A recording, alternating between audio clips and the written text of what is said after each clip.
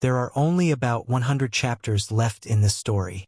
The author has currently paused writing, or the series may have already ended. Therefore, I'm happy to continue uploading chapters all the way to the final one for everyone to enjoy. If you'd like to follow my other books and audiobooks, please consider joining my Patreon through the link in the description below this video. I hope you enjoy listening. The moment they entered the Three-Corpse Cave, it became clear just how vast it truly was. It was like a labyrinth. Millions of passages crisscrossed in all directions, making it impossible to tell which paths were viable and which led only to death. Seeing this, Yi Qingcheng frowned slightly. "Do you have a way?" she asked. Su Zimo thought for a moment, then took out the traceless compass. This was something he specifically used to search for people. However, there was a limitation. The traceless compass required an item belonging to the target as a guiding medium. Could not locate someone at random. "Do you have something of Ruhu's on you?" Su Zimo asked. Yi Qingcheng hesitated. Finally, she said, "I have one piece of his clothing." "Then hand it over," Su Zimo said.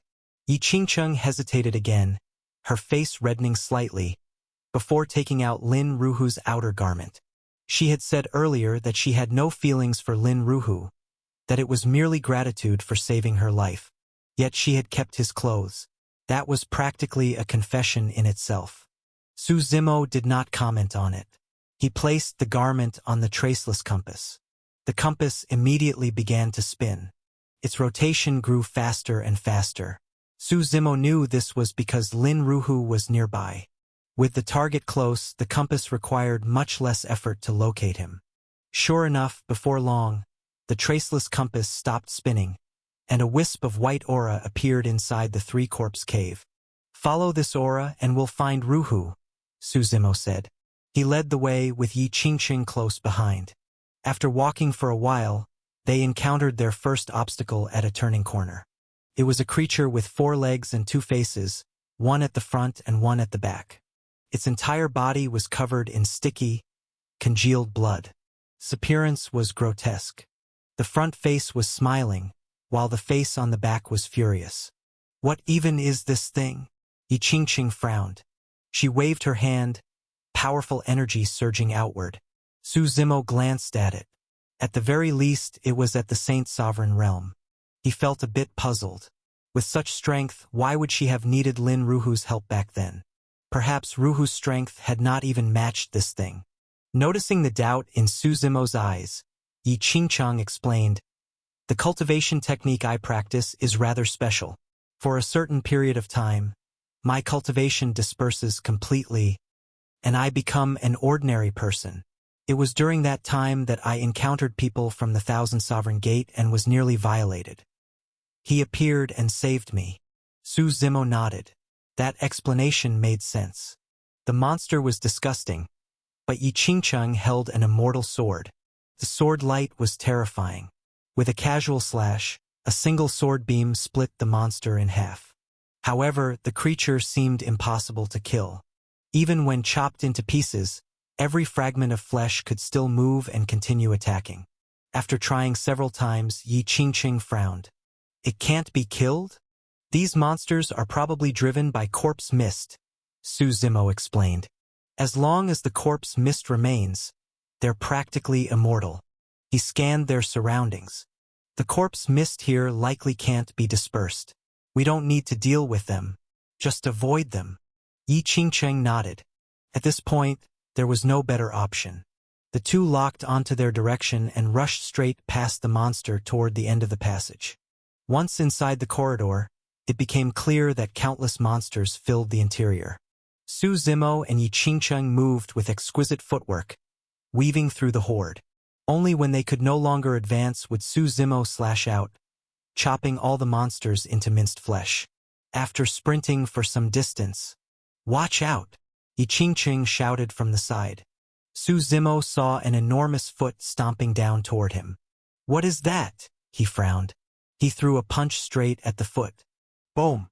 The massive foot was blasted away, and Su Zimo was forced back several steps. "This big guy is pretty strong," Su Zimo said. He looked up. A gigantic monster had appeared. It was several thousand meters tall, so large that the cave itself seemed barely able to contain it. Lowly ants, who allowed you to trespass into the cave and disturb my master's rest? The giant spoke, its voice cold. A powerful aura surged around its body. And what are you supposed to be? Yi Qingqing asked calmly. Die! The monster roared, slapping a massive hand toward Yi Qingqing. Boom! Corpse mist surged violently within the palm. Haven Puluchkin palm, Ye King shouted. She struck back with a palm attack filled with overwhelming heavenly might. The two palms collided. The resulting explosion twisted the void and nearly collapsed the cave. Kill! Kill! Kill! The monster roared in fury. Yi Qingqing snorted coldly and took out a glove. The glove was pure white, with immortal mist coiling around it. Heavenly Immortal Hand. That was the name of the glove. It was said to have been crafted by an immortal. Not an immortal monarch, but a former upper immortal of Jade Court. After Yi Qingqing put on the glove, immense immortal mist erupted around her. Beheading technique, Yi Qingqing said coldly. In an instant, her figure vanished into the corpse mist, using overwhelming force to disperse it. The monster scanned its surroundings, trying to locate her. In the next moment, Yi Qingqing appeared behind it. The glove was like a sharp blade as it slammed down on the monster's neck. Crack! The monster's head was severed. But it did not die. Its head and body separated and continued fighting independently, surrounding Yi Qingqing. Although Yi Qingqing was a saint sovereign, being attacked simultaneously by both head and body forced her to retreat repeatedly. I'll handle it, Su Zimo said. He swung Shadow Tyrant. A heaven-shaking blade light annihilated everything within its reach. Boom! Terrifying power surged forth, engulfing the monster completely. If it can't be killed, then seal it, Su Zimo added. The Edict of Death in his hand transformed into long strands like ropes, wrapping tightly around the monster. He then bound it to the nearby wall. No matter how violently the creature struggled, it was useless. Its strength was far inferior to Su Zimo's. Let's go. The two ignored the monster and walked straight to the end of the passage. The path ahead seemed blocked. A stone wall completely cut off the way forward. However, the white line guiding Su Zimo from the traceless compass passed straight through the stone wall. Break it, Su Zimo said. He pointed forward, powerful force surging. Boom, boom. The creation-devouring Godfinger descended, its absolute power slamming into the stone wall. The stone wall exploded apart. At the instant of the explosion, Yi Qingqing shouted, "Get back!" because behind the wall was a surging corpse river. This was not a river of blood, but a river of corpses.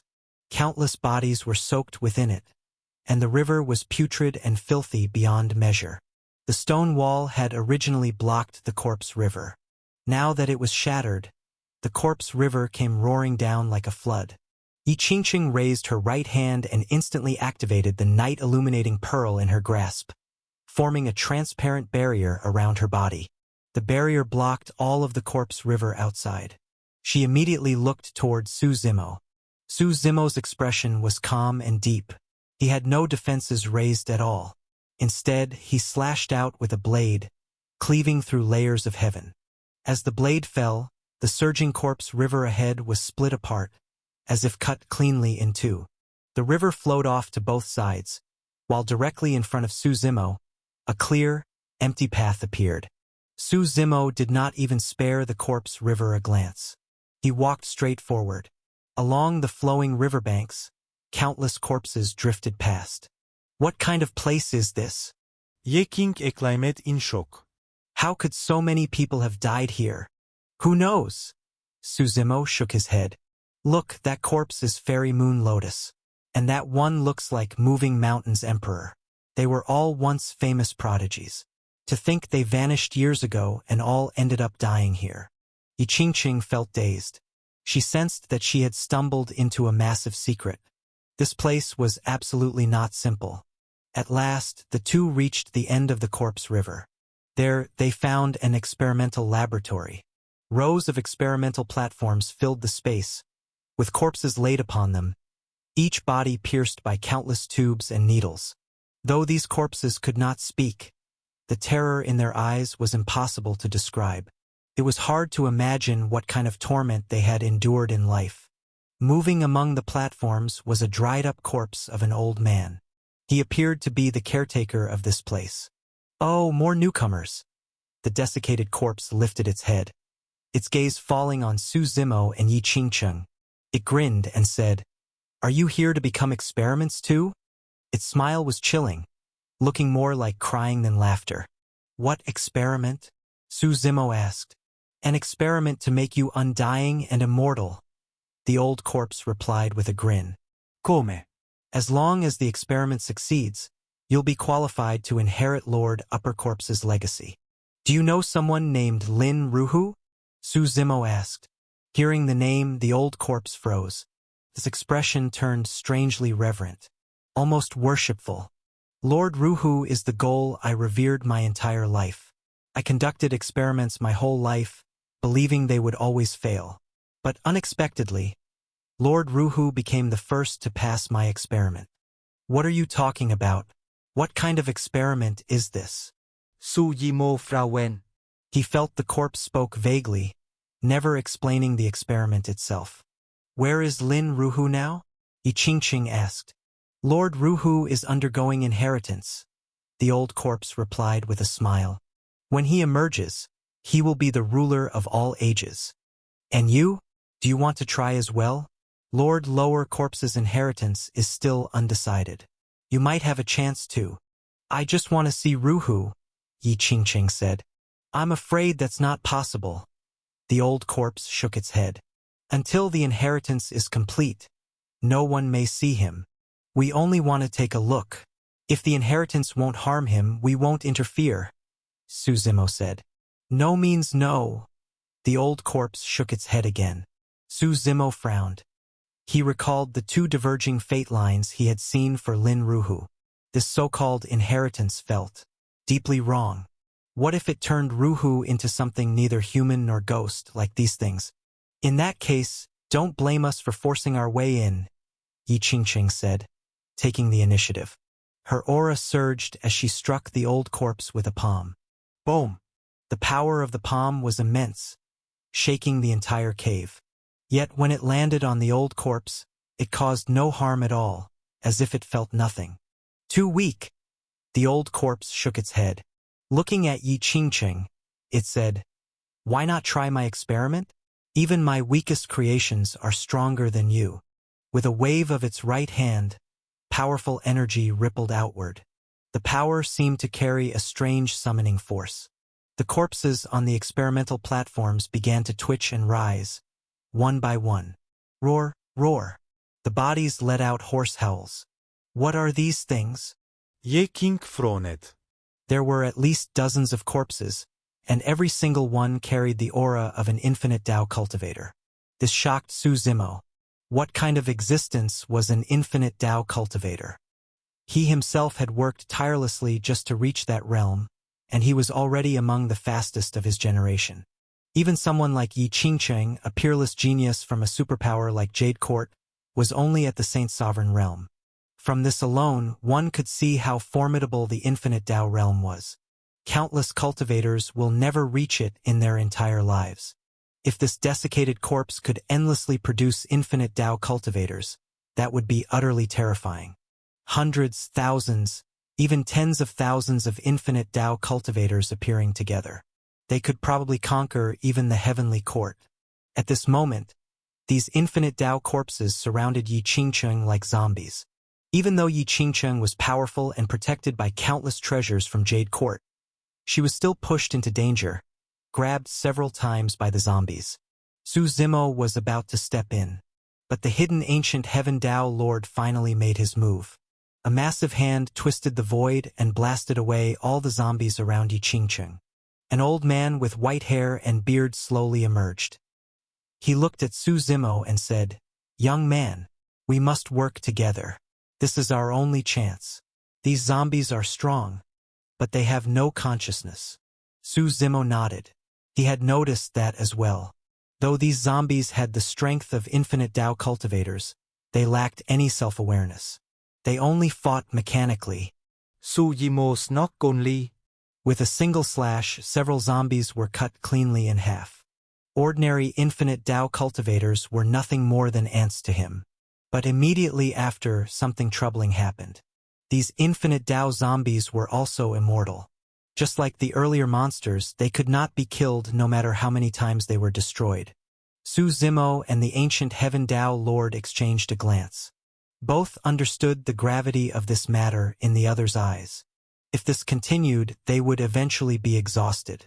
The zombies, however, had no such concern. Su Zimo looked at the old corpse and said, "Capture the leader first. Cover me. I'll grab it." The ancient Heaven Tao Lord nodded. Behind him, a divine phantom slowly appeared. As the divine phantom appeared, its immense power stirred the corpse mist filling the sky. This was the ancient Heaven Tao Lord's strongest move. "Heavenly God Seal," he shouted. His hands moved at blinding speed, forming thousands of seals in the blink of an eye. The divine phantom followed his motions. An ultimate radiance shone forth, illuminating antiquity itself. Within the phantom's hands, the Heavenly God Seal took shape and slammed down, sealing off the surrounding void. All the infinite Tao zombies were suppressed, unable to move. This move was extremely powerful, a wide-range suppression attack. But the cost was equally terrifying. The ancient Heaven Tao Lord's own strength was draining at a visible rate. "Go now. I can't hold on much longer," the ancient Heaven Tao Lord shouted. Su Zimo nodded immediately. He stepped through the air toward the dried corpse, intending to seize it. The dried corpse, however, remained unhurried, calmly watching Su Zimo. "Why not join us?" it said lightly. "Your body is excellent. It's perfect for experiments." "Cut the crap." Su Yimo Rao. Shadow Tyrant slashed down, surging with terrifying power. Boom! The force of the blade was immense, its momentum overwhelming. Yet when it struck the dried corpse, it was still as if nothing had happened, not even a ripple. "It's useless." The dried corpse shook its head. "Here I am immortal. Any attack will be dissolved by corpse mist. You're just struggling in vain." As it finished speaking, it flicked a finger, striking Shadow Tyrant. Su Zimo felt an enormous force surge through the blade, as if trying to knock him away. "I don't believe it," Su Zimo snorted coldly. He raised Shadow Tyrant and slashed more than 10 times in succession. Blades of light filled the air, tearing apart the corpse mist as the entire laboratory began to collapse. The dried corpse shook its head slightly. It extended its right hand, and all of Su Zimo's blade energy was seized in its palm and extinguished. But at that moment, Su Zimo's figure vanished. The dried corpse turned its head, only to see that Su Zimo had somehow appeared deep inside the laboratory. There stood a small sealed door. "This is where Ruhu's aura is coming from," Su Zimo sneered. "The corpse mist of the Three Corpse Cave has been nurtured for countless years. Trying to kill you here would be nothing but a fantasy. Do you think I'm stupid?" From the moment he confronted the dried corpse, Su Zimo had already made his decision. Unless it was outside, without corpse mist to assist it, he might be able to defeat the dried corpse. Inside the Three Corpse Cave, the opponent's home ground, a head-on clash was foolish and unnecessary. Even if he killed it, what would he gain? The true final boss of the Three Corpse Cave was definitely not this dried corpse. Following the white thread that led him to Lin Ruhu, Su Zimo had discovered this door. Lin Ruhu had to be inside. Otherwise, the traceless compass would not guide him here without reason. Seeing Su Zimo standing before the door, ready to tear it down, the dried corpse grew anxious for the first time. "Get away!"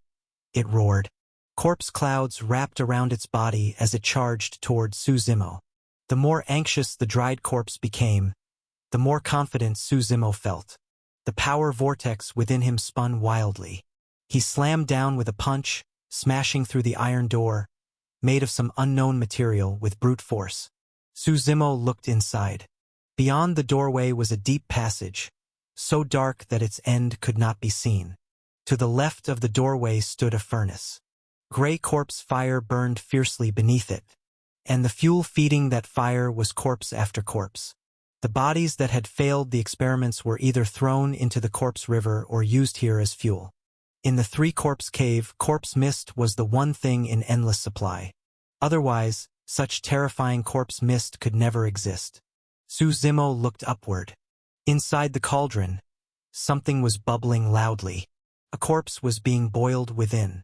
It had already been reduced to minced flesh, the stench of decay suffocating. Su Zimo frowned slightly.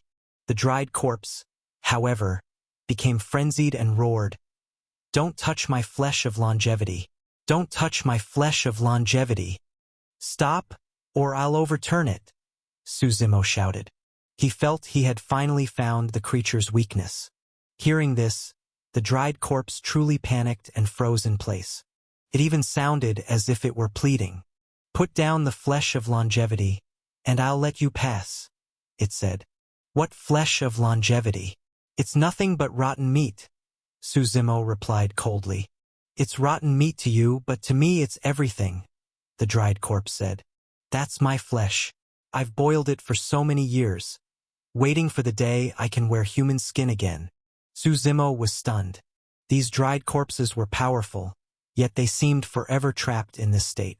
They could not become human, nor could they leave the three-corpse cave. This dried corpse must have had a dream, a desire to leave this place and see the outside world. "What exactly are you?" Su Zimo asked, looking at it. I don't know." The dried corpse twisted its head, seeming confused. "I don't know who I am. From the moment I had memories, I've existed in this cave. I want to leave. Only this flesh of longevity can help me." "What's inside that passage?" Su Zimo asked. The tunnel was pitch black, and he could see nothing. Lin Ruhu was likely inside, but he had no idea what else lay beyond. "I don't know." The dried corpse shook its head. "Inside, my head hurts." It seemed to be trying to remember something. Its expression turned ferocious as it screamed, clutching its head and writhing on the ground. The sight was horrifying. After who knew how long, the dried corpse finally stood up again. Bloodlust filled its eyes. D. My task is to kill everyone." Now it looked completely deranged, roaring as it charged at Su Zimo. Even when Su Zimo dumped the flesh of longevity onto the ground, it took no notice. Su Zimo did not want to tangle with it further. This thing simply could not be killed. He glanced at the deep passage, clenched his teeth, and rushed inside. When the dried corpse saw this, it seemed afraid. It did not dare enter the depths of the passage. Instead, it squatted on the ground, licking the minced flesh at its feet, the so-called flesh of longevity. But unfortunately, even after eating it, it did not grow new flesh. Instead, it began retching violently. Su Zimo did not know where this passage led. He could only keep running forward. Following Lin Ruhu's white thread, this was his final hope. He did not know how long he had been running. This endless passage seemed to have no end. Su Zimo was enveloped by darkness, swallowed by silent roars. Finally, his footsteps stopped. A grand hall appeared before him. The hall stood at the very end of the passage, surrounded on all sides by sheer cliffs, as though it were suspended in midair. The doors of the hall were tightly shut. Thick layers of dust covered them, sealed for who knew how many years. And Lin Ruhu's white thread stopped here. Su Zimo frowned slightly. He threw a punch forward. The power in his fist was terrifying, shaking the void itself. Boom! An explosion rang out. Yet when it struck the hall, there was not the slightest reaction.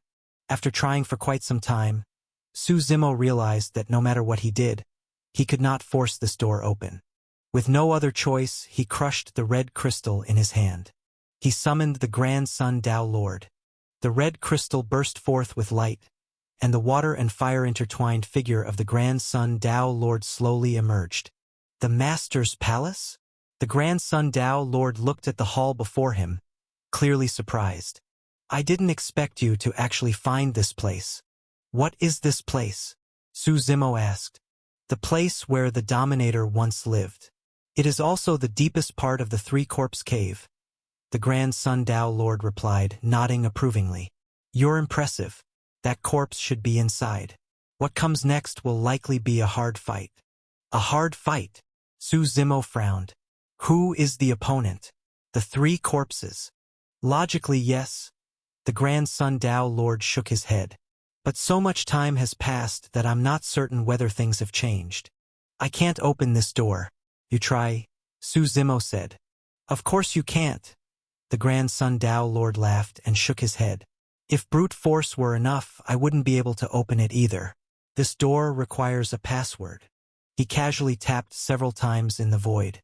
The space itself rippled. Thump, thump, thump. Dull sounds echoed as the massive door began to rotate. Before long, the two halves slowly opened. It seems you have quite a bit of connection to this three-corpse cave, Su Zimo said. An ordinary person could never know such a password. I have nothing to do with them. It's just that the Grand Sun-Dao Lord's eyes carried a trace of reverence. He shook his head. Never mind. Let's go inside and take a look. Su Zimo nodded. He stepped straight in and saw that the hall was vast beyond expectation. At the very center stood a throne. The seat towered above everything else, dignified and imposing. On both sides of the throne were rows of stone chairs. In the central area of the hall, to the left side, there was a smaller chamber. The Grand Sun-Dao Lord seemed nostalgic, gently touching the stone chairs one by one. Su Zimo walked alone into the small chamber. Inside, a blood pool lay before him, filled with countless precious items. Lin Ruhu sat by the pool. Just like what Su Zimo had seen in the River of Fate, Lin Ruhu was eating meat and drinking without restraint. There seemed to be nothing else in his eyes except the mountain of delicacies in front of him. Ruhu! Ruhu! Su Zimo shouted. But Lin Ruhu did not respond at all. He only continued eating. Su Zimo stepped through the air, intending to approach him. Suddenly, a giant hand appeared in the void and grabbed towards Su Zimo, forcing him to stop before crossing the pool. Don't rush, the Grand Sun-Dao Lord said as he entered the chamber as well. Your friend has already been possessed. Trying to save him now is almost impossible. What do you mean? Su Zimo frowned. You're telling me it's impossible? The three corpses have always sought physical bodies, so they could leave the three-corpse burial ground. The Grand Sun-Dao Lord explained. I suspect they carried out countless experiments. Su Zimo nodded. All those corpses in the passage, and that bizarre dried corpse suddenly made sense. The experiments were extremely difficult, and countless people died because of them. Your friend should be the only successful experiment, the Grand Sun-Dao Lord continued. His body was too weak. Look at how he eats. The one possessing him should be the upper corpse. The three corpses are actually easy to distinguish. The upper corpse loves eating, the middle corpse loves luxury, and the lower corpse loves desire. Right now, he is feeding. Once everything here is consumed, he will fully merge with the upper corpse. If you stop him now, he will die. Not just death, but total annihilation of the soul, without even the chance to reincarnate. So there's no saving him? Su Zimo narrowed his eyes, a trace of murderous intent flashing within them. Basically, yes, the Grand Sun-Dao Lord replied. There is actually one method, but its difficulty makes it no different from having no hope at all. Hearing this, Su Zimo suddenly lifted his head. What method? As long as there was a way, it was better than certain death. Fuse with the sealed corpse and absorb all three corpses, the Grand Sun-Dao Lord said. At that point, it wouldn't just save his life. He might even obtain supreme fortune and become an eternal powerhouse. But you should understand, he continued. Any one of the three corpses are already enough to leave us helpless. Absorbing all three is nearly impossible. Then the first step is to find that corpse, isn't it? Su Zimo asked. The corpse that can seal the three corpses. Yes, the Grand Sun-Dao Lord nodded. It was left behind by the Dominator. It is somewhere inside the Three-Corpse Cave.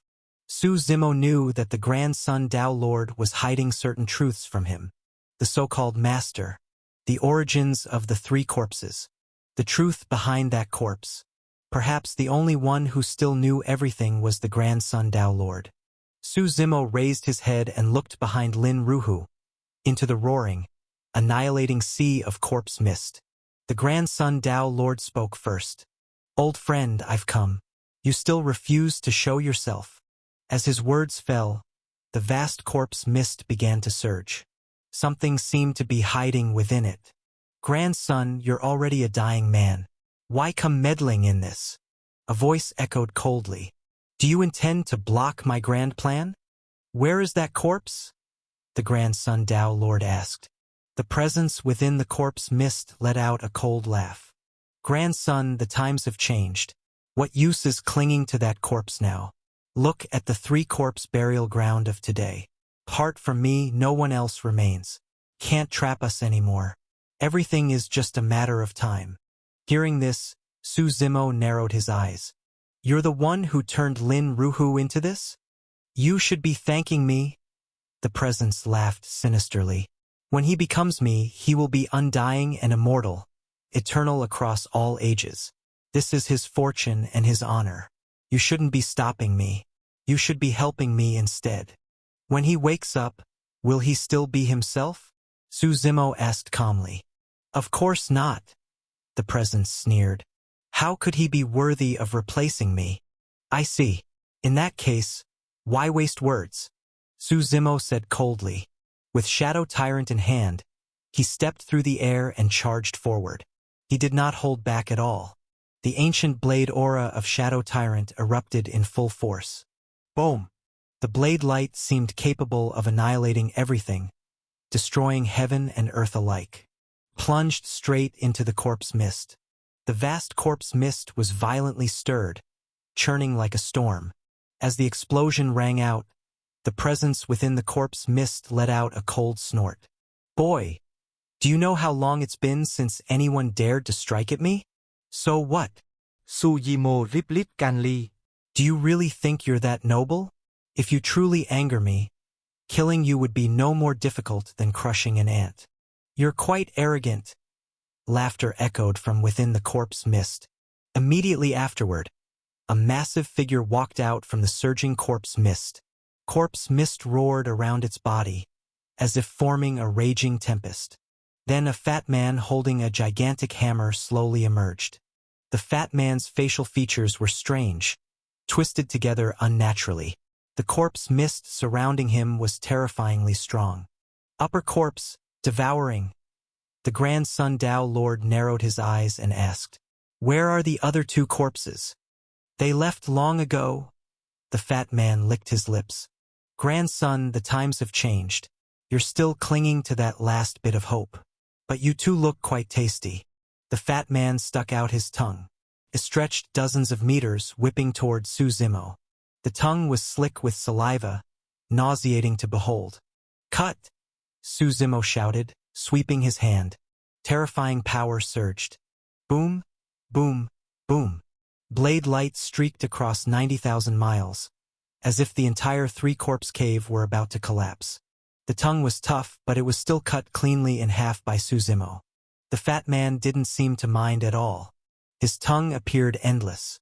No matter how many times it was cut, it kept extending again and again. In just a short while, the entire small chamber was filled with tongues. "Withdraw first." The grandson Tao Lord retreated toward the main hall. To kill him, there's only one way. Otherwise, inside the three-corpse cave, he's practically immortal. "That corpse." Su Zimo reacted instantly. The grandson Tao Lord nodded. "That corpse is the origin of the three corpses. It's enough to suppress them." "We haven't found the corpse yet," Su Zimo said after a moment's thought. "It should be deep inside the small chamber. That fat man is guarding it. Do you have a way? I can suppress him briefly by borrowing the Dominator's power," the grandson Tao Lord said. "But only for a short time. You must find the corpse quickly." Su Zimo nodded slightly. The two of them exited the small chamber and entered the main hall. Rows of stone seats filled the hall. The fat man seemed wary of something. Only his tongue spread outward, while his true body stayed hidden. That made Su Zimo even more certain. This creature was definitely guarding the corpse and didn't dare leave its post. Su Zimo looked at the increasingly long tongue coiling above. The fire rule surged in his hand. Su Zimo's flames were extremely powerful. Nothing in heaven or earth could resist them. He directly started roasting the tongue. Corpse Mist was a yin-based force, naturally afraid of true yang energy. Now, with flames mixed with heavenly lightning, the tongue was constantly being destroyed. Su Zimo was buying time. At this moment, the Grand Sun Dao Lord was already walking among the many stone chairs. He sat down on one of them. The instant he did, the stone chair seemed to activate. A beam of golden light shot straight into the sky. At that moment, 2 edicts descended from above, fire and water, and fell upon the Grand Sun Dao Lord. Water-fire yin-yang transformation, primordial heaven-sealing art. The Grand Sun Dao Lord's eyes burned with intensity. The little power he had left seemed to be completely drained, all of it surging into the stone chair. Boom, boom, boom. In an instant, all power roared and surged. Where the water and fire forces flowed, time and space were completely frozen. Su Zimo could feel it clearly. This wasn't ordinary suppression. If it were, he could do it himself. This was tracing the origin of Corpse Mist and sealing it at the source. Grandson, you old ghost who should already be dead. Do you really insist on opposing me? The fat man's furious roar came from the small chamber. He was clearly panicking because he couldn't avoid this sealing power. Upper Corpse, did you think the Dominator left no backup plan? The Grand Sun Dao Lord snorted coldly. Besides leaving the corpse to permanently suppress you, the Dominator also left this corpse sealing method, just in case. Grandson, you people are ruthless. The fat man roared. If you intended to target us like this, why leave us alive in the first place? Perhaps he simply couldn't destroy us. The Grand Sun Dao Lord had no intention of debating that. He turned to Su Zimo and said, "Move quickly. I can't hold on much longer." Su Zimo nodded. He rushed into the small chamber. At this moment, the fat man was completely immobilized. Su Zimo kicked him straight into the pool, then charged deeper into the chamber. Shadow Tyrant swept through, dispersing all the corpse mist. The small chamber wasn't very large. After entering, Su Zimo found it completely empty. "Good at hiding, aren't you?" he snorted coldly. The Tao of Corpse's edicts surged around him as well. He merged himself with the surrounding space to search for the corpse. Before long, Su Zimo sensed something abnormal. On the left side wall, the corpse mist was strongest. It felt like the source of all corpse mist. Every trace of corpse mist in this cave seemed to originate from that wall. "Found it yet? I can't hold on much longer," the Grand Sun Dao Lord shouted from outside. Thump, thump, thump. Loud impacts rang out. Within the suppressed void, the fat man's body had begun to move again. The sealing power was clearly reaching its limit. Su Zimo slashed the wall open with a single strike. At last, he saw the corpse within. A corpse that had endured countless years, yet remained pristine, without the slightest sign of decay. The bones were pure gold. The power flowing over them was extremely strange. Even Su Zimo couldn't identify it. Yet there was still life essence lingering within the corpse, as if it were still alive. Boom! Just as Su Zimo was about to approach the corpse, the fat man finally broke free from the suppression. He swung his hammer down at Su Zimo. Boom, boom, boom. The power of this blow was immense. The fat man was clearly enraged. With a single strike, most of the cave beneath them shattered. "Boy, you're courting death. That thing isn't something you're qualified to touch," the fat man roared. "I must obtain it today. Whoever stands in my way will die," Su Zimo said coldly. Holding Shadow Tyrant, he engaged the fat man in battle. As for the Grand Sun Dao Lord, he had already reached his limit. His figure began to fade bit by bit. "Kid, it's up to you now. If you can seal the 3 corpses, the Dominator will sense your merit. With those words, he completely dissipated. Su Zimo could no longer hear him. He was fully focused on the battle before him. This fat man was incredibly powerful. Even Su Zimo found the fight taxing when facing him head-on. Su Zimo had always believed that at the Infinite Tao realm, as long as he did not encounter someone above the Three Blossom stage, he would be invincible. But the fat man's cultivation was hard to judge. He had no techniques at all, only a massive club. With casual swings back and forth, he was able to break apart every move Su Zimo made. Get lost, get lost. Don't you dare touch that corpse, the fat man roared. It was obvious that the corpse bones were like his lifeline. He would not allow anyone to get close. Su Zimo understood why. Within the three-corpse cave, corpse mist was supplied endlessly. As long as this environment remained, the fat man was effectively immortal. The only way to deal with him was through those corpse bones. That was why his reaction was so extreme. Su Zimo snorted coldly. The power surging through Shadow Tyrant in his hand grew even stronger, erupting in a torrent of force.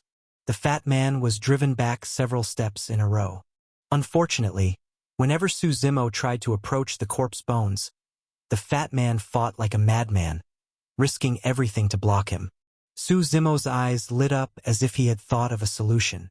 While continuing to fight, he deliberately guided the fat man farther and farther away from the corpse bones. If I don't take those bones today, then either you die or I do. Su Zimo shouted. Only you will die, the fat man sneered. Boom, boom, boom. Under the clash between the two, countless stones fell from the cave. Many sections collapsed entirely. Even so, the cave seemed incredibly tall. No matter how much collapsed, it did not affect the overall space. Step by step, Su Zimo led the fight away, and the two gradually fought with genuine killing intent. But just as they were about to leave the small chamber, the fat man sensed something wrong. He turned his head and saw a figure already standing beside the corpse bones, gripping them with both hands and trying to pull them out of the mountain wall. Who is it? The fat man roared, rushing to stop that figure. Su Zimo blocked him. Shadow Tyrant slashed forth, cutting through layers of space and preventing the fat man from advancing even a step. The one pulling at the corpse bones was Paimon. Su Zimo was never alone. Behind him stood the entire god world and his infernal archons. He had deliberately lured the fat man away earlier to create an opening for Paimon. Now, with Su Zimo holding him back, the fat man was furious yet helpless. He was fighting with everything he had, but Su Zimo was just as desperate in stopping him. The gap in their strength was not large. The fat man's only true advantage was his immortality, sustained by the endless corpse mist of the three-corpse cave. Get out of my way! The fat man roared again and again. You're panicking now? Su Zimo lauget. But the Shadow Tyrant in his hand showed no slackening. Ever stronger blade light erupted, surging like a raging tide. The lingering blade intent was vast like the sea. The sinister blade intent was sharp and tricky. The tyrannical blade intent swept through everything. At Su Zimo's current level, endless blade intent blanketed the space before him, not allowing the fat man to advance at all. Behind him, Paimon clung desperately to the corpse bones. He heaved upward with all his strength, roaring continuously. Bang, bang, bang. With each exertion, the corpse bones were pulled out little by little. As the bones emerged, the entire cave grew unstable. Boom, boom, boom. Is this place going to collapse? Su Zimo frowned. The fat man's reaction was even more frenzied. At last, the entire set of corpse bones was pulled free. Su Zimo glanced toward Lin Ruhu not far away. The man was still eating and drinking, oblivious to everything. It was as if he had sunk into this horrifying state completely stripped of all self-awareness. That sight left a bitter taste in Su Zimo's heart. He did not have many people he could call family. Especially in the 9 heavens, he had almost no friends. Along the way, corpses had piled up behind him, and he had long since lost count of how many he had killed. Lin Ruhu was one of the very few friends and family he still had. If fusing the three corpses is the only way to save you, then this upper corpse of devouring will be the first, Su Zimo said softly. He instructed Paimon. Fuse the corpse bones into Ruhu's body. The grandson Tao Lord had no reason to deceive him. After all, the other party still needed Su Zimo to resolve the troubles of the three corpses. Give the corpse bones back. We can talk about anything, the fat man said. He seemed to have no other choice and finally calmed down. Looking at Su Zimo, he continued, You can't save him. This cave only has me. The other two corpses left long ago. Why not cooperate with me instead? Did you do this to him? Su Zimo asked calmly. The fat man admitted it without hesitation. Among the three corpses, the lower corpse found an inheritor 300 years ago and left. As for the middle corpse, from the very beginning of the three-corpse cave, it was lucky enough to obtain a relic left behind by the Dominator, allowing it to leave here temporarily. Only I have endured all these years. After so long, I finally found a suitable substitute. Why must you force things to the point of mutual destruction? Who is this Dominator? Su Zimo asked the question that had been lingering in his mind.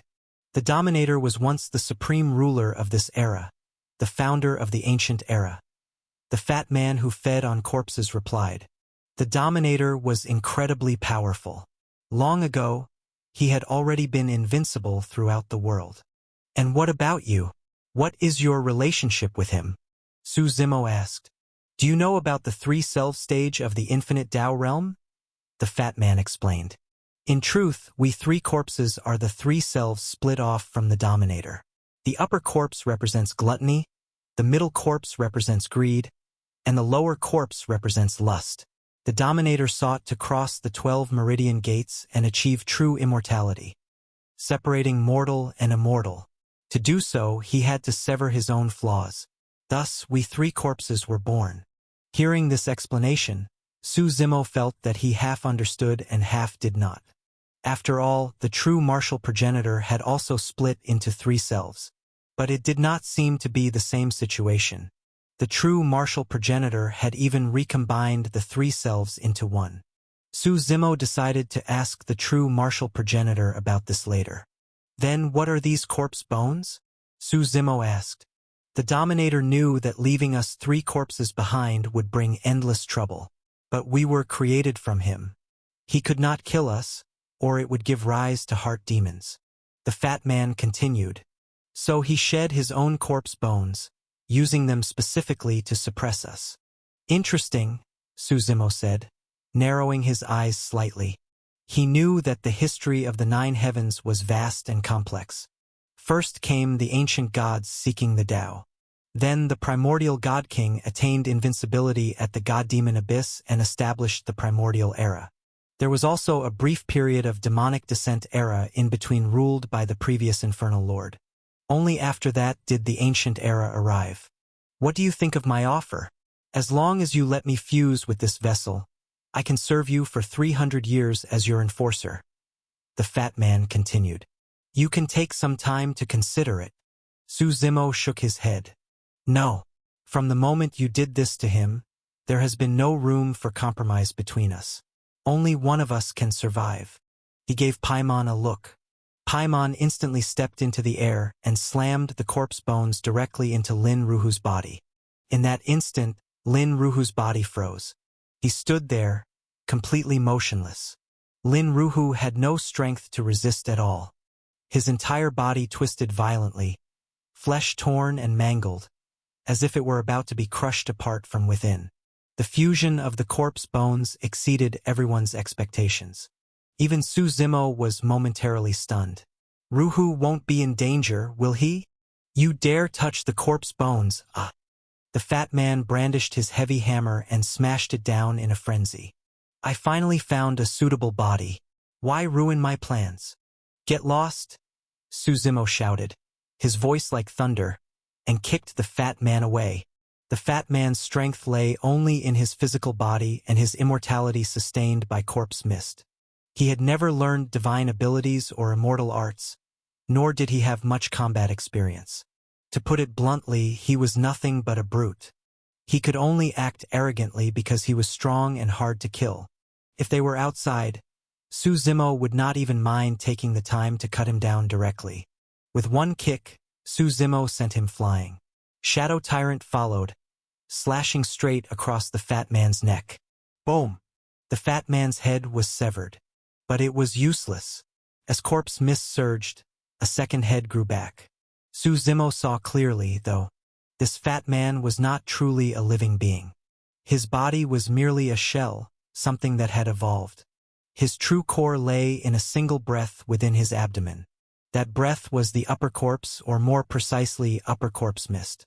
As Lin Ruhu fused with the corpse bones, the process should have been unbearably painful.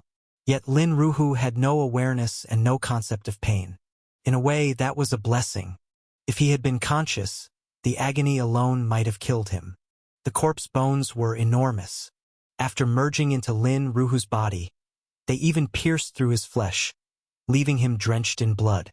"Then you'll be the first," Su Zimo said coldly. He looked at the fat man and struck out with a single punch, sending him flying. A near-infinite number of power vortexes spun wildly within Su Zimo's body. Even he no longer knew how many he had condensed. At the same time, he unleashed both the Heaven-Earth Dharma Codex and the God-Devil Creation Atlas. Ever since stepping into the infinite Tao realm, these 10 God Scriptures had grown increasingly terrifying. No wonder they were called God Scriptures. Back when he was still a Saint Sovereign, he clearly had not fully brought out their true power. There were no fancy techniques. It was nothing but a brutal, head-on clash of bodies. Boom, boom, boom. Even this unfathomably deep cave now showed signs of being completely pierced through. Su Zimo raised his head and let the fat man's massive club crash down, shattering his right arm. In exchange, he fought with a life-for-life resolve and smashed the fat man's head apart with a single punch. He did not give the fat man any chance to regenerate. Immediately, Su Zimo grabbed the remaining body and sliced it apart with Shadow Tyrant using sheer force. Boom, boom, boom. The fat man was split in two, as if carved apart.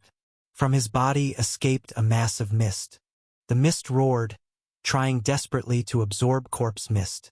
Su Zimo snok only. There was no way he would let that happen. The blade light of Shadow Tyrant fell again and again, continuously slashing apart the corpse mist and denying it any chance of revival. "Help me push him into Ruhu's body," Su Zimo said, looking at Paimon. By now, Paimon had also entered the infinite Tao realm. With such strength, he was no weakling. Together, Su Zimo and Paimon shattered the mass of corpse mist while forcing it into Lin Ruhu's body. "No, don't. Stop." The fat man's voice could still be faintly heard. "Give me one more chance. Just one more chance. I have a lot of information. Don't you want to know where the other 2 dried corpses are? If I don't tell you, you'll never find them in your lifetime. And the Dominator. The Dominator is an incredibly powerful existence. I have his cultivation methods and many divine techniques. Don't you want them? I can give you everything." The fat man continued to struggle and roar. Paimon glanced at Su Zimo, seeking his opinion. Su Zimo snok only. "Ignore him. These 3 corpses are extremely cunning. Who knows if he's just stalling for time. We'll secure one first. The rest can wait." Paimon nodded. At that moment, corpse mist erupted violently throughout the cave. Boom, boom, boom. A tidal wave of power blasted through the entire 3-corpse cave. Not only the cave, but the entire 3-corpse burial ground was shaken as a pillar of corpse mist shot straight into the sky. The overwhelming corpse mist spread like a storm, sweeping across everything. Within 3-corpse city, in the direction of the middle corpse palace, the man in green robes who had previously confronted Su Zimo slowly raised his head. Corpse mist also churned within his eyes. Such a huge commotion? Interesting. Very interesting. I thought I would have to make a move myself. It seems that won't be necessary now. He muttered to himself, tapping lightly on his seat. In an instant, someone walked in. When the mass of mist was completely fused into Lin Ruhu's body, the fat man's presence vanished abruptly. Boom, boom, boom. Lin Ruhu suddenly opened his eyes. A powerful force surged and echoed within his body. The corpse bones that had merged with him now radiated an astonishing aura. Su Zimo found that aura impossible to describe. It was nothing more than a set of corpse bones. Bones that had endured countless years, left behind since the ancient era. Yet at this moment they suppressed everything. Even infinite Dao powerhouses like Su Zimo and Paimon could not stand steady. One after another they were forced to sit down. What kind of existence did these corpse bones belong to? Paimon asked in shock. Is it that strong? Su Zimo asked. He did not have a precise sense of what strong truly meant. 3 blossoms or 3 selves? He asked. He had seen the true martial progenitor before, but based on this pressure alone, even the true martial progenitor seemed inferior. Su Zimo did not know whether that was merely his imagination. To be honest, among everyone I've ever seen, aside from the previous Infernal Lord, I've never felt pressure like this, Paimon said solemnly. This was pure pressure, the suppression of the weak by the strong. Paimon was someone who had seen the world. Su Zimo nodded and smiled. The Dominator. This world really does hide dragons and crouching tigers. It seems there's still much we don't understand. What about him? Paimon asked, looking at Lin Ruhu. Even though Lin Ruhu had absorbed the fat man's corpse mist, it did not mean much by itself. According to the Grand Sun Dao Lord, only by absorbing all 3 types of corpse mist, upper, middle, and lower, could he possibly awaken. He might even gain the strength of all 3. As for the exact outcome, Su Zimo planned to have the true martial progenitor take a look. His head ached slightly. After a moment, he raised his head and said coldly, I may know where the middle corpse mist is. Let's go, Su Zimo said, sending Paimon back into the god world. At that moment, from the direction of Jade Court, the ancient Heaven Dao Lord arrived as well, bringing Yi Qingcheng with him. Yi Qingcheng looked at Lin Ruhu and hurried over. When she clearly saw his condition, her expression tightened with pain. She collapsed to the ground in shock, staring blankly at Lin Ruhu. How did he end up like this? She asked. The 3 corpses did this, Su Zimo replied calmly. To save him now, the only way is to fuse the 3 corpse mist. I've already fused the upper corpse mist. What remains are the middle corpse mist and the lower corpse mist. I'll go plead with the Queen Mother right now and ask Jade Court to help search, Yi Qingcheng said, standing up immediately. Holy Maiden. The ancient Heaven Dao Lord beside her sighed softly. The 9 heavens are too vast. If the other party is determined to hide, no one will be able to find them. So if we can't find them, we just give up? Yi Qingcheng shot back. As long as there's even the slightest hope, I won't abandon it.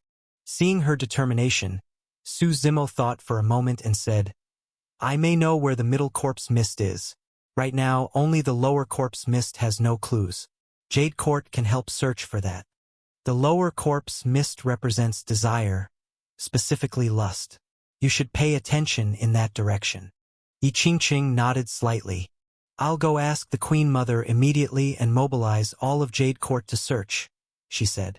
After speaking, she glanced at Lin Ruhu again with visible worry. How long can he remain in this state? She asked. She was afraid that even if they found the lower corpse mist, Lin Ruhu might not be able to hold on by then. He has absorbed the upper corpse mist. He can last 100 years. I'll find a way to let him absorb the middle corpse mist. At most, that will buy 200 years, Su Zimo said. That was only his estimate. The actual time might be even shorter. I understand, Yi Qingcheng said softly. She looked at Lin Ruhu one last time, then stepped into the void and left. She needed Jade Court's help. Relying on her alone would be like searching for a needle in the ocean, utterly futile. Watching Yi Qingcheng's departing figure, the ancient Heaven Dao Lord let out another sigh. He turned to Su Zimo, hesitated briefly, then spoke. Taoist, there are some things I really shouldn't say. Then don't say them, Su Zimo replied. He already knew what the man wanted to say. The ancient Heaven Tao Lord continued regardless. The Holy Maiden is extremely important to Jade Court. Our hope is that she enters the infinite Tao realm within the next 100 years. The dead cannot be revived, and many things are harder than reaching the heavens. There's really no need to hold others back. He was being relatively tactful. What he truly meant was that Lin Ruhu could not be saved, and it was pointless to waste everyone else's effort and time. Believe it or not, if you don't get lost right now, I'll bury you right here, Su Zimo said, staring at him. Get lost. The ancient Heaven Tao Lord narrowed his eyes. At his level, it had been a very long time since anyone dared to speak to him like this. But he could not see through Su Zimo. If it had been anyone else, he would have slapped them to death on the spot. Take care of yourself, the ancient Heaven Tao Lord replied flatly, then tore through the sky and departed. In his eyes, Su Zimo was simply ignorant and ungrateful. Jade Court might be powerful, but information on the three corpses was far too limited. Not to mention how vast the upper heavens were, the strength of the three corpses alone would lead most people to be silenced outright. Only infinite Tao cultivators could contend with them, and how many infinite Tao cultivators were there, really? Watching the ancient Heaven Tao Lord leave, Su Zimo patted Lin Ruhu on the shoulder. Grinning, he said, Ruhu, just wait. No matter what it takes, I'll wake you up. With that, he stored Lin Ruhu within the God World. The God World was absolutely safe, and it was also nourished by the great Tao itself. Su Zimo walked step by step out of the three-corpse cave.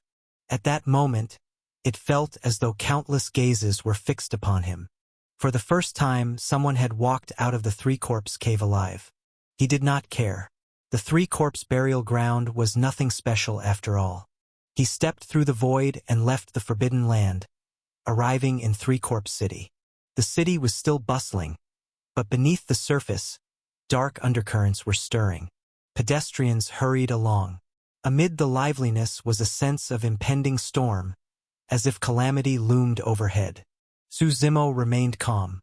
He arrived at the Middle Corpse Palace, long regarded as the administrative center of Three-Corpse City. In truth, the Middle Corpse Palace rarely involved itself in the city's affairs. When Su Zimo arrived, the person who had received him before was already standing at the entrance. Where is your lord? Su Zimo asked. Our lord knew young Master Su would come and has been waiting for a long time, the man said with a smile. He gestured respectfully. Please follow me, young master. Su Zimo said nothing more and walked inside. He could clearly sense that the corpse mist here was much thinner than before. Is this because of me? He thought to himself. Upon entering the grand hall again, the man withdrew. The green-robed figure seated above turned around. Laughing loudly, he said, Taoist, you really are full of surprises. I thought you would need my assistance. Su Zimo said nothing, merely stared at him calmly. Where are the three corpse bones? The man in green robes asked as he stood up. You said they could save my friend, Su Zimo replied. Of course, as long as I get the corpse bones, I can drain all the corpse mist from his body, the man said with a smile. After resting for a while, he'll naturally be fine. So his current condition is only because of corpse mist? Su Zimo narrowed his eyes. It seems you don't plan on telling the truth. What do you know? The green-robed man froze, clearly confused. Where is the middle corpse? Su Zimo asked directly. At those words, the man in green robes understood. Su Zimo knew what Lin Ruhu was truly experiencing. That shouldn't be possible. That fat man was stupid, but he wouldn't tell everything. The man muttered, stroking his chin in thought. I'll ask one more time. Where is the middle corpse? Su Zimo said. Shadow Tyrant in his hand trembled slightly. Terrifying blade light seemed ready to burst forth at any moment. Don't be so agitated. Give me the corpse bones and I'll tell you where the middle corpse is, the man said. Since you won't speak willingly, don't blame me, Su Zimo snorted coldly. The blade light in his hand erupted completely. If you won't talk, I'll just beat it out of you. Boom, boom, boom. The blade light crashed down, flinging endless corpse mist into the air. The entire grand hall began to shake violently. "Damn it, are you for real?" The man in green robes stared at Suzimo, his gaze flickering. He seemed to be weighing something in his mind. "The middle corpse is right here, isn't he?" Suzimo said calmly. "Stop pretending. You're not even qualified to speak to me. Have him come out." The blade light soared into the sky, shattering the entire grand hall. Suzimo raised his blade and charged straight at the man in green robes. Boom! The man in green robes unleashed astonishing might, catching Shadow Tyrant with a single hand. His robes fluttered, his aura surging like a rainbow. "A mere puppet dares block me?" Suzimo Snock Gonli. The blade light in his hand surged once more. Boom! Another violent explosion rang out. This time, Suzimo showed no restraint at all. He slashed down with a single strike. Even though the man in green robes tried desperately to dodge, his robe was still torn apart. His long hair scattered, leaving him in a thoroughly wretched state. "Damn it!" The man in green robes roared in fury. Suzimo followed with a punch, smashing him straight to the ground. Grabbing the man by the collar with one hand, Suzimo's gaze was savage and bloodthirsty. "Speak! Where is the middle corpse?" Boom! The man in green robe's head was crushed by a single punch. At that moment, a series of claps suddenly rang out. "Well done. Very well done indeed." A small child slowly walked out. As the child emerged, the corpse mist around them surged even more violently, driving away all other forms of spirit energy. Inside the grand hall, there was only corpse mist, as though any other power was a form of contamination. The path the child walked on was paved entirely with divine crystals. Divine crystals were extremely rare. Only by killing a saint sovereign and refining all of their essence and blood could a single divine crystal be formed. Yet beneath this child's feet, every step was laid with such crystals. One could only imagine how many saint sovereigns he had killed. Moreover, the child was spotless from head to toe, his body smeared with corpse ointment. His clothing was even more shocking. It was sewn from the skins of infinite Tao cultivators. From his robe to his trousers and boots, at least a dozen infinite Tao cultivator skins had been used. Around the child's neck hung strings of sun-moon god beads. Only by absorbing more than 10 million years of sun and moon essence could a single such bead be formed. Yet the child wore an entire string of them. On each of his 5 fingers was a finely crafted ring made from skulls. The first impression the child gave was one of extreme wealth and extravagance. As he walked, a lock of hair trailed behind his head, somewhat resembling the style of ancient people. "Good kill. When the time comes, I'll kill you the same way," the child said with a smile. "I've been feeling a bit uncomfortable lately. How about you let me use that skin of yours to make a few handkerchiefs?" "The middle corpse," Suzimo said calmly, narrowing his eyes. He had already guessed it. When the Dominator achieved enlightenment and split into the 3 selves, he later sealed them in the 3-corpse cave to prevent them from bringing disaster to the world. The lower corpse should have been the first to leave. As for the lower corpse, Suzimo currently had no clues. He did not know when it had left the 3-corpse cave. The middle corpse, however, had not truly left. Because he had not found a suitable vessel, yet due to certain special circumstances, he could leave the 3-corpse cave for short distances, though not wander far. Thus, he established 3-corpse city, luring countless people here in search of a vessel. As for the upper corpse, that one had been the last to act. He found Lin Ruhu and should have left as well. Unfortunately, Suzimo destroyed him. Originally, we each walked our own narrow bridges and broad roads, with no conflict between us. So why block my path? Suzimo said coldly. That upper corpse was useless anyway to be killed by you. I had only planned to use you to obtain the corpse bones for me. Now that I think about it, I should thank you instead, the child replied. There were 3 of the 3 corpses. The upper corpse of gluttony lingered in the mortal world's food, spending every day either eating or on the way to eat. The middle corpse of greed represented luxury. Everything he used had to be lavish to the extreme. Infinite Tao cultivators as clothing. saint sovereigns paving his roads. As for the lower corpse of lust, it of course represented lust. Who knew how many women would suffer because of it? Splitting into the three selves meant casting off one's own flaws. At least that was how Suzimo understood it. He still planned to ask the true martial progenitor later. After all, among those he knew, only the true martial progenitor had ever split into three selves. And the vessel? The child asked, looking at Suzimo. I should thank you for helping me bring the corpse bones out. Otherwise, we three corpses cannot touch the corpse bones ourselves. You want them? Then come closer. I'll show you. Suzimo beckoned. You think I'm that idiot upper corpse? You want to seal me? The child snorted.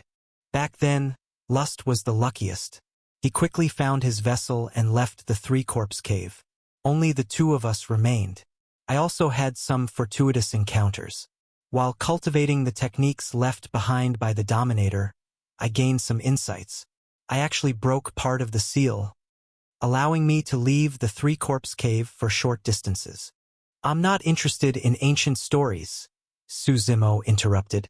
Either you come over and let yourself be sealed, or I beat you up until you're sealed. Big words. You do have some strength, the child chuckled. But have you not forgotten one thing? Seeing Suzimo's puzzled expression, the child clapped his hands again. Everyone, I didn't lie to you. He really did come to kill me. Today, all of you will slaughter him.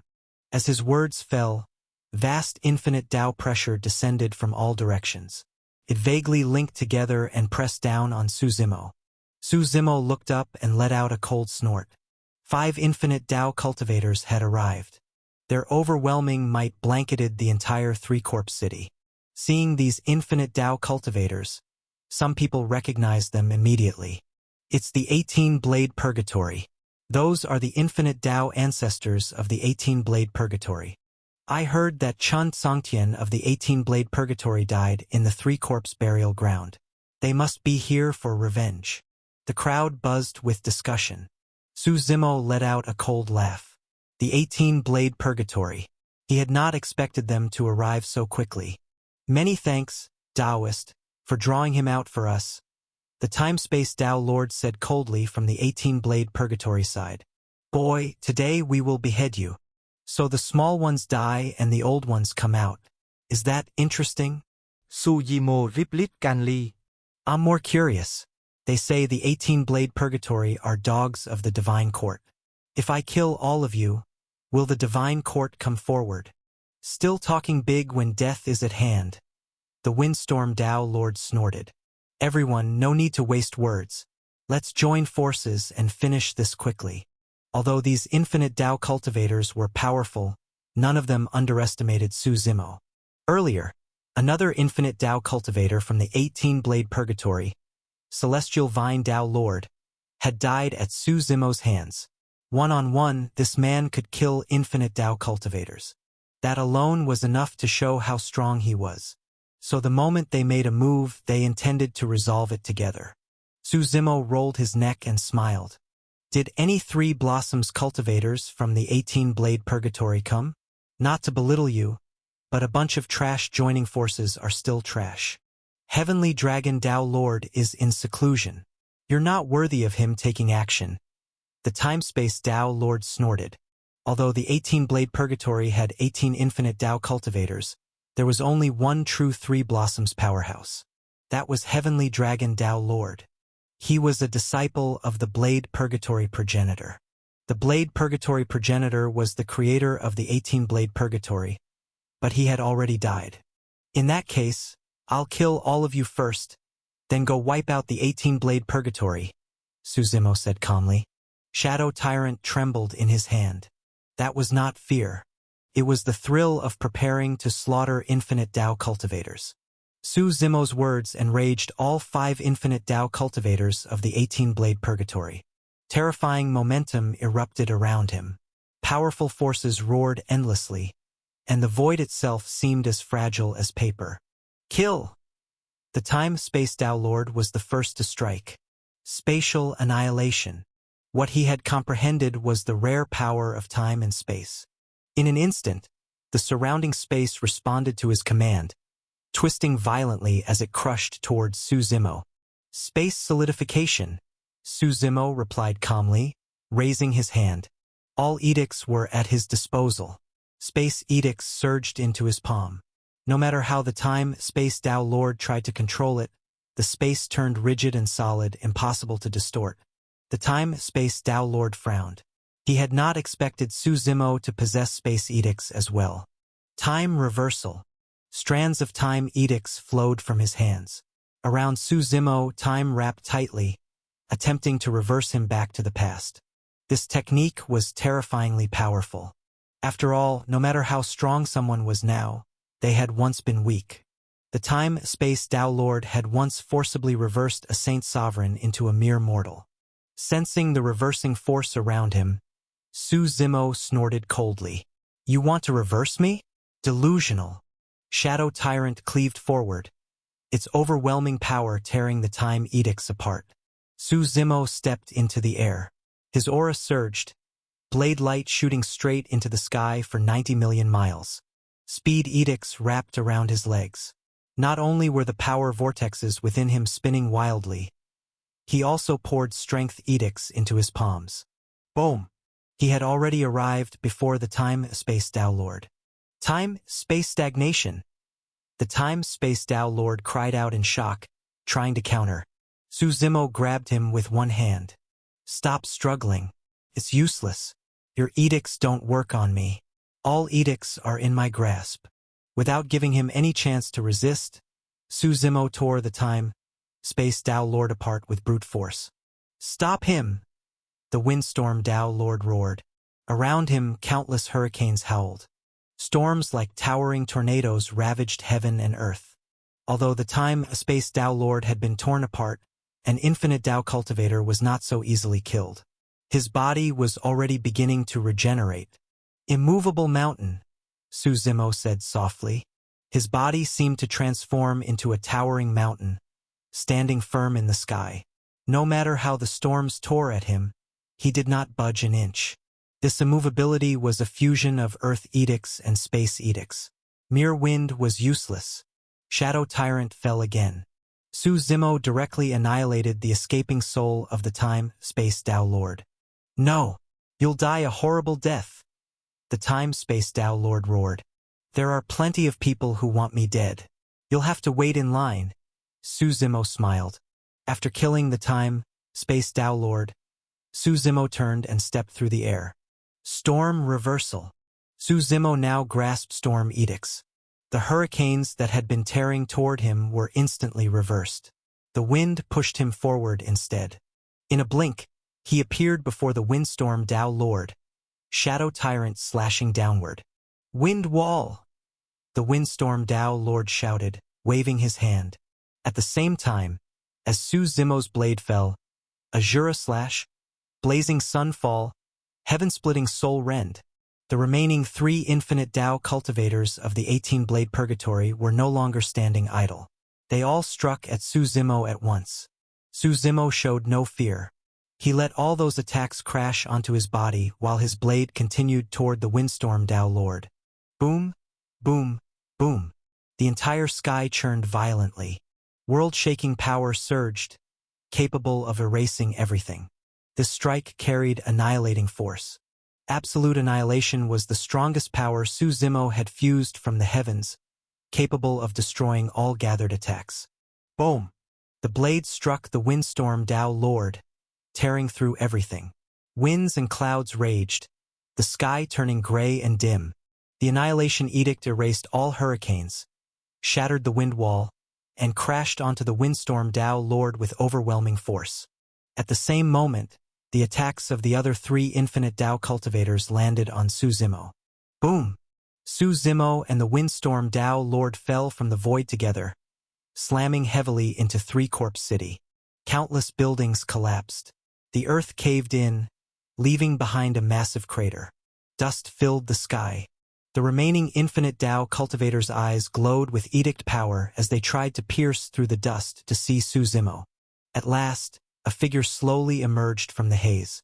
"Is it Windstorm?" the Azura Tao Lord guessed. "No, The blazing sun Tao Lord shook his head. From within the dust, Su Zimo staggered forward, his body drenched in blood. The windstorm Tao Lord, he's been killed.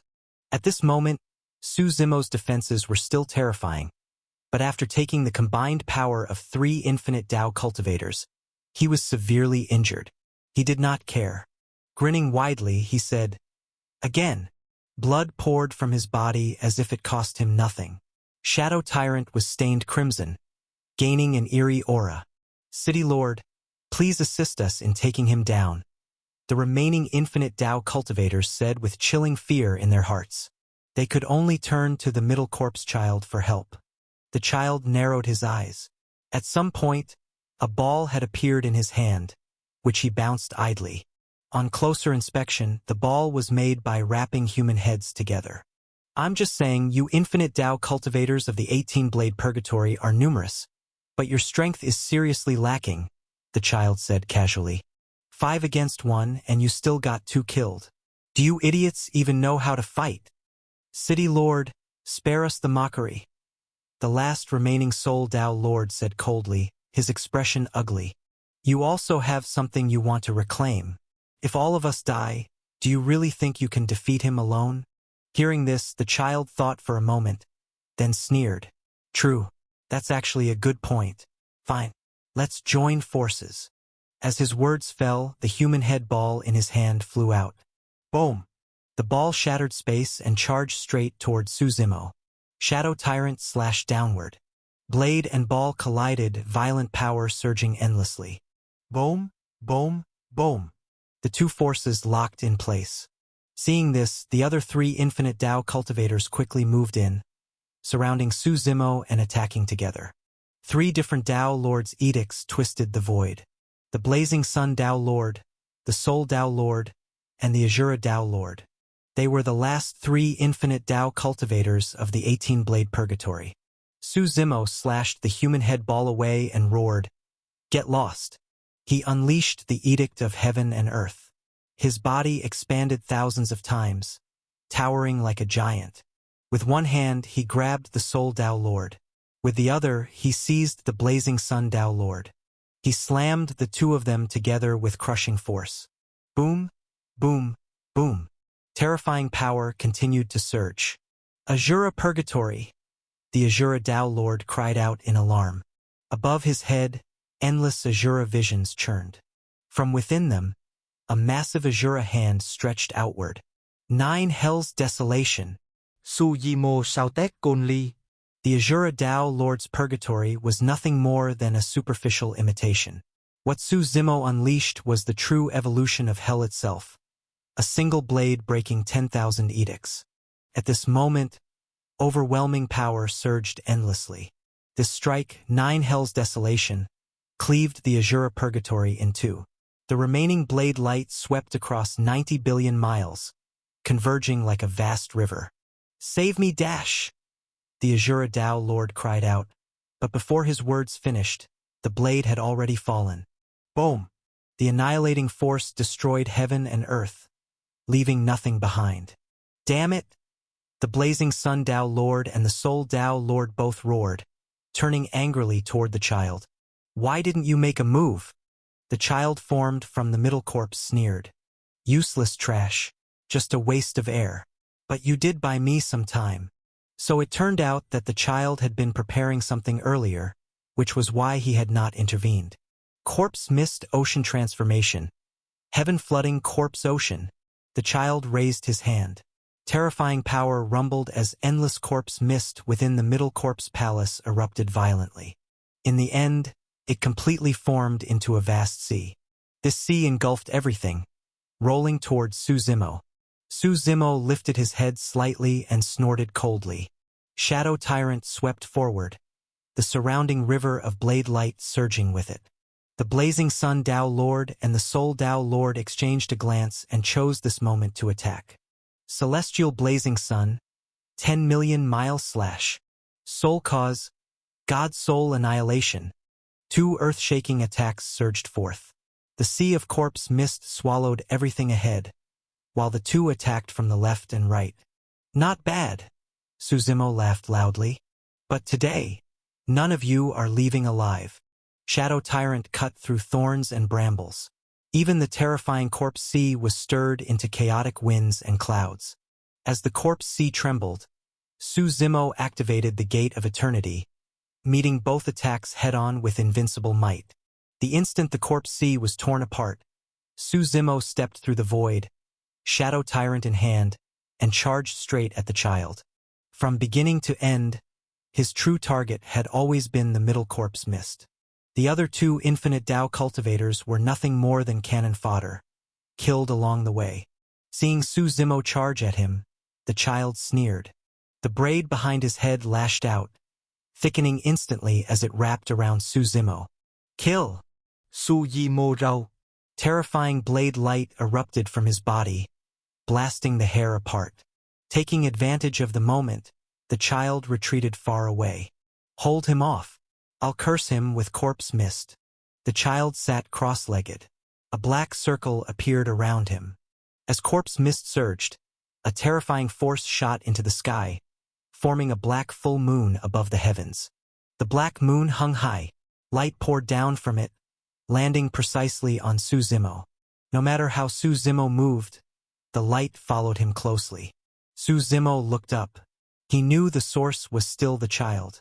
He raised his blade and prepared to strike. The child shouted, "Stop him, or none of us can defeat him. The curse power can break through any defense. Once my corpse curse is complete, he will die for sure." Corpse curse. Su Zimo frowned slightly. As an Infinite Tao cultivator, his perception was extraordinary. He could clearly feel a powerful force surging within his body. Within that immense corpse mist, it felt as though a skull-shaped seal was slowly taking form. He did not know what it was, but the ominous sense it carried grew stronger by the second. Kill! The Soul Tao Lord and the Blazing Sun Tao Lord blocked his path. Around the Soul Tao Lord, power struck directly at the God Soul. His techniques were invisible, yet they injured the soul itself, making them impossible to guard against. The Blazing Sun Tao Lord, meanwhile, shone like a blazing sun. His radiant light illuminated everything, covering all of Three Corpse City as if since time immemorial. Both of them summoned their own god souls. One became a blazing sun, the other a soul beast. They had no way out. Although they had already sent for reinforcements from the 18-Blade Purgatory, Three Corpse City was still some distance away.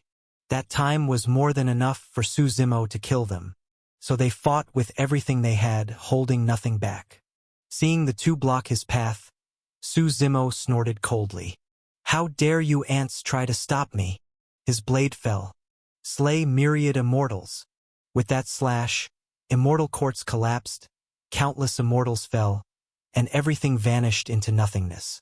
The two were trapped by this vision. By the time they realized what was happening, Shadow Tyrant had already filled their sight. Boom! It was over. Two heads fell at Su Zimo's feet. He stomped down, crushing them into pulp. Their god souls were severed, and their bodies were kicked aside. In the blink of an eye, after several exchanges, all 5 Infinite Tao cultivators of the 18-Blade Purgatory had been slain. At this moment, Su Zimo was invincible. The blood on his body had begun to congeal. Dragging his curved blade, he walked forward step by step. The middle corpse child suddenly opened his eyes and roared. Death Seal Genesis. Life-Death Transformation. In an instant, he stirred the river of corpse mist with both hands. The corpse mist within Su Zimo's body surged violently. The skull seal formed completely in an instant. At that moment, with a series of popping sounds, things began to burn on Su Zimo's body. Black vapors carried away his life force. His internal organs twisted. His skin instantly turned black, withered, and began to peel like dead wood. Seeing this, Su Zimo frowned slightly. Within the Tree of Life, vast life force surged forth to resist, clashing and eroding against the death energy. Even if you possess a treasure, so what? This death seal is endless. Your life force will eventually be exhausted, the child said coldly. Submit to me, and I'll help you undo the death seal. Otter weiß, die Su Zimo stopped in place and said calmly, "Die? When have I ever feared death?" At that moment, he completely withdrew his own life force, no longer resisting at all, allowing the death energy to erode and invade him. Then he began to activate the Edict of Death, letting the death energy within him grow even stronger. "The truth of death is rebirth through death," Su Zimo said flatly. "If you have the ability, then kill me with this death energy." After comprehending the Edict of Death, Su Zimo began guiding the death energy within his body little by little. He maintained a delicate balance. He allowed the death energy to corrode him, but not to the point of death. Gradually, the child discovered in horror that his control over the death seal was weakening. At times, he even lost control completely. What did you do?" The child stepped back several paces, asking warily, "What did I do?" Su Zimo rolled his neck and replied calmly, "Rebirth through death requires nothing to be done. Your corpse mist is too weak. It can't kill me." Su Zimo was not exaggerating. At the infinite Tao realm, he was already invincible. Unless the opponent had opened the three blossoms, there was no way for mere Tao fruits to kill him. Only absolute power could do it. All other tricks were meaningless. Watching Su Zimo advance step by step, the child was truly panicking now. "Stop! Stop right now, or I won't be polite!" the child shouted coldly. Su Zimo continued walking forward without hesitation. At a certain moment, he suddenly exploded into motion. Terrifying power roared forth as he appeared directly in front of the child. The child roared, unleashing endless corpse mist slashes, but none of it mattered. This was not the three-corpse cave. If Su Zimo killed him here, there would be no chance of revival. That was the price of freedom. Once they left the three-corpse cave without an endless supply of corpse mist, even the three selves could die. Boom! Su Zimo's overwhelming power crashed down, sending the child flying. Su Zimo followed instantly, grabbing him by the collar again and smashing him with hundreds of punches. His punching speed was terrifying, nearly 100 punches per second. The child was completely beaten senseless and hurriedly shouted, "Don't kill me! I know where the lower corpse is.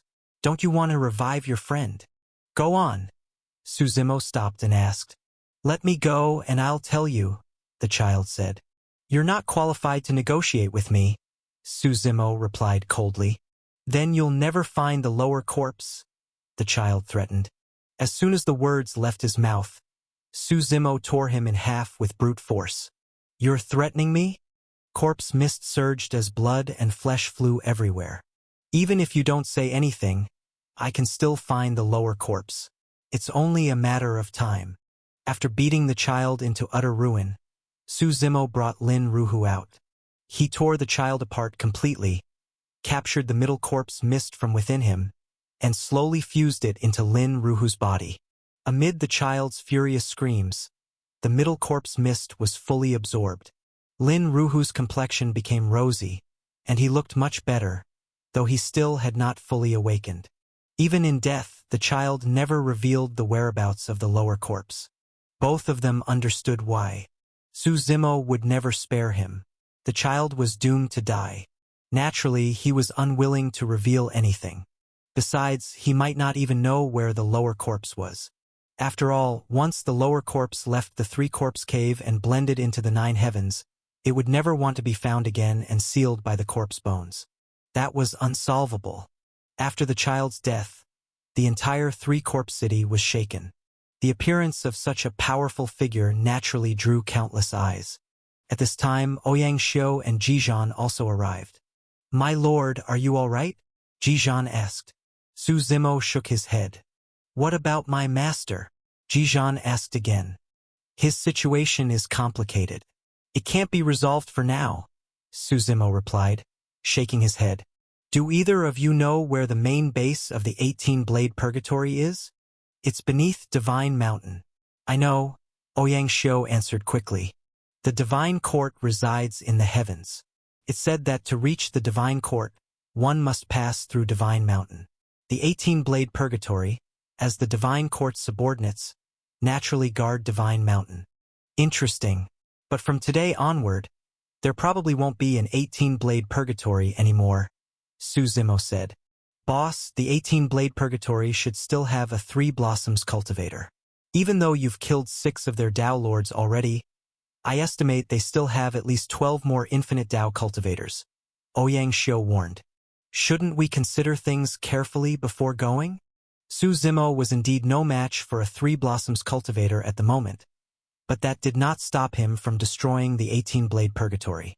You think I don't have backing? Su Zimo said calmly.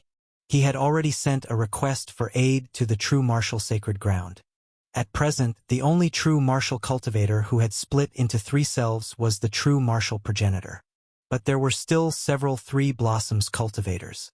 As long as someone helped Su Zimo restrain the 3 blossoms cultivator of the 18-blade purgatory, the rest would not be a problem.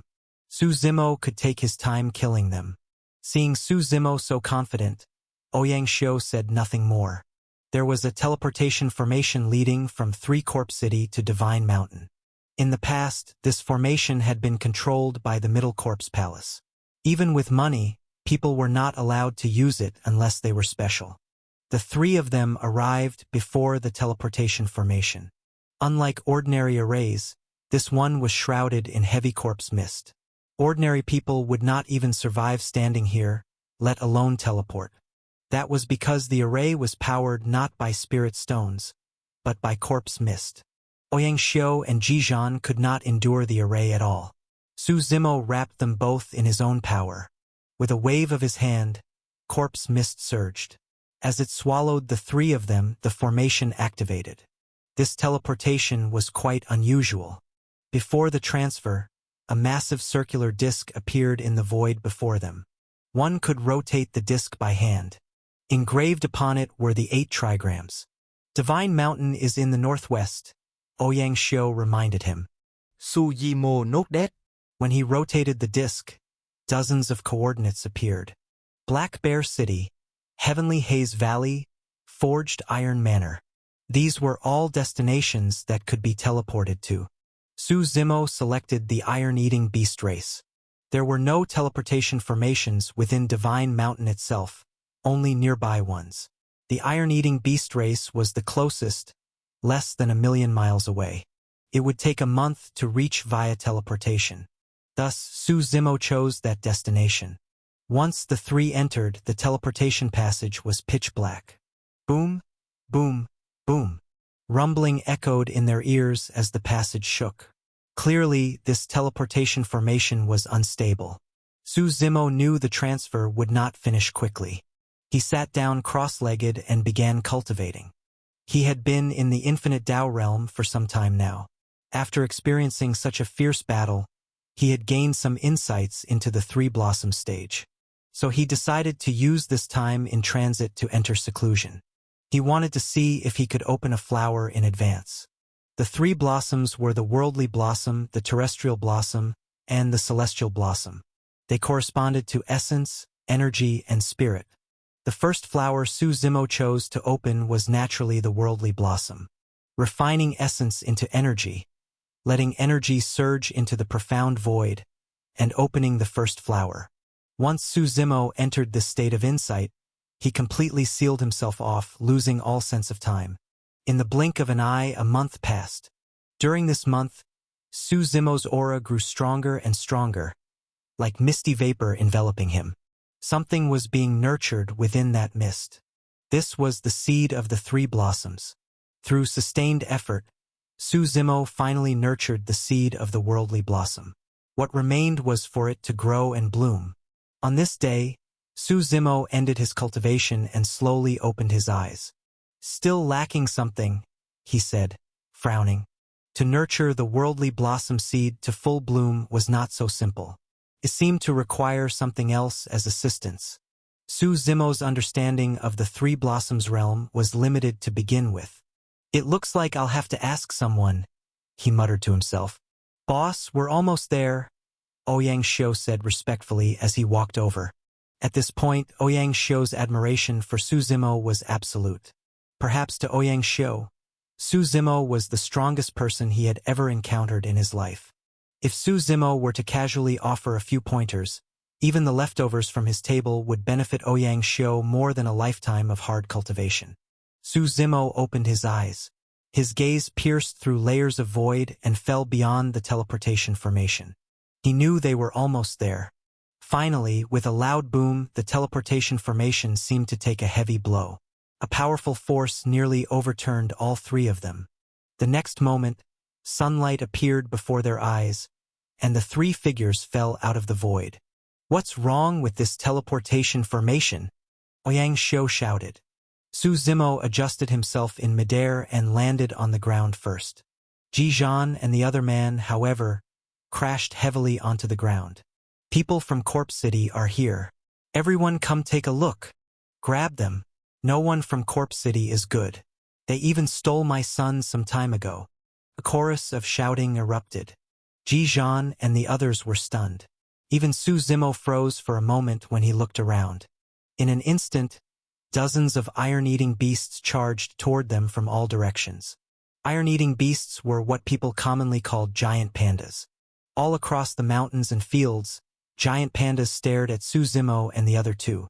The sight alone was enough to make one's scalp tingle. Moreover, their auras were powerful and their strength astonishing. Every iron-eating beast was like a towering giant. "Who are you?" one black and white iron-eating beast asked in a childish voice. "We're here for Divine Mountain. We have no intention of offending anyone," Ji Zhan replied quickly. "What's so good about Divine Mountain? Things haven't been peaceful lately," another iron-eating beast said. "Recently, the 18-blade purgatory seemed to have gone crazy. Someone keeps roaring in anger. I don't know what's wrong with them." Su Zimo knew that after so many infinite Dao cultivators had died, it would be strange if the 18-blade purgatory were not furious.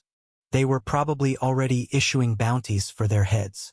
The 18-blade purgatory likely never imagined that Su Zimo and the others would walk straight into Divine Mountain on their own. Su Zimo really wanted to pet a giant panda, but with so many iron-eating beasts around, he feared getting beaten to death by the whole group. So he asked, "Have you guys lived here for generations?" "Of course. You humans are all bad. You're always stealing our cubs," one iron-eating beast replied angrily. "We're only passing through. We mean no harm," Ji Zhan said. Several iron-eating beasts snorted coldly. "I don't trust humans. I'm going to watch you until you leave our territory." Su Zimo shook his head and smiled helplessly. Ouyang Xiu reminded him from the side, "I've heard that not just anyone can enter Divine Mountain. Divine Mountain is protected by the power of edicts. Without its permission, no one can enter," the iron-eating beast said proudly. "But our iron-eating beast race can. We reign supreme through body cultivation. We aren't suppressed by edicts and can shatter them with pure physical strength." "Then could your clan help us out?" Ouyang Xiu asked. "I will, if you trade me heavenly immortal bamboo," the iron-eating beast said. At this point, seeing that Su Zimo and the others posed no threat, the rest of the iron-eating beasts gradually dispersed. Only this one stepped forward to continue speaking with them. "What is heavenly immortal bamboo?" Ji Zhan asked. "It's bamboo watered with the blood of immortals. Eating it allows us to undergo transformation," the iron-eating beast explained. "My name is Panda 16. If you have it, I can help you." "Where can we obtain this heavenly immortal bamboo?" Su Zimo asked. "I know a place left behind by a human cultivator. Only humans can enter it. If you're capable, you can take it from there," Panda 16 said. "All right, take us there," Su Zimo replied. Panda 16 did not object. His chubby figure led the way ahead. This place felt like a paradise beyond the world. The scenery was exceptionally beautiful. Emerald green bamboo grew across the mountains like an endless sea of green. In addition to green bamboo, there were black bamboo, white bamboo, purple bamboo, and more. Everywhere were bamboo forests of every color, and everywhere were iron-eating beasts gnawing on bamboo. Up ahead is the trading market of our iron-eating beasts. "Behave yourselves," Panda 16 warned. "Relax. What good things could you iron-eating beasts possibly have?" Ouyang Xiu said with a laugh, shaking his head. But when they arrived at the market, they realized how wrong he was. The place was filled with all kinds of rare treasures. Twin blades, one half life, one half death, obtained after I slew a grand emperor. 10 purple crystal bamboo stalks to exchange. Saint's sovereign blood essence, complete with manifested phenomena. 7 enlightenment bamboo stalks to exchange. Soul-locking hairpin, once worn by the blood maiden, locking 88 million souls. Only 1 longevity bamboo required. The market was bustling with activity. Every stall radiated brilliant light, with phenomena appearing one after another. Iron-eating beasts stood behind their stalls, shouting enthusiastically to hawk their goods. Ouyang Xiu and Jizhan were completely stunned. They had thought the market would be unimpressive, but their perspective had been far too small. Are these bamboo stalks really that hard to get? Ouyang Xiu asked. He was even wondering whether he could trade for something himself. Each bamboo stalk is at least comparable to an immortal artifact, Panda 16 said. And the bamboo is sentient. It isn't a dead object. With your level of strength, the two of you probably couldn't even defeat a single bamboo stalk. That hurts, Ouyang Xiu and Jizhan said with bitter smiles. Su Zimo glanced around. He was not particularly interested in these items, but the market itself was lively and fascinating. At this moment, Panda 16 stopped in front of a large mountain. Embedded in the mountainside was an iron gate. The gate was already rusted, clearly ancient. It's inside here, Panda 16 said. The heavenly immortal bamboo is in there? Ouyang Xiu asked curiously. Panda 16 ground his teeth and said, Long ago, a human came here. Our iron-eating beast race treated him kindly. Who would have thought he'd steal our heavenly immortal bamboo and hide inside this mountain? He even set up restrictions that prevent us iron-eating beasts from entering. Only humans can go inside. As Panda 16 spoke, more iron-eating beasts arrived, bringing other humans with them. As long as you retrieve the heavenly immortal bamboo inside, all the treasures of our iron-eating beast race will belong to you. They were explaining the same conditions to the newly arrived humans. Panda 16, another iron-eating beast, called out when it saw him. Go in quickly, Panda 16 urged Su Zimo and the others. Otherwise, this guy might get ahead of you. No rush. Let them try first. It doesn't matter, Su Zimo said, waving his hand. He had just probed the depths of the mountain. There seemed to be something inside that blocked even his divine sense. He was an infinite Tao cultivator.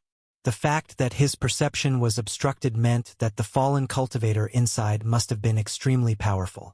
Otherwise, the iron-eating beast clan would not have been kept out. Panda 16 did not force the issue. Instead, he turned around with an unfriendly expression. Panda 7, what do you want? Oh, you even brought some humans with you. Not bad, Panda 7 said with a grin. Panda 16 snorted coldly. I still remember how you snatched my black demon bamboo last time. That wasn't stealing. It was fair competition, Panda 7 replied, shaking his head. It was clear the two did not get along. So what now? Your people go in first or mine? Panda 7 asked again. Panda 16 snorted. Aren't you always the one who wants to go first? Then you go ahead. Panda 7 did not mind at all. You want my people to test the waters for you? Sure. As long as you're not afraid, we'll get the heavenly immortal bamboo first. As he spoke, Panda 7 said something to the humans he had brought along. The human cultivators nodded in response. They stepped forward and entered through the iron gate. The gate offered no resistance. With a light push, it opened. Once the group entered, the iron gate closed on its own. It's the power of a spatial seal, Su Zimo said, frowning slightly. Once someone enters, the spatial seal inside this mountain locks everything down, unless the people inside die. Judging by this, the one who fell here must have been a space-type powerhouse. Su Zimo already had a guess in his mind. As for Panda 16's claim that the cultivator inside had stolen the heavenly immortal bamboo from their race, Su Zimo did not believe it at all. He did not care what the truth was. He only wanted the heavenly immortal bamboo and a path into Divine Mountain. That was enough. Not long after the group entered, screams echoed from within. Panda 7 glanced at the time. Half an hour and they still haven't come out. Looks like they're all dead. He then turned to Panda 16 with a smile. Well, want to send your people in now? It was clear that the iron-eating beasts often brought humans here. Death meant little to them. This was a transaction, nothing more. Jizhan and Ouyang Xiu, however, had gone pale. Panda 16, you only said you wanted us to find the heavenly immortal bamboo. You didn't say it could cost us our lives, one of them said. If there were no danger, why would we need you? Panda 16 replied bluntly.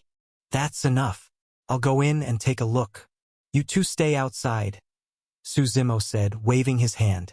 With Jizhan and Ouyang Xiu's level of strength, entering would only force him to protect them. Better to leave them outside. My lord, be careful, Ouyang Xiu said. After Su Zimo passed through the iron gate, he immediately felt the surrounding space being sealed. The sealing force was not particularly strong. With his current strength, he could shatter the seal and leave at any time. This confirmed his suspicion. The existence that had fallen here was likely an infinite Tao cultivator, just like himself. Beyond the gate lay a grand avenue embedded with countless luminous pearls. At the center of the avenue, strands of spatial power twisted and shredded everything in their path. Su Zimo remained calm. He stepped onto the avenue, and the spatial shredding power could not harm him in the slightest. He continued forward and crossed the avenue. Ahead lay a vast sea of bamboo. These were not heavenly immortal bamboo, but a mixture of countless bamboo species intertwined together. There were purple radiance bamboo, azure crane bamboo, imperial bamboo, and many others, all of which had developed sentience. Another human. These humans really don't know when to quit, trying to steal Lord Heavenly Immortal Bamboo. That one already said it. Fair competition. Even killing humans is fine. We've killed plenty of humans already anyway. In an instant, thousands of bamboo stalks began chattering at once, filling the space with noise. Several bamboo stalks shot into the air, their sharp tips piercing the sky as they attacked Su Zimo. Boom! The bamboo attacked from multiple angles. Su Zimo shook his head slightly. With a wave of his hand, overwhelming force shattered the bamboo. Brothers, this one's tough. Attack together, a bamboo stalk shouted. But Su Zimo was faster than all of them. He raised his right hand. All the spirit energy between heaven and earth surged toward his palm like a whale swallowing the sea, forming a massive hand that blotted out the sky. Boom! The giant hand slammed down, stirring storms within the bamboo sea. Boom, boom, boom. Countless bamboo stalks collapsed and shattered. The dense bamboo forest instantly became a vast empty zone. The sheer power left the bamboo spirits stunned. I'm only here for the heavenly immortal bamboo. The rest of you shouldn't seek your own deaths. Su Zimo smiled calmly. You're too weak to stop me. It was those panda brats who brought you here, wasn't it? One bamboo asked. The heavenly immortal bamboo is the enlightenment sacred bamboo of our clan. Cannot be harmed. That has nothing to do with me, Su Zimo replied calmly. Name your conditions.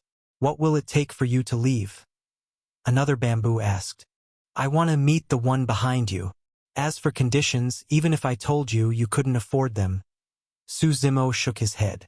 This situation was becoming interesting. The bamboo folk and the iron-eating beast race were natural enemies. The iron-eating beasts fed on bamboo. Conflict between the two races was inevitable. Now that the heavenly immortal bamboo had appeared within the iron-eating beast's territory, this situation had come to be. You cannot let him pass, one bamboo said firmly. If you want to seize the heavenly immortal bamboo, you'll have to step over our corpses. If you don't move aside, I don't mind, Su Zimo replied indifferently. At that moment, a voice suddenly came from deep within the bamboo sea. Let him in. Do not stop him. As the voice echoed, all the bamboo spirits' expressions changed. They knew exactly who was speaking.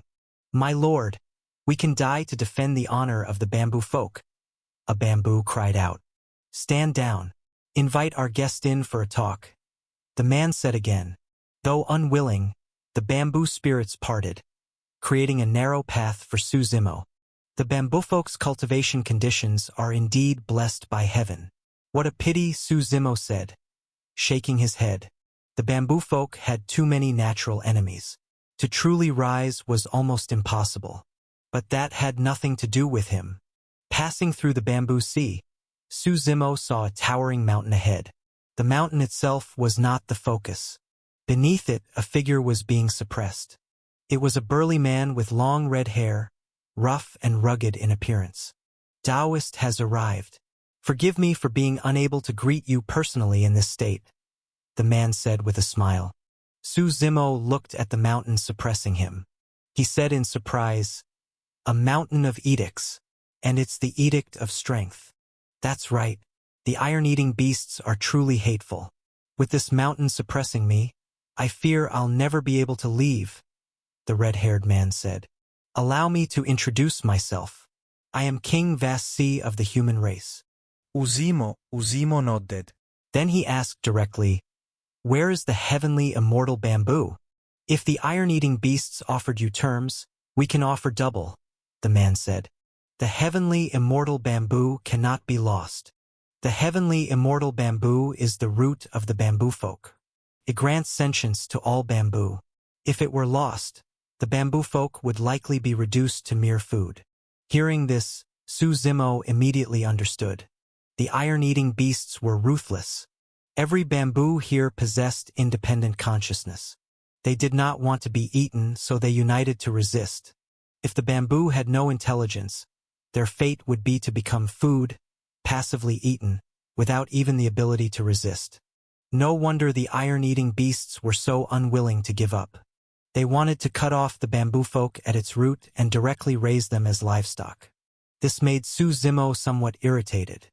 Something as important as the heavenly immortal bamboo, and Panda 16 had been willing to trade it so lightly, merely to help him enter Divine Mountain. That would be an enormous loss for the iron-eating beasts. Taoist, are you listening to me? The red-haired man asked. Suzimo nodded and replied, they can help me enter Divine Mountain. Hearing this, the red-haired man seemed to relax slightly. Entering Divine Mountain isn't that difficult. I still know people within the 18-blade purgatory. If you want to go in, I can help make introductions. Suzimo chucka. Well, the thing is, I'm going there to destroy the 18-blade purgatory. As soon as he said this, the red-haired man froze. Are you serious? What do you think? Suzimo asked in return. Go ahead then. Destroy them. I've disliked the 18-blade purgatory for a long time anyway. Those bastards are arrogant day in and day out. They deserve to be wiped out, the red-haired man shouted. Suzimo smiled. Aren't there people you know there? People I know? We only met once by chance. That doesn't count for anything, the red-haired man replied quickly. If you attack the 18-blade purgatory, I can not only help you enter Divine Mountain, I can also support you. How? Suzimo asked with interest. The bamboo folk follows my orders. When the time comes, with one command, tens of billions of bamboo will strike together and wipe out everyone below the Grand Emperor realm in the 18-blade purgatory, the red-haired man said confidently. If you're that strong, why not fight the iron-eating beasts directly? Suzimo asked. That's different. The iron-eating beasts are our natural enemies, the red-haired man said. We'd probably be eaten before our attacks even landed. Those beasts are animals. Their teeth are sharp. One bite, crunch, and you're gone. Since you're willing to help me for the sake of the heavenly immortal bamboo, what if I use the heavenly immortal bamboo to trade with the iron-eating beasts and have them help me attack the 18-blade purgatory? Suzimo asked calmly. The red-haired man was instantly speechless. We're both human. You wouldn't do that, right? He said uncertainly. I'm curious. You're human. How did you get involved with the bamboo folk? Suzimo asked. The heavenly immortal bamboo saved my life. I owe it my life, so naturally I must protect it, the red-haired man said firmly. Su Zimo shook his head. Where is the heavenly immortal bamboo? The red-haired man fell silent. You think I can't find it if you don't tell me? Su Zimo asked. But before that, I'll go ask the iron-eating beasts what conditions they're offering. Then I'll decide. Su Zimo smiled and turned to leave. This place was sealed. He was not worried about the heavenly immortal bamboo running away. After Su Zimo left, the bamboo spirits erupted into angry chatter. If he dares take the heavenly immortal bamboo, we'll stop him even if it costs us our lives. That's right. Our bamboo folk may be weak, but we're not to be bullied by anyone. Kill then kill. I'm tired of staying here anyway. Death would be a release. They were all prepared to die. The red-haired man sighed softly. At that moment, a bamboo leaf drifted down from the void beside him and landed before him.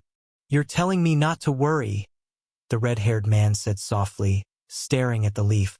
But I sigh. Fine. If he tries to take you by force, I'll fight to the death. At least I'll die before you do.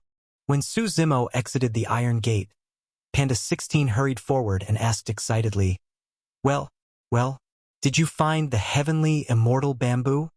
Su Zimo shot him an annoyed look and did not answer. Instead, his gaze shifted to the old man standing beside Jizhan and Ouyang Xiu. God-I Dao Lord, one of the few three-blossom stage cultivators in the true martial sacred ground. Su Zimo had asked the true martial sacred ground for help earlier and had not expected them to arrive so quickly. This time, I've troubled you, Taoist? Su Zimo said with a smile. It's nothing. I also wanted to see the 18-blade purgatory for myself. God-I Dao Lord replied with a smile. They've bullied their way onto our true martial sacred ground. Before we strike against the heavens, we should do as much as we can. Su Zimo nodded, then turned his attention back to Panda 16. Can you make decisions for the iron-eating beasts? What do you mean? Panda 16 froze. I can give you the heavenly immortal bamboo, but I'm about to attack the 18-blade purgatory. I need your iron-eating beasts to attack them with me, Su Zimo said directly. Hearing this, Panda 16 was shocked. I need to report this to our leader. Then go. I'll give you an hour, Su Zimo said. Panda 16 nodded repeatedly and hurried off. An hour later, Panda 16 returned, accompanied by an even larger iron-eating beast. This is the ancestor of our iron-eating beasts, Panda 16 introduced. I am Panda Overlord, the massive iron-eating beast said. And your answer? Su Zimo asked. Panda Overlord replied hesitantly. We would like to help you, but the 18-blade purgatory are backed by the Divine Court. We don't dare offend the Divine Court. So that's a refusal, Su Zimo said calmly. Could we change the condition? Panda Overlord asked hurriedly. Anything our iron-eating beast has or values, we can trade. Whatever. Forget it. I'll cooperate with the bamboo folk instead, Su Zimo replied. He did not want to waste time with them. As Su Zimo turned and headed back toward the iron gate, Panda Overlord's expression shifted repeatedly. I advise you not to have any crooked ideas, God-I Dao Lord said calmly from the side. The Divine Court could wipe out your iron-eating beast race, but our true martial sacred ground could do the same. Panda Overlord turned around, only now truly noticing God-I Dao Lord. He realized he could not see through this old man at all. His heart tightened. Senior is joking. Our iron-eating beast race is very honest, Panda Overlord said with a smile. Let's hope so, God-I Dao Lord replied flatly. Otherwise, before wiping out the 18-blade purgatory, I wouldn't mind having a plate of panda meat as an appetizer. God-I Dao Lord was extremely domineering. But that was normal. The current true martial sacred ground was like a bottle of carbonated drink that had been shaken violently. All it needed was the cap to be opened, and it would explode with a loud bang. They were preparing for the heaven-defying war. At this point, it no longer mattered whom they fought. One could even say that before waging war against the heavens, they would not hesitate to turn the entire world upside down. Panda Overlord did not respond. Someone who talked about eating panda meat was not exactly easy to chat with.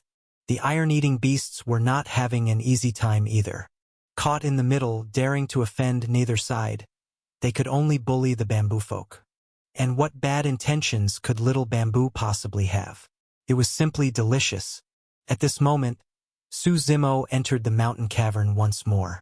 Seeing him return, all the spirit bamboo became extremely wary. "Don't be nervous. I'm here to discuss conditions," Su Zimo said calmly. "You're not taking the heavenly immortal bamboo," a spirit bamboo shouted. "Whether I take it or not depends on whether your conditions can move me," Su Zimo replied. "Let him in," the red-haired man's voice sounded again. Su Zimo followed the bamboo-shaded path that opened before him and walked in. It was still the same towering mountain. "The iron-eating beasts refused to help you attack Divine Mountain?" the red-haired man asked with a smile. "I should have guessed as much. Divine Mountain is the foundation of the grand desolate heaven. How many people would dare offend the authority of the primal gods? Our bamboo folk is willing only because we have no choice. It's nothing more than smashing the jar once it's cracked. But the iron-eating beasts have deep foundations. Even if there were only a 1% risk, they would never agree." Hearing this, Su Zimo nodded. It made sense. "Your bamboo folk are already weak. If I attack the 18-blade purgatory, what concrete help can you provide?" Su Zimo asked. "I want specifics. Be clear." The red-haired man thought for a long time before finally speaking carefully. "We can help you restrain 3 infinite Tao cultivators. Restrain, not kill. That was already the bamboo folk's limit. If they could kill infinite Tao cultivators, they would not have been trapped here by the iron-eating beasts, unable to leave." Su Zimo thought it over. He had already killed 6 infinite Tao cultivators from the 18-blade purgatory. They should still have 12 left.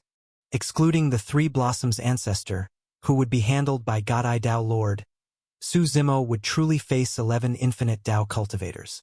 If the bamboo folk could hold back 3 of them, he would only need to deal with 8 infinite Tao cultivators. Killing them one by one would not be too difficult. After a brief moment of thought, Su Zimo had made his decision. "All right, help me hold back 3 infinite Tao cultivators. If I succeed, when I return, I will personally ensure that your bamboo folk can leave the iron-eating beast's encirclement." "Are you serious, Taoist?" the red-haired man asked excitedly. At present, although the bamboo folk could protect itself, they were still sheep in a tiger's den. It was only a matter of time before the iron-eating beasts devoured them. They lived in constant anxiety. Su Zimo's words were like a ray of salvation, making the red-haired man visibly stirred. "What do you think?" Su Zimo asked in return.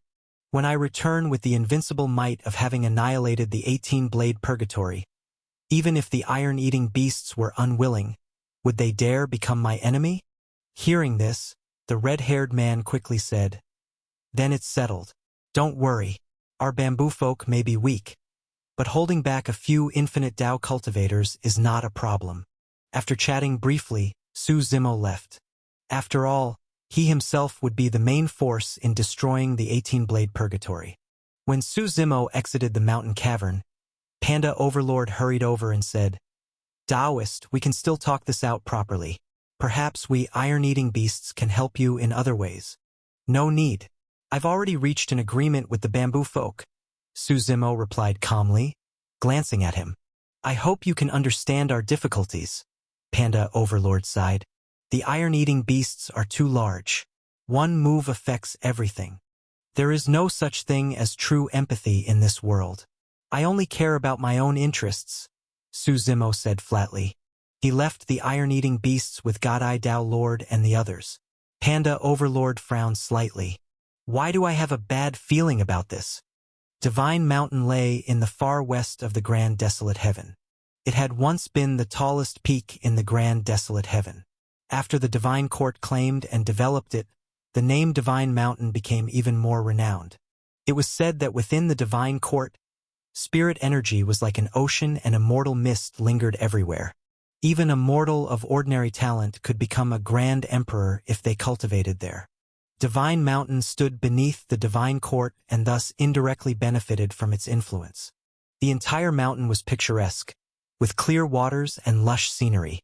From below, Divine Mountain towered into the clouds, shimmering with seven-colored light. Rainbows descended from the clouds. Around the mountain stood jagged rock formations, like stone sentinels guarding the area. These stone figures were not alive. They existed by absorbing the essence of heaven and earth. They could not be killed and possessed immense strength.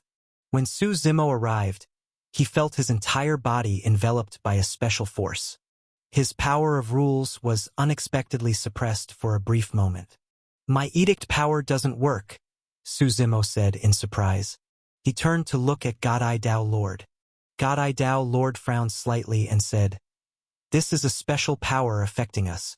It should be the Divine Court's supreme treasure, the Radiant World Mirror. It reflects all living beings in the world and can suppress the power within them." Su Yimo nodded. He knew something was restraining him, but if he wanted to forcibly break through it, he still could. It was clear that the higher one's realm, the harder it was for the Radiant World Mirror to suppress them. But Su Zimo was not in a hurry. Looking at the countless stone figures, he said, "Bamboo folk, clear the way." In an instant, a towering purple bamboo burst forth from the ground. The massive bamboo swept everything aside. Without using any edicts at all, relying purely on brute strength, it sent millions of stone giants flying. At this moment, within Divine Mountain, halfway up the slope, countless buildings stood in clusters. Seen from the air, there were palaces upon palaces, pavilions and towers stretching endlessly. Spirit energy roared like the sea, and towering blade beasts patrolled the area. They were the closest power to the Divine Court and were also responsible for guarding Divine Mountain. The name 18-Blade Purgatory was known throughout the world. Among these structures stood a solemn war spirit hall. At this moment, more than a dozen infinite Tao cultivators had gathered inside. The seat at the very top was empty. Even infinite Tao cultivators could only stand on either side. After a long silence, an elderly man dressed in a golden yellow robe slowly walked in. As soon as he entered, he sat down in the vacant seat at the top, clearly displaying his lofty status. "Gentlemen," he said, "let us discuss this. 6 Tao Lord Soul lamps have been extinguished. 6 infinite Tao cultivators. For the 18-Blade Purgatory, this was no longer a mere flesh wound. It was the severing of an arm. Over the years, the 18-Blade Purgatory had developed rapidly. With the backing of Divine Mountain, they had managed to cultivate 18 infinite Tao cultivators in total. That alone was already enough to make them proud. Within the grand desolate heaven, as long as the Divine Court did not intervene, very few dared to provoke them.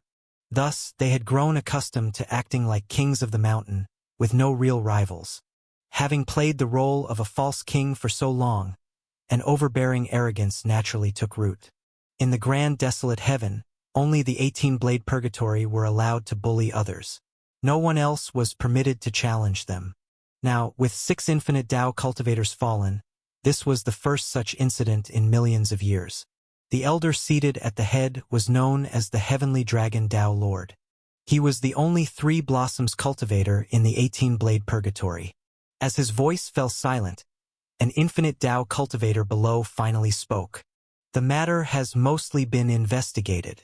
Sangtian was killed, and the other infinite Tao cultivators went to seek revenge. No one expected the opponent's strength to be so terrifying. In my opinion, the 18-Blade Purgatory should mobilize in full force this time and publicly execute him before the eyes of the world. Only then can we restore the authority of the 18-Blade Purgatory."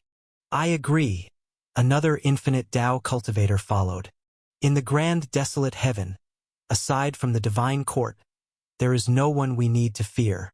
Nearly all of the dozen-plus infinite Tao cultivators favored war. If this matter were endured, the 18-Blade Purgatory would lose all authority and become a laughingstock. Since that is the case, then we take revenge," the Heavenly Dragon Tao Lord said coldly. "Use Divine Mountain's teleportation formation to directly lock onto that man. This time, we tear him to pieces." As soon as his words fell, a rumbling sound echoed. The entire divine mountain began to tremble violently. Several palace structures started collapsing, causing the infinite Tao cultivators to frown. What's going on? A disciple ran in frantically and reported, Ancestor, someone is attacking Divine Mountain. Who? The heavenly dragon Tao Lord asked, frowning. Divine Mountain's reputation spread throughout the grand desolate heaven. He could no longer remember how many years it had been since anyone dared to attack it. It's the bamboo folk, the messenger replied truthfully. Bamboo folk? What even is that? An infinite Tao cultivator said in disbelief. Have they gone mad? Aren't they always fighting the iron-eating beasts? Why would they suddenly attack Divine Mountain? The cultivators discussed heatedly, all finding it hard to believe. At this moment, the heavenly dragon Tao Lord spoke. Then let us go take a look. This is so absurd it's laughable. No matter the reason, the bamboo folk deserve to be exterminated. At this moment, at the base of Divine Mountain, as the towering bamboo swept everything aside, millions of stone giants were sent flying. The massive bamboo then swept again, forcibly prying open the gates of Divine Mountain. Su Zimo and the others slowly walked inside. The moment they entered Divine Mountain, waves of spirit energy wrapped around them. The density of this energy was so high that at times it even condensed into celestial rain. Ouyang Xiao and Ji Zhan inhaled deeply, feeling their previously stagnant cultivation realms begin to stir. With an environment like this, even a pig could become an emperor, Ouyang Xiao complained. No wonder the strong only grow stronger. Su Yimo smiled. If you're jealous, you can join the 18-blade purgatory. I'm not stupid, Ouyang Xiao replied. Boss, you'll definitely wipe out the 18-blade purgatory. By then, this place might just be a pile of ruins. At this moment, several figures stepped through the void from afar. They were saint sovereigns of the 18-blade purgatory. You bamboo folk have gone insane, courting death by daring to attack the 18-blade purgatory. One saint sovereign shouted. The towering bamboo did not respond. As the strongest of the bamboo folk, it simply swung its massive stalk. With a boom, space shattered as it lashed toward more than 10,000 saint sovereigns. The force was overwhelming, seemingly unstoppable. More than 10,000 saint sovereigns were sent flying. Immediately after, countless bamboo leaves began drifting from the stalk. Under the assault of these leaves, the saint sovereigns were riddled with holes. Some were even nailed directly into the void, killed on the spot. Impudent! A shout rang out from the distance. A figure descended from the sky, an immense force suppressing everything from above. This was the Gravity Tao Lord. He had comprehended the Edict of Gravity. The terrifying edict manifested like gravity multiplied thousands of times over, crushing everything. Even the towering bamboo was forced to bend under the pressure. Bamboo folk, you are seeking death, the Gravity Tao Lord said coldly. The bamboo struggled fiercely, ignoring him as it desperately tried to break free from the gravitational suppression. The Gravity Tao Lord turned his gaze toward Su Zimo and the others. He skipped over Ouyang Xiao and Ji Zhan. What truly caught his attention were Su Zimo and Godai Tao Lord. Who are you? How dare you trespass into Divine Mountain? Allow me to introduce myself. I am the one who previously slew 6 infinite Tao cultivators of your 18-blade purgatory. You should know who I am, Su Zimo said with a smile. Hearing this, the Gravity Tao Lord's expression changed. At that moment, an overwhelming presence descended from the horizon. So bold. After killing our 18-blade purgatory cultivators, you still dare to come knocking at our door. This is the first time I've seen someone so arrogant. The heavenly dragon Tao Lord arrived, leading a group of infinite Tao cultivators through the void. Their vast momentum battered space itself as power surged endlessly. The heavenly dragon Tao Lord stood at the forefront, dragon might rolling around him. He was not a true dragon, but a human with partial dragon bloodline who had achieved the infinite Tao realm. Su Zimo looked at him and sneered. From today onward, there will no longer be an 18-blade purgatory in this world. Take him down, the heavenly dragon Tao Lord said calmly. More than 10 infinite Tao cultivators stepped into the void, surrounding Su Zimo. Everyone knew that 6 infinite Tao cultivators had already died at Su Zimo's hands, so none dared to be careless. They immediately resorted to a group assault. The gravity Tao Lord swung his right hand. A gravity mountain descended from the sky. Su Zimo felt his body sink instantly. The crushing force shattered his bones, attempting to completely suppress him. Get lost, Su Zimo shouted as Shadow Tyrant swept across the sky. The gravity mountain was split cleanly in two. Kill! He raised Shadow Tyrant, and countless streams of blade light burst forth, engulfing the gravity Tao Lord from all sides. Summon divine generals. The summoning Tao Lord roared nearby. Before him, a black vortex appeared. He could summon beings into battle. This was the Edict of Summoning. He could form contracts with powerful wanderers from beyond the 9 heavens and call them forth to fight. The stronger the summoner, the stronger the summoned beings. At the summoning Tao Lord's level, even the weakest summon would be a saint sovereign, while the strongest might rival an infinite Tao cultivator. Absolute Zero. The Ice Tao Lord chanted nearby, gripping an ice staff. Countless storms gathered as terrifying power froze heaven and earth, stirring everything into chaos. 11 infinite Tao cultivators. Each and every one attacked with full force, unleashing world-destroying power. Seeing several infinite Tao cultivators strike at the same time, Su Zimo turned to the towering bamboo and instructed, "Block 3 of them for me. I'll handle the rest." The purple giant bamboo obeyed. With overwhelming force, it broke through the gravity lockdown, and a domain formed around it. Within that domain, the gravity Tao Lord, Ice Tao Lord, and summoning Tao Lord were all trapped. In an instant, billions of massive bamboo stalks grew across Divine Mountain, completely covering the domain. No matter how the 3 infinite Tao cultivators attacked, the domain remained perfectly intact. Seeing this, the heavenly dragon Tao Lord frowned slightly. He knew now that the enemy had come fully prepared. But the bamboo folk were truly audacious. Once this matter was over, the bamboo folk would be exterminated. At this moment, Su Zimo slowly stepped forward. He ignored the heavenly dragon Tao Lord and instead looked at the remaining 8 infinite Tao cultivators. Smiling, he said, "Come at me together. I'll kill all 8 of you by myself."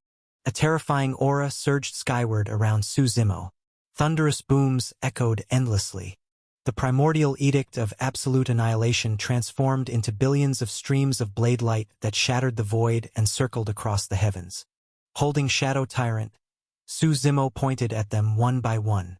The 8 infinite Tao cultivators were furious. Anyone who reached the infinite Tao realm was an apex powerhouse. A powerhouse could not be humiliated. That was the rule. You're just a brat. At most, you're only a Tao Lord like us, yet you dare challenge 8 of us. The white tiger Tao Lord snorted coldly. You're simply unaware that death is upon you. Why bother with such trouble? I'll fight you. The heavenly dragon Tao Lord stepped forward. He was a 3 blossoms cultivator. His immense power twisted space and pressed directly toward Su Zimo. The heavenly dragon Tao Lord wanted to end this quickly. At that moment, God-Eye Tao Lord slowly stepped forward and smiled. "If you want to fight, why don't I accompany you?"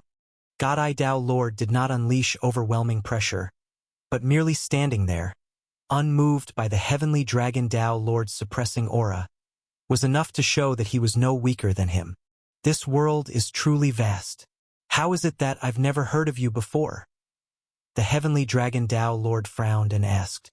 "The time has not yet come," God-Eye Tao Lord replied calmly.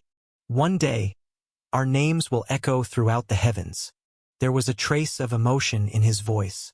The day he spoke of was the day of the heaven-defying war. Once that began, the entire 9 heavens would surely take notice. The heavenly dragon Tao Lord did not press further. He turned to the remaining infinite Tao cultivators and said, "Take him down. If you can't capture him alive, killing him is fine." "Yes." The infinite Tao cultivators replied in unison. Only then did the heavenly dragon Tao Lord turn back to God-Eye Tao Lord. Since you wish to intervene, let us fight in the void. This is Divine Mountain. It should not be our battlefield. If we disturb the Divine Court, it will not be good for either of us. Do not try to use the Divine Court to pressure me. Godai Dao Lord smiled calmly.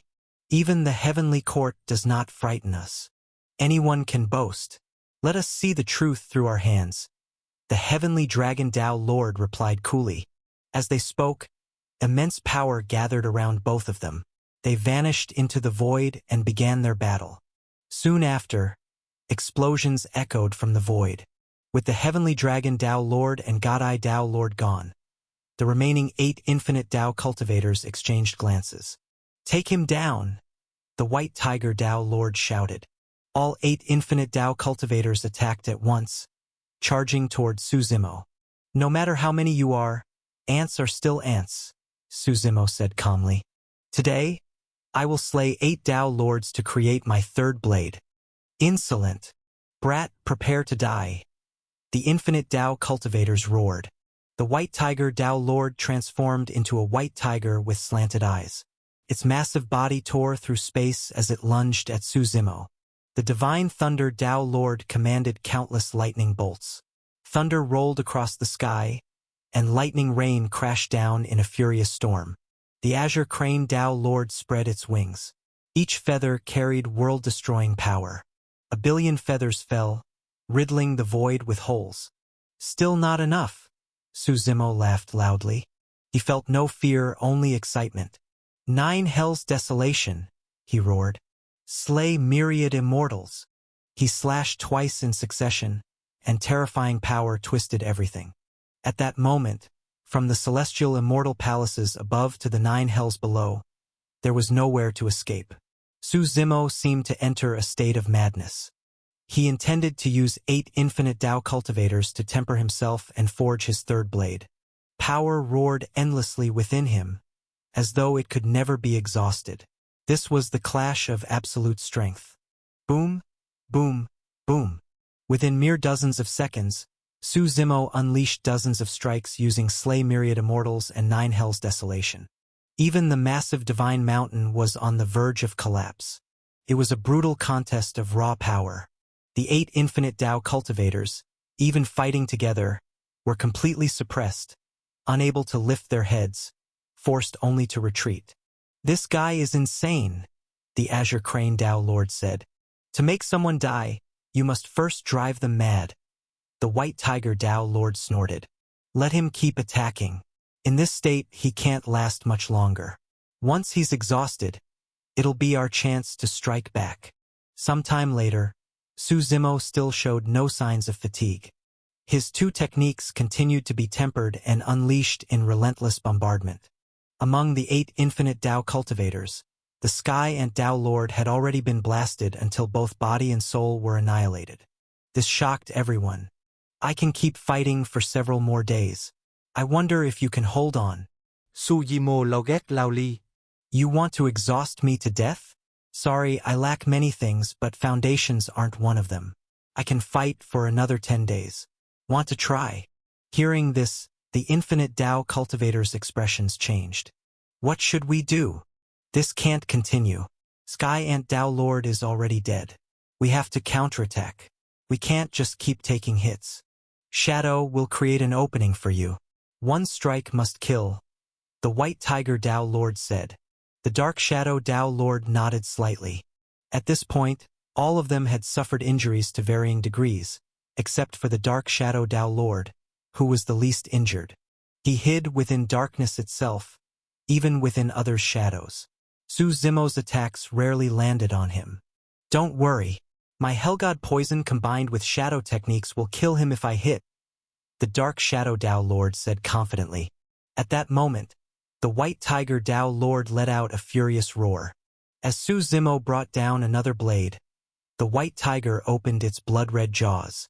A raging torrent surged forth from its mouth. But Su Zimo's blade light was overwhelming. The White Tiger Dao Lord was no match.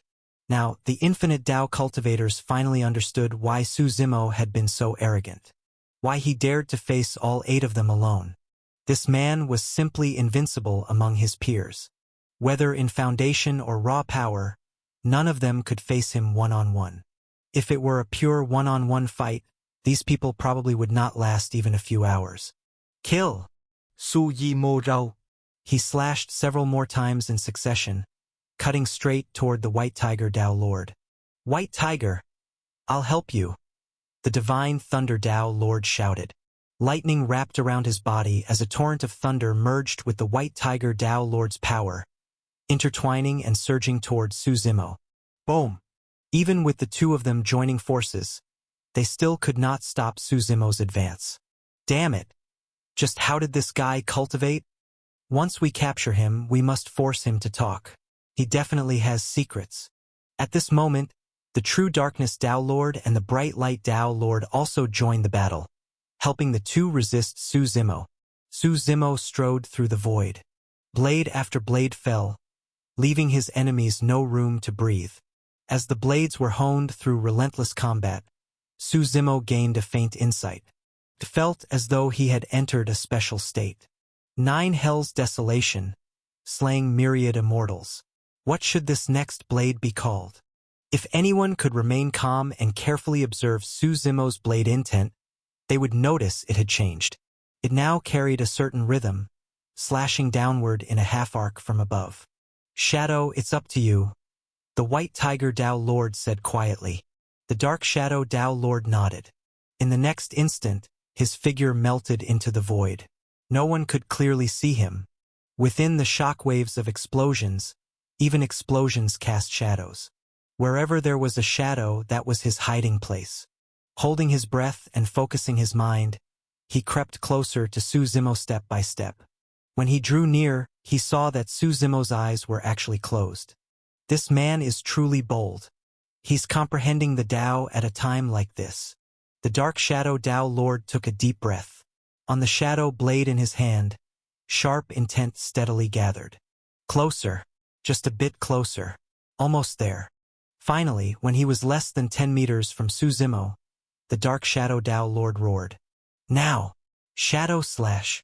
Darkness swallowed everything, forming a black crescent like a half-moon, surging towards Su Zimo. Just as the crescent was about to devour him, Su Zimo's tightly shut eyes snapped open. It's complete. This third blade shall be called Grand Sun Extinction. 9 Hell's Desolation. Slay myriad immortals. Grand Sun Extinction. Boom! In the next instant, Shadow Tyrant slashed down. At the blade's edge, it was as though a blazing sun had condensed there, scorching beyond measure, boiling seas and burning the heavens. Light shone across eternity, never fading. With a single strike of Grand Sun Extinction, the shadow blade melted away, and the void itself was burned to ash. The Dark Shadow Tao Lord did not even have time to dodge before he was instantly vaporized by the searing heat. Body and soul were utterly erased. Shadow! The White Tiger Tao Lord shouted. In the next moment, Su Zimo's blade light descended once more. A terrifying explosion erupted, blasting the remaining infinite Tao cultivators of the 18-blade purgatory flying in all directions. How can this be? The White Tiger Tao Lord looked utterly lost. He raised his head. Su Zimo stood suspended in the void. Even the sun in the sky seemed to respond to Grand Sun Extinction, gathering all its radiance onto him. At this moment, his presence inspired an instinctive urge to kneel and worship. The sunlight was so dazzling that no one could open their eyes. Su Zimo slowly lifted his head, looked at the sun, and smiled. So even you acknowledge this blade? His smile was brilliant. That moment of enlightenment was not only a breakthrough in blade techniques, but a deepening of his own Tao. Previously, among the 3 blossoms, his worldly blossom had only formed a seed. Now it had sprouted and taken root, the first flower nearing full maturity. The feeling of Tao comprehension is truly wonderful, Su Zimo murmured. It won't be long before I comprehend the second flower. Su Zimo lowered his head and looked at the remaining 6 infinite Tao cultivators. Earlier he had killed the Sky Ant Tao Lord, and now the Dark Shadow Tao Lord as well. Only the White Tiger Tao Lord, Divine Thunder Tao Lord, Azure Crane Tao Lord, True Darkness Tao Lord, Bright Light Tao Lord, and Scorpion Demon Tao Lord remained. Although it was 6 against 1, their initial confidence was completely gone. "This guy is a monster," the White Tiger Tao Lord muttered. "I have a feeling we're going to fall here today." "Shut up. The 18-blade purgatory has ruled this place for so many years. How could we be destroyed so easily?" The True Darkness Tao Lord snorted. Su Zimo looked down at the 6 and laughed loudly. "You helped me comprehend my 3rd blade. As payment, I'll send you to hell." Laughing, he charged toward them. The 1st blade fell directly on the White Tiger Tao Lord.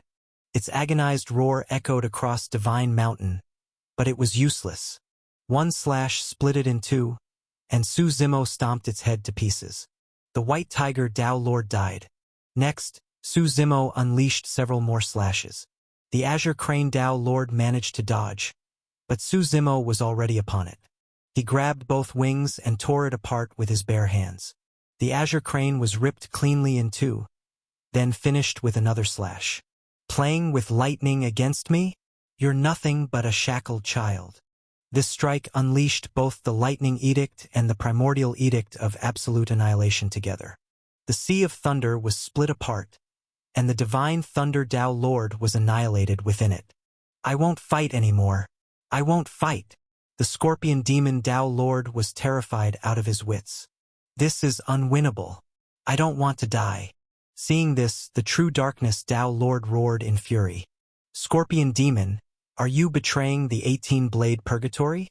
Do you know the consequences? I'm about to lose my life. Who gives a damn about betrayal anymore?"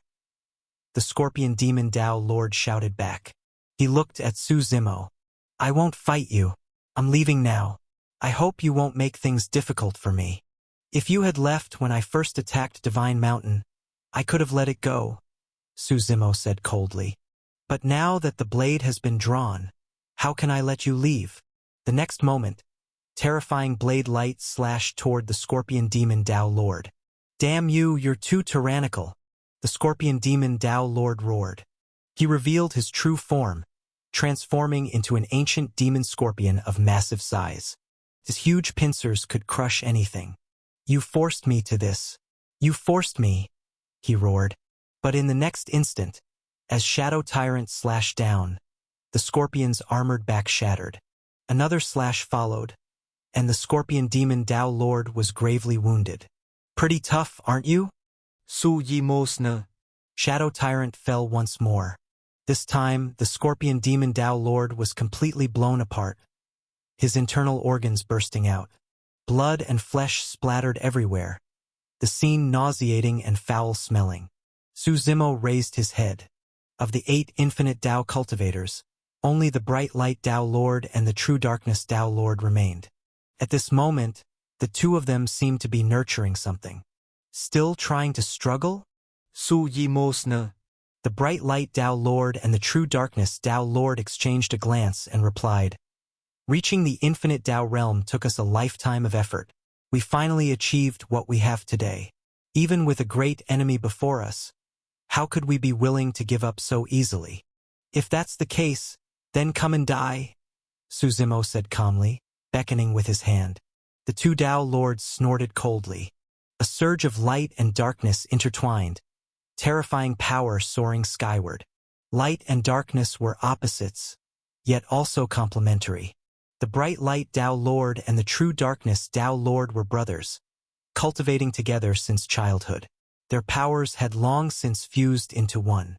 A torrent of light and a torrent of darkness surged upward, rumbling violently. Black and white forces fused together in perfect harmony.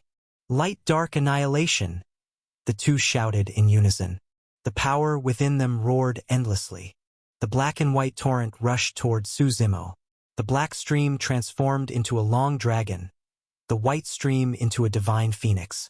Dragon and phoenix roared together, shattering the void as they twisted forward to annihilate him. "Interesting," Su Zimo narrowed his eyes.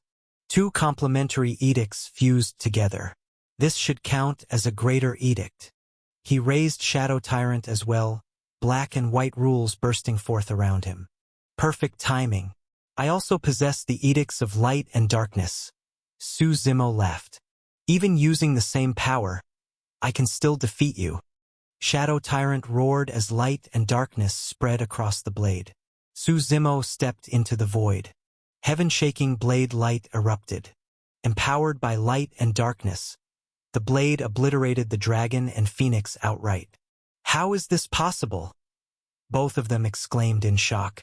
They knew Su Zimo was strong, but after a lifetime of cultivation, they had full confidence in their combined technique. They never imagined it would be so utterly ineffective. The true darkness Tao Lord shouted, "Run!" and immediately leapt into the air. Where do you think you're going? Su Zimo chased after him. His speed was even faster. The bright light Tao Lord's expression changed drastically. Gritting his teeth, he shouted, "You go! I'll stop him!" As he spoke, the bright light Tao Lord charged straight at Su Zimo. He intended to trade his life to buy time for his brother to escape. Such deep brotherly affection. How cute, Su Zimo said with a smile. He grabbed the bright light Tao Lord, smashed his head with a single punch, then split him in half with one slash. He slaughtered Tao Lords as easily as dogs. Such was the arrogance and confidence of one who was invincible among peers. With one hand, he tossed the bright light Tao Lord's corpse aside.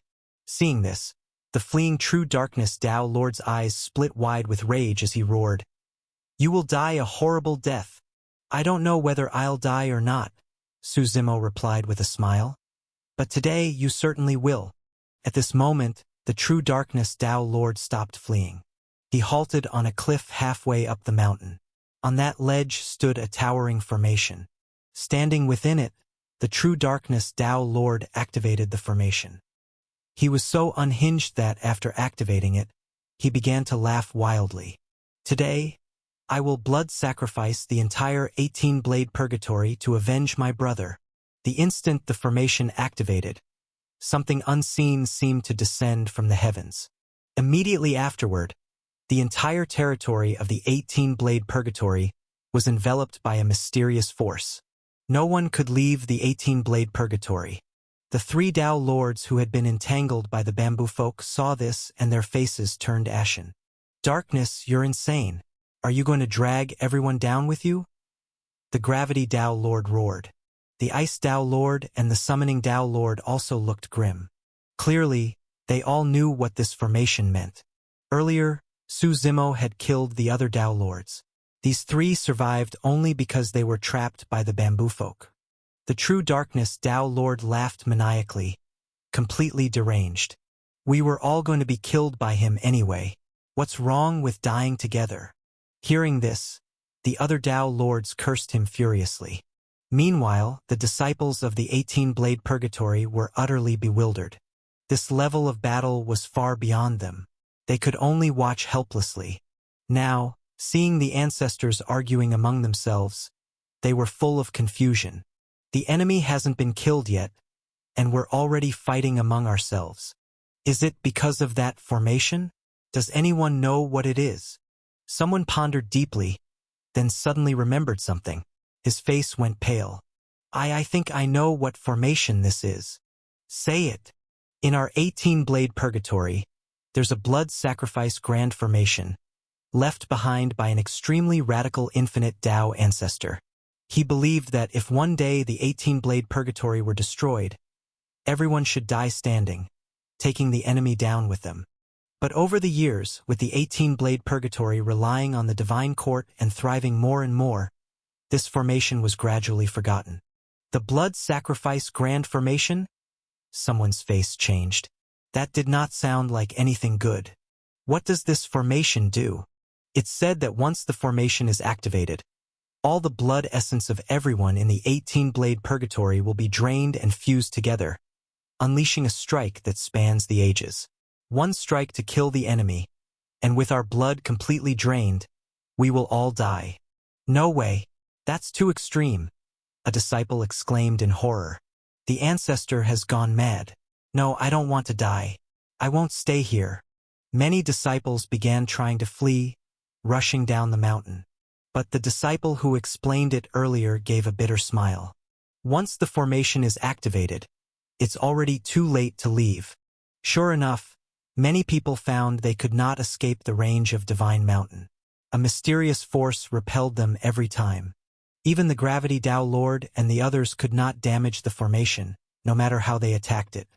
Once the formation was activated, it meant mutual destruction. Death was inevitable. Some people were so frightened they began to cry. I feel my blood is draining away. I feel it too. Many faces turned deathly pale. As their blood essence was drained, the heavens above were dyed crimson.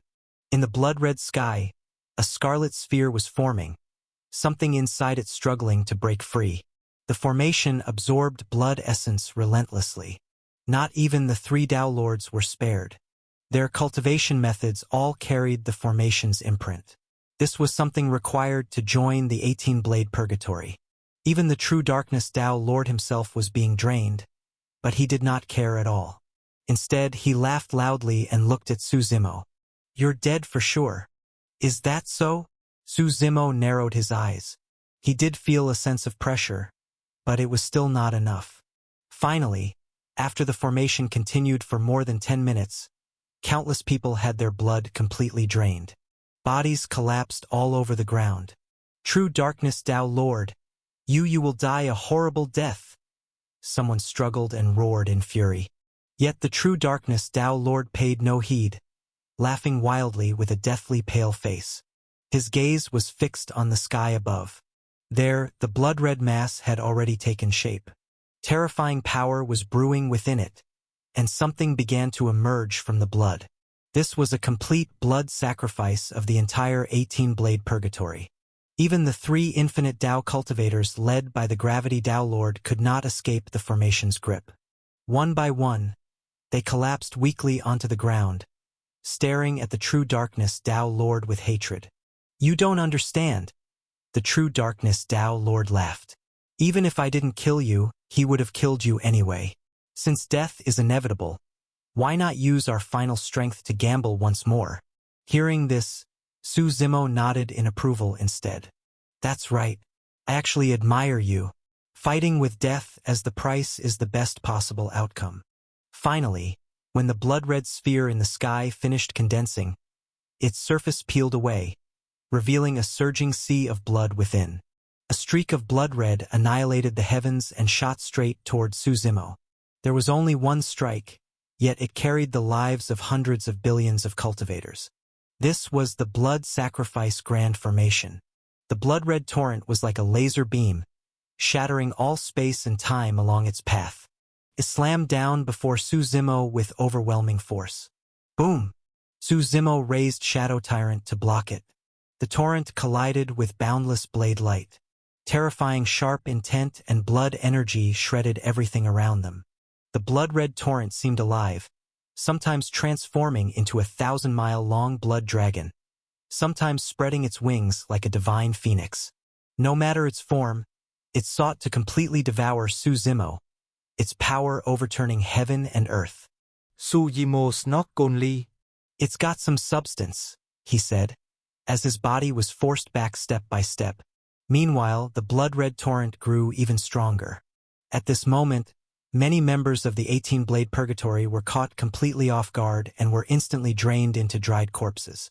The terror of it was self-evident. No, I don't want to die.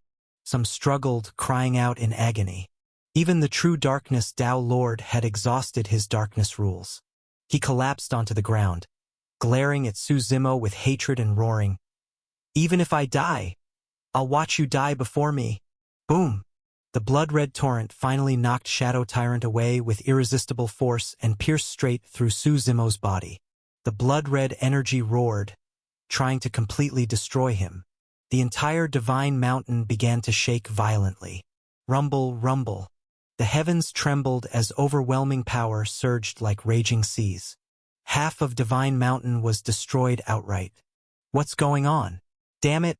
Heavenly Dragon Tao Lord, who was still locked in battle with God-Eye Tao Lord, saw this and his expression changed drastically. With a dragon-roaring punch, he forcibly separated the two of them. Before his eyes now lay only the ruins of Divine Mountain. The 18-blade purgatory had already vanished. On a cliff, the true darkness Tao Lord lay there, barely alive.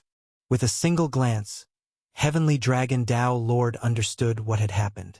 Darkness, how dare you? Heavenly Dragon Tao Lord said grimly. Activating the blood sacrifice formation did not only destroy the 18-blade purgatory, it even shook Divine Mountain itself. If the Divine Court held them accountable, the consequences would be unimaginable. Even someone like him, who had opened 3 flowers, could not bear such responsibility. The true darkness Tao Lord only sneered. Heavenly Dragon Tao Lord, this kid had to die. As his laughter echoed, Su Zimo emerged from the collapsed ruins of Divine Mountain, the 3 gates towering above his head. The gate of life, the gate of death, and the gate of eternity. Walking out of the dust and debris, Su Zimo was spotless. It seems my death was greatly exaggerated, he said with a faint smile. The true darkness Tao Lord was horrified. How is that possible? How could you withstand such an attack? How could an ant understand how vast this universe truly is? Su Zimo sneered. So what if you exhausted the lives of everyone in the 18-blade purgatory? I'm not satisfied. I'm not satisfied. The true darkness Tao Lord roared toward the sky. But with all his blood and vitality drained, he could only lie there as his body slowly dissipated. Heavenly Dragon Tao Lord stood frozen in place. He had never imagined that, in the short time he was gone, the entire 18-blade purgatory would be wiped out. His gaze fell upon Su Zimo. With a dark expression, he said, "Did things really need to be taken this far? I have a habit when it comes to enemies," Su Zimo replied calmly. "I kill them thoroughly, without giving them any chance to recover. Of course, you don't need to worry. You're next." Su Zimo turned to God-Eye Tao Lord, smiled, and said, "Let's work together and send him to his death." "Very well," God-Eye Tao Lord said with a smile. "If I fought him alone, I could suppress him, but I couldn't kill him." "Do it!" Su Zimo shouted. God-Eye Tao Lord waved his hand, and vast power swept outward, dispelling everything. Rumble, rumble. Arrow of heavenly loathing. He held a massive beast-shaped bow.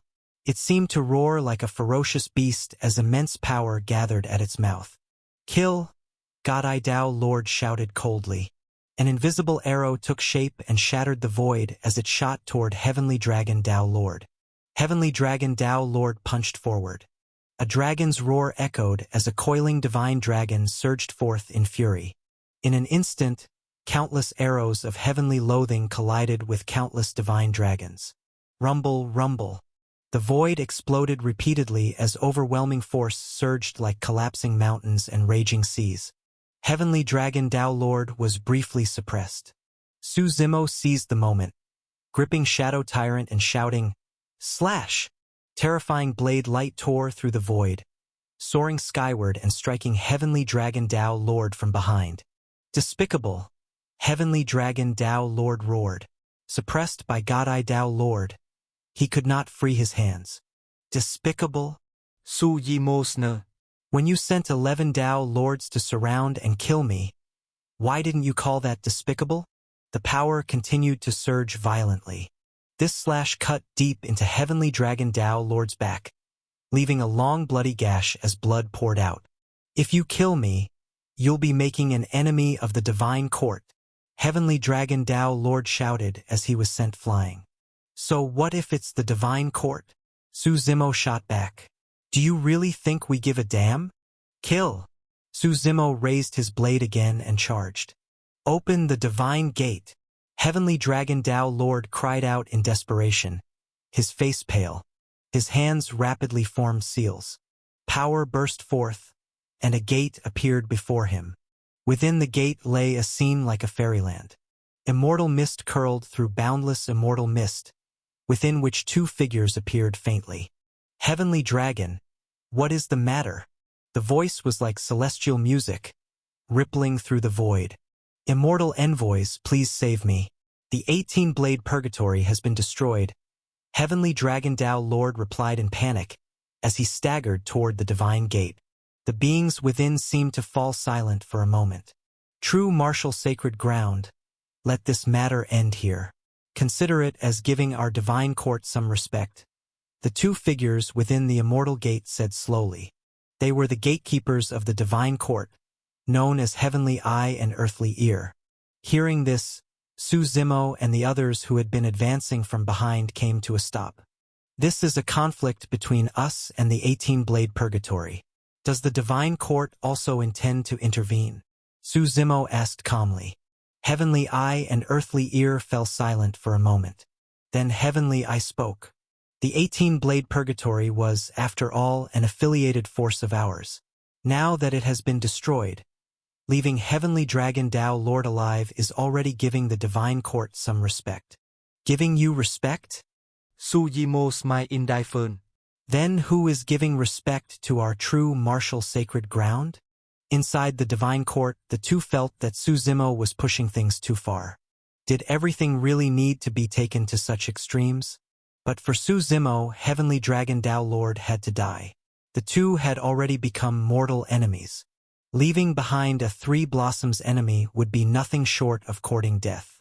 Thus, Su Zimo's stance was unyielding. Hearing this, Heavenly Eye grew irritated. And what if our divine court insists on sheltering Heavenly Dragon Tao Lord? Enough nonsense. Then let's go to war. Try us. God Eye Tao Lord snorted coldly. He was not afraid of the divine court. Heavenly Eye and Earthly Ear felt that the authority of the divine court had been challenged. With a command, Heavenly Eye said, Giant Mountain, go test them. From within the immortal mist of the divine court, something seemed to awaken. Rumble, rumble. The divine gate began to tremble, and pressure spread through the void. A giant strode out from the void. Like a colossal spirit god, his body was enormous, his gaze blazing. With every step he took, heaven and earth shook. At the entrance of the divine court stood 30,000 divine soldiers and generals. This giant was their leader, commanding them all in guarding the divine court. He was an old Three Blossoms powerhouse. His strength was terrifying, and he cultivated the Edict of Force. Moreover, he had walked this path to its extreme. Few could rival him in pure strength. When Giant Mountain stepped forth, the entire void trembled. He looked at Su Zimo and God Eye Tao Lord. His voice boomed with authority. Leave Divine Mountain. Come and be slain, Su Zimo said, beckoning with his hand. Giant Mountain snorted coldly. He stretched out his hand. With a boom, an enormous explosion sounded from afar. Rumble, rumble. Divine Mountain collapsed as a massive battle axe flew out from beneath it, cleaving through endless void. The axe returned to Giant Mountain's hand. With eyes wide in fury and an overwhelming aura, he swung the axe down at Su Zimo and God Eye Tao Lord. Not something we can confront head-on, Su Zimo thought immediately. The opponent was a Three Blossoms cultivator who cultivated the Edict of Force. In terms of raw power, he was absolute. Su Zimo roared and retreated at once. Boom! The axe struck the mountain, and the entire peak shattered into pieces. Chains of heavenly loathing, God Eye Tao Lord shouted softly. Purple flames ignited around him. The flames formed chains that shattered the void and wrapped around Giant Mountain. Both of Giant Mountain's arms were bound, preventing him from wielding the axe. Kill him, God Eye Tao Lord roared. Giant Mountain struggled violently. Rumble, rumble. The chains of heavenly loathing trembled, seeming unable to hold much longer. Su Zimo gripped Shadow Tyrant, and the blade expanded hundreds of times, growing as large as the giant axe. Terrifying power surged like collapsing mountains and raging seas. Nine Hells Desolation, Su Zimo said softly. The curved blade descended with unstoppable might. Yet when it struck Giant Mountain, it only cut open a shallow wound, failing to deal serious damage. Giant Mountain burst into laughter. Brat, my body is steel and iron, specially tempered. Even powerhouses of the same level might not be able to hurt me. You think you can kill me? Su Zimo did not answer. The second blade, slay myriad immortals, fell. With this blade, divine palaces shattered and the cosmos fell silent. Boom! Overwhelming power surged as the strike landed. Giant Mountain let out a painful roar. The shallow cut was torn wider, becoming a deep, bleeding gash. Giant Mountain's face turned dark. His earlier words had been slapped back into his face. Sujimosner. Again, he raised Shadow Tyrant once more. The third blade, Grand Sun Extinction. At that moment, Shadow Tyrant no longer seemed like a blade but like a blazing sun, capable of annihilating everything. The blade fell like a crashing sun. Boom! Boundless solar light erupted, carrying endless searing heat. It all slammed into Giant Mountain. It was as if a sun had been pierced through. Ah! Giant Mountain screamed miserably. His body was now a mangled mass of flesh, gravely injured. "The next blade will take your life," Suzimo said calmly. "Damn it! I will remember today's humiliation," Giant Mountain roared. Above his head, 2 flower petals bloomed. These were his 3 blossoms. One petal ignited. Instantly, Giant Mountain's power surged. He broke free of Godai Dao Lord's restraint in a single burst. The chains of heavenly loathing snapped apart. He then struck Suzimo, forcing him back, his body swelling to several times its size, his strength becoming overwhelming. This sudden change startled Suzimo. Godai Dao Lord, however, remained calm. He burned 1 flower. Even if he doesn't die, he'll be crippled. He won't recover for a long time. Sujimo not dead. This was the first time he had seen such a method from a 3 Blossoms powerhouse. No wonder killing a 3 Blossoms cultivator was so difficult. At the very least, 3 Blossoms meant 3 chances to save one's life. "Interesting," Suzimo said with a smile. He looked at Giant Mountain and asked, "Still want to fight?" "You are challenging the authority of the Divine Court," Giant Mountain roared. "Does your true martial sacred ground truly intend to go to war with the Divine Court?" "You're the ones forcing a war," Godai Dao Lord said calmly. "Sheltering our enemy was crossing the line first." Just as Giant Mountain hesitated, unsure how to decide, a loud shout rang out from afar. "The Primal God Overlord's decree has arrived. Giant Mountain, receive the decree." A figure tore through the sky and descended. Giant Mountain immediately knelt, respectfully saying, "This subordinate receives the decree. The 18-blade purgatory has been destroyed. Summon Heavenly Dragon Dao Lord into the Divine Court to serve as an official. The true martial sacred ground may present its demands, and the Divine Court will compensate in full," the envoy declared firmly. After all, Heavenly Dragon Dao Lord was a 3 Blossoms powerhouse. To the Divine Court, he was extremely valuable. "Set conditions?" Suzimo shook his head and laughed. "Why the hell does everyone think I'm some beggar who can be sent away with a few scraps?" His eyes were sharp, and Shadow Tyrant in his hand let out a low roar. "On what basis do you think that whatever your Divine Court can offer is something our true martial sacred ground doesn't already have?" Hearing Suzimo's words, the Divine Envoy remained calm, his voice neither joyful nor angry. "This is the Primal God Overlord's decree. I am only responsible for delivering it. If you refuse, then you will bear all consequences yourself. Sujimosner. Then trouble yourself to go back and tell your so-called Primal God Overlord this. To me, his words are nothing but a load of shit." The moment these words were spoken, everyone present turned pale. In the grand desolate heaven, someone actually dared to insult the Primal God Overlord in front of the Divine Court. This was truly courting death. "I'm rather curious about the Divine Court's current stance," Godai Dao Lord said with a smile. "Do you intend to become enemies and go to war with our true martial sacred ground, just for the sake of a single 3 Blossoms cultivator?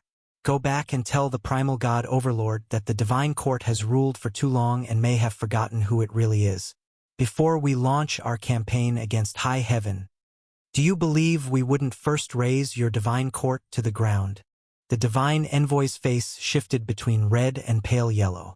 It had been a very long time since he had seen people this audacious.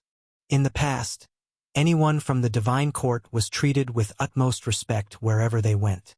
Still, the envoy was not foolish. He said, "Then wait here. I will report this to the primal god overlord. Of course, any consequences arising from this will be yours to bear." After delivering these harsh words, the envoy departed. Heavenly Dragon Tao Lord was terrified. "Envoy, please save me," he shouted. Su Zimo held Shadow Tyrant and walked toward Heavenly Dragon Tao Lord step by step. Although Heavenly Dragon Tao Lord was seriously injured, a Three Blossoms powerhouse still retained combat strength. Su Zimo might not necessarily be his match. Yet Heavenly Dragon Tao Lord seemed completely shaken. A dignified Three Blossoms cultivator kept retreating, trying to enter the divine gate. Giant Mountain hesitated, then stepped in front of Su Zimo. "Wait for the primal god overlord's decree. You cannot touch him yet," he said. "That is your primal god overlord. What does he have to do with me?" Su Zimo Rito. The power of Shadow Tyrant in his hand grew stronger and stronger, as if it would devour everything. Giant Mountain's expression darkened and shifted. He could only say, "If you want to kill him, waiting a little longer won't hurt, will it? Do you no longer want your remaining 2 flowers?" Su Zimo counter. Earlier, Giant Mountain had burned 1 flower to escape from the 2 of them. Hearing this, his face immediately turned ugly. "Don't be arrogant. This is not the true martial sacred ground. This is our divine court. Know where you stand. If the divine court truly wants to kill you, do you think the true martial sacred ground can arrive in time to save you? Then let's try," God I Tao Lord said calmly. The situation fell into a deadlock. Su Zimo continued walking toward Heavenly Dragon Tao Lord, while Giant Mountain hesitated in place. If he fought, he alone would not be enough. He would have to call on the divine soldiers and generals. But that would mean completely tearing apart relations with the true martial sacred ground. Moreover, judging from the current situation, the divine court did not actually wish to break with the true martial sacred ground. And if it truly came to a confrontation, who would be stronger was far from certain. With that thought, Giant Mountain did not move. Su Zimo had already slashed out with his blade. Boom! Under this strike, Heavenly Dragon Tao Lord fled desperately into the distance. He had no will to fight at all. "Divine Court, you stand by and watch me die," Heavenly Dragon Tao Lord shouted. "For all these years, even if the 18-blade purgatory had no merit, we surely endured hardship for you. If this is how it ends, who will dare remain loyal to the divine court in the future?" At this moment, God I Tao Lord let out a soft shout. Terrifying flames of heavenly loathing surged up, blazing fiercely. This was a flame hated even by heaven and earth, capable of devouring all things. If Heavenly Dragon Tao Lord had fought desperately, he might have held out for a short while. But he was so afraid of death that once the flames ignited, his collapse was inevitable. The flames of heavenly loathing burned fiercely. Heavenly Dragon Tao Lord lost another flower, only then managing to break free from the flames. In Su Zimo's eyes, the so-called 3 blossoms of an infinite Tao powerhouse were equivalent to 3 lives. To kill such a being, all 3 flowers had to be destroyed. Sure enough, the stronger the existence, the harder it was to kill. Seeing Heavenly Dragon Tao Lord escape death once more, Su Zimo and God I Tao Lord pursued relentlessly. Enough! At that moment, a majestic voice rang out. Rumble, rumble. Powerful auras spread throughout the interior of the divine court. Immediately after, countless phenomena appeared. A magnificent divine palace rose into the sky, its reflection projected into the void. Within the palace stood countless rows of primal gods. The primal god overlord sat high upon his throne, his expression stern and domineering. His power was enough to suppress all things. These gods were not a realm of cultivation but titles they had bestowed upon themselves. The Eastern Splendor God spoke. He belonged to the militant faction, his powerful aura surging. "True martial sacred ground, know when to stop. Do not challenge our authority again and again." "Shouldn't I be saying that to the divine court instead?" Su Zimo replied calmly. This is a conflict between us and the 18-blade purgatory. Is your divine court determined to force its way in? From above, the primal god overlord spoke coldly. Boy, whether we intervene is not for you to decide. The true martial sacred ground is not ruled by you alone. Seize this insolent fool and summon the true martial progenitor to come and demand his release. Once the primal god overlord spoke, many fell silent. With a single decree all was decided. As his words fell, rumbling thunder echoed. From the illusory scene, hundreds of figures stepped through the void. All of them radiated infinite Tao pressure. Among them were even several Three Blossoms powerhouses. Seeing this, Su Zimo smiled faintly and looked toward God-Eye Tao Lord. God-Eye Tao Lord formed seals with both hands, power surging violently. Boom! The seals exploded apart. There, a projection of the true martial sacred ground appeared. The true martial progenitor took the lead, with others following closely behind. They too were numerous infinite Tao cultivators, facing the divine court from afar. Primal God Overlord, the true martial progenitor said, his gaze carrying crushing suppressive force. The two seemed to clash across layers of void, their powers grinding against one another. Su Zimo's words represent the will of our true martial sacred ground, the true martial progenitor said. Are you going to wage war against us? True martial progenitor, you forget your place. The primal god overlord snorted. If we were to cooperate with the heavenly court, do you truly think your true martial sacred ground could stand against us? So leave yourself some leeway. Do not bring death upon yourself. The primal god overlord clearly understood that the divine court alone was not necessarily a match for the true martial sacred ground. Thus, from the very beginning, he placed them on equal footing. Primal god overlord, you are still as naive as ever. The true martial progenitor shook his head. He said calmly, do you know what kind of courage and foundation one needs to wage a campaign against high heaven? Then again, people like you only fight among yourselves. The heavens are high and the emperor far away. You've probably never even thought about defying heaven. Have you? The true martial progenitor shook his head and laughed softly. Then his gaze turned sharp as he said coldly, those who defy heaven dare to face the entire world itself, to wage war against the universe. Even if you were to ally with the heavenly court. So what? Even if you had the power to unite all 9 heavens, so what? If I cannot conquer the 9 heavens, how could I ever speak of defying heaven? That would be nothing but the delusions of a fool, a laughingstock. Hearing the true martial progenitor's words, everyone felt as if his chest held tens of thousands of mountains, standing firm against the firmament, cutting through thorns and brambles, unstoppable. This was the true martial progenitor, and this was the true martial sacred ground, the greatest source of confidence in their campaign against heaven. The primal god overlord's expression flickered.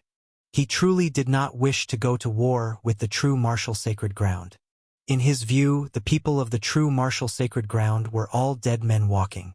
Since ancient times, had any who defied heaven ever survived?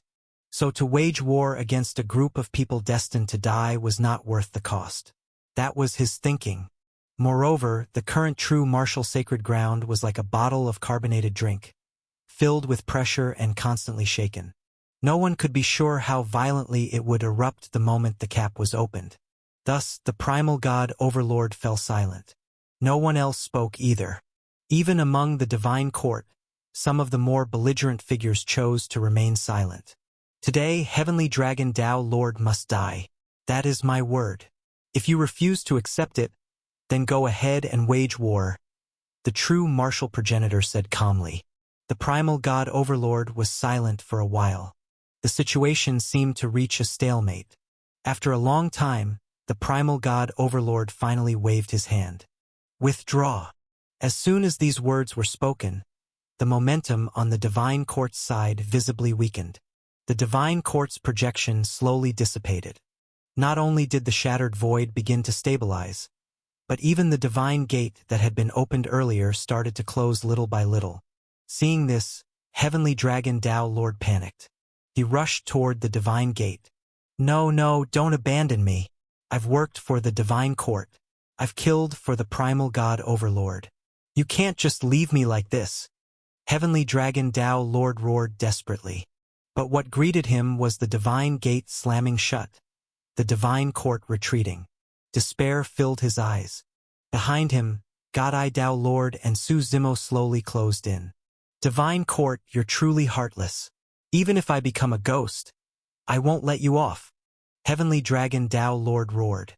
He was filled with resentment. It had taken him millions of years to reach the Three Blossoms realm, and he did not want to die. He turned and looked at Su Zimo and the others. Suddenly he begged, "Spare me. I'll do anything you want. After you defy heaven, I can guard the true martial sacred ground. Then the sect will have someone watching over it." Heavenly Dragon Tao Lord seemed to think he had found a way out. Seeing his plea, both God Tao Lord and Su Zimo shook their heads and smiled. That won't do. Who would leave their enemy alive and keep him at home? That would be courting destruction, God Tao Lord said. There are no eternal enemies, only friends bound by benefits. Heavenly Dragon Tao Lord said. If you spare me, I'll serve the true martial sacred ground with my life. The true martial sacred ground has its own destiny. You needn't concern yourself with it, Su Zimo said calmly. The blade aura of Shadow Tyrant surged, and he slashed toward Heavenly Dragon Tao Lord once more. Heavenly Dragon Tao Lord's face changed drastically. He wanted to flee, but God Tao Lord had sealed off his escape route. If I die today, none of you will meet a good end, Heavenly Dragon Tao Lord roared. At that moment he raised both palms to the sky. A heavenly dragon suddenly burst forth from above his head and coiled around him. This dragon was formed from his essence blood. He had condensed all of his essence blood into this single heavenly dragon, to battle heaven and earth alike. God Tao Lord's expression changed slightly, as if he realized something. His face shifted as he shouted, "This is bad. Run. He's going to self-detonate." "It's too late," Heavenly Dragon Tao Lord roared. "Even if I die, I won't die by your blades." Boom! With Heavenly Dragon Tao Lord at the center, explosions erupted continuously. Rumble, rumble. Terrifying shockwaves spread outward, annihilating everything in their path. Su Zimo and God Tao Lord tore through the void, retreating rapidly into the distance. Behind them was a tide of destruction, like a mushroom cloud erupting, its momentum soaring into the heavens. The entire Divine Mountain collapsed under the explosion.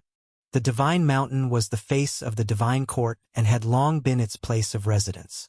Everyone knew that ascending the Divine Mountain meant having a chance to enter the Divine Court. On this day, the Divine Mountain collapsed, shocking the entire grand desolate heaven. For a time, countless speculations arose. Many factions began investigating the matter. Su Zimo and the others tore through the void and quickly left the Divine Mountain's vicinity. Su Zimo stood in midair, his gaze fixed on the direction of the Divine Mountain. As the dust and smoke from the explosion gradually dispersed, he looked down and saw that the Divine Mountain had been reduced to a barren mound. The once towering peak now looked like a heap of earth, a sight hard to accept. "Oh well, he's dead," Su Zimo confirmed Heavenly Dragon Tao Lord's death, then shrugged and walked away. He brought God Tao Lord back to the territory of the iron-eating beasts. Ji Zhan and Ouyang Xiu had already left earlier, so they were not harmed by the explosion.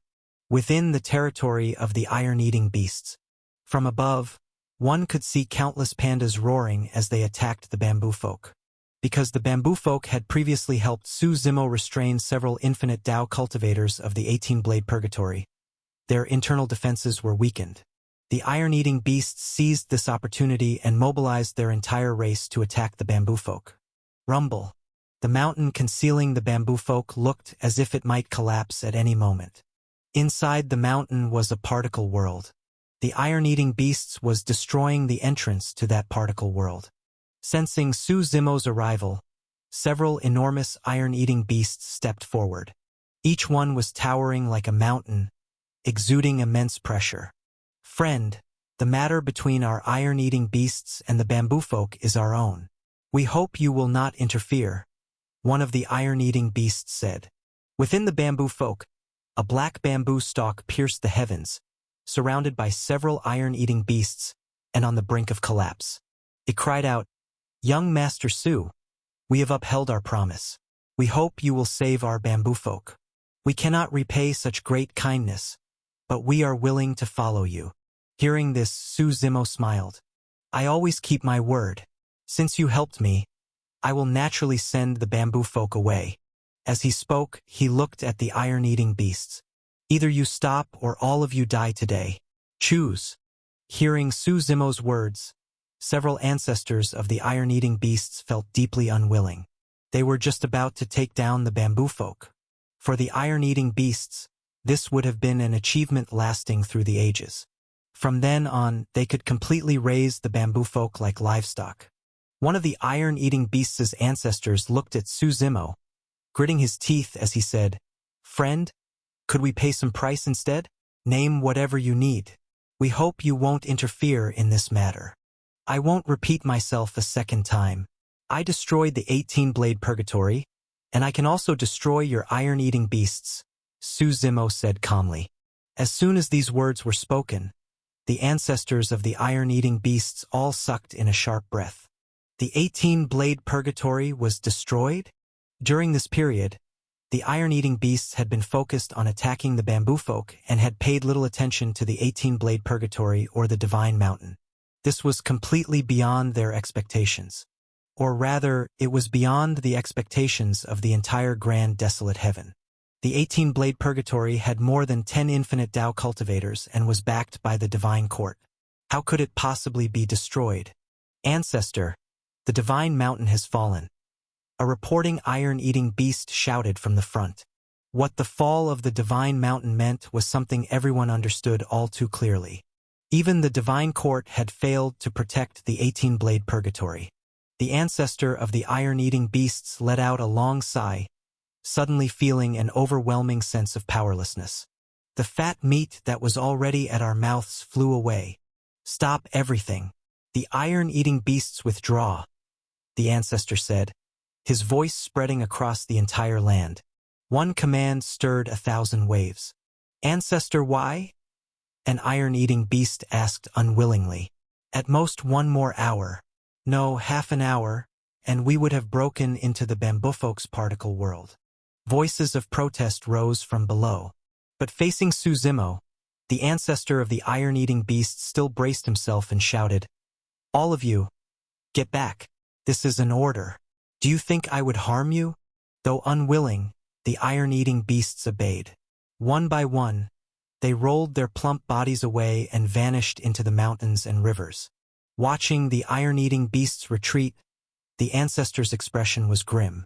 He said nothing to Su Zimo and also stepped into the void and left. The iron-eating beasts had made the wrong choice. Anger burned in his heart. If the iron-eating beasts had helped Su Zimo attack the 18-blade purgatory back then, things might have turned out very differently. Perhaps now Su Zimo would even be helping them annex the bamboo folk. But there are no ifs. That 18-blade purgatory was useless anyway, getting defeated so easily. Trash. The iron-eating beast's ancestor cursed as he left. Within the bamboo folk, the red-haired man rose into the air. He knelt directly before Su Zimo. "There's no need for this," Su Zimo replied. "You didn't just save my life. You saved the fate of our entire bamboo folk," the red-haired man insisted. Su Zimo understood.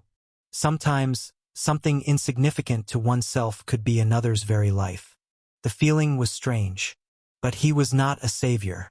His relationship with the bamboo folk was nothing more than cooperation. Nothing more. "Where do you want to go?" Su Zimo asked. "We are willing to follow you, young master," the red-haired man replied quickly. "Heh, no need to flatter me. I really don't have that kind of charisma." Su Zimo waved his hand. "We're serious. This is also the conclusion I reached after discussing it with the other bamboo folk leaders," the red-haired man said firmly. "Our bamboo folk is weak and easily slaughtered. If we want to control our own fate, it will be very difficult relying on ourselves alone. So we are willing to follow you. My path is a rough one. Following me, you may not prosper. You might even be wiped out, Suzimo said, shaking his head. You don't need to argue. I'm saying this for your own good. If you truly have nowhere to go, head to the true martial sacred ground and settle somewhere nearby. We'll listen to you, young master, the red-haired man said. Suzimo nodded and looked at Godai Dao Lord. This time, I have troubled you. When you return, please take them along with you. You're not coming back?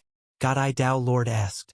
My brother Ruhu still hasn't found his lower corpse, and there are still several ancient god inheritances I need to search for. Suzimo shook his head. What would be the point of going back? Pure Dao comprehension alone doesn't satisfy me. Regarding the 10 ancient gods, Suzimo had already gathered the inheritances of fire god Zhurong, water god Gongtu, metal god Rushu, wood god Jumong, thunder god Changliang, wind god Tianwu, and poison god Shibishi. 7 ancient gods in total. The remaining 3 were space god Dijiang, ice god Xianming, and time god Zujian. Suzimo had no leads on the gods of space and time, but ice god Xianming was said to be related to Jade Court. There were rumors that the founder of Jade Court had been the ancient ice god Xianming. Whether true or false, people had been saying it for a reason. Moreover, with Yi Qingcheng involved, as she was the holy maiden of Jade Court, things should be much easier with that connection. With that in mind, Suzimo was clear. His next destination would be Jade Court. However, Jade Court was not in the Grand Desolate Heaven, but at the border between Azure Mystic Heaven and Mirage Tides Heaven. It was still 180 trillion miles away from Grand Desolate Heaven. Even using teleportation formations, it would not be easy to reach quickly. The journey would be fraught with danger. Suzimo planned to travel alone and bring no one with him. He found Ji Zhan and Ouyang Xiu and explained everything clearly. Both smiled and accepted it calmly. Ji Zhan said, I plan to return to the true martial sacred ground and cultivate diligently. One day, I'll bring honor to my master. As for Ouyang Xiu, he smiled. This journey has probably been the greatest gain of my life, he said. I'm already satisfied. From now on, I plan to wander the world. When I've had my fill of roaming, I'll settle down, get married, and have children. After speaking, Ouyang Xiu bowed deeply to Suzimo. No matter what, thank you, boss. Suzimo nodded slightly. He sent everyone away, leaving himself alone at last. Life always requires solitude. He thought of Lin Ruhu on the God world and silently made a decision in his heart. At that moment, Paimon's voice suddenly sounded in his ear. My lord, there's trouble on the God world. Suzimo frowned. The God world was the most important place to him. His plan to defeat the heavens depended on it. As he stepped onto the iron-eating beast's teleportation formation and began heading toward Jade Court, he asked, What happened? With Paimon and other powerful figures there, Suzimo had always felt at ease about the God world. Time flowed faster in the God world. The world had existed for over 1 million years without any major issues. The strongest cultivators on the God world has already reached the peak of Saint Sovereign Realm, and they have proposed the idea of defying heaven, Paimon replied. Suzimo smiled. He hadn't even begun defying heaven in the 9 heavens yet, and now his own backyard was on fire? All things in the world possess their own will. To some extent, no one is willing to be a slave, and no one likes being trapped inside a cage. Even if that cage is vast, once a person has a goal, everything changes. For the Heaven Slayers of the God world, this was exactly the situation before them. When someone attained sainthood, they could not help but wonder what lies beyond the heavens. Beyond the blue sky visible to the eye, what kind of world exists? Humans are explorers without end. Thus, the first group of saints on the God world began to entertain the idea of leaving this world and seeing what lay beyond the heavens. Naturally, once this idea took shape, Suzimo would never allow them to succeed. And so, slaying the heavens became an inevitable course of action. This was a dead end. The God world was still in the process of growth. Suzimo could not allow the native inhabitants to leave, nor could he allow outsiders to enter. With opposing viewpoints, conflict was unavoidable. What Su Zimo needed to do was to snuff out this thought at the very beginning. Yet that also meant there would inevitably be a battle between the two sides. The final outcome would be a return to a vicious cycle. The world slays the heavens. Su Zimo forced himself to calm down and think about the root cause. Why did humans slay the heavens? And why did he himself slay the heavens? It was still because strength bred ambition. With growing power came an unwillingness to submit to the constraints of heaven and earth. Su Zimo wanted to resolve the problem at its source. To do that, he had to grow stronger and stronger, and the heavens and earth of the God world had to become vaster and more expansive. He needed to make these heaven slayers feel that the world was so immense that they were nothing more than ants crawling beneath it. Only then would all living beings stop thinking about slaying the heavens. Only then would they obediently cultivate. In the end, it all came down to strengthening oneself. Su Zimo narrowed his eyes. Since that was the case, it was time for him to meet these heaven slayers. With a single thought, his god soul entered the God world. The moment he arrived, Paimon and the other infernal archons hurried over. They were usually the ones shouting about slaying the heavens. This was the first time they themselves were being targeted. "Don't worry. The sky isn't falling," Su Zimo said with a smile. "Tell me the details." The development of the God world has always been relatively healthy, with countless races coexisting. Although the human race is considered a major race, it isn't the strongest. Above them are powerful races such as the divine folk, the immortal folk, the thunder folk, and others. Later, for the sake of alliance, the human race divided the entire God world into 9 vast regions and established the 9 Regions Legion. Their development over the years has been extremely rapid. At this point, Paimon continued, "Originally, we didn't think much of it. Conflict among the myriad races is normal and happens every day. But recently, I noticed that the human race seems to have reconciled with other races. Moreover, the myriad races have united with a common hatred, all wanting to see what lies beyond the heavens. Oh, the myriad races are at peace." Su Zimo frowned. That was almost unheard of. What was so appealing about the world beyond the heavens that it inspired such obsession? "Has anything unusual happened on the God world recently?" Su Zimo asked. "Does my lord know about the ancient relic folk?" Paimon suddenly asked. "A race capable of connecting heaven and earth." Su Zimo thought for a moment. There were simply too many races on the God world. They were all naturally formed by the world itself. Su Zimo could not possibly know every single one of them. He only had a rough outline in mind. "I suspect it has something to do with the ancient relic folk," Paimon said. "You suspect the ancient relic folk contacted the 9 heavens?" Su Zimo was startled. Although the ancient relic folk could communicate with heaven and earth, they connected only with the heaven and earth of the God world, not with the heaven and earth of the 9 heavens.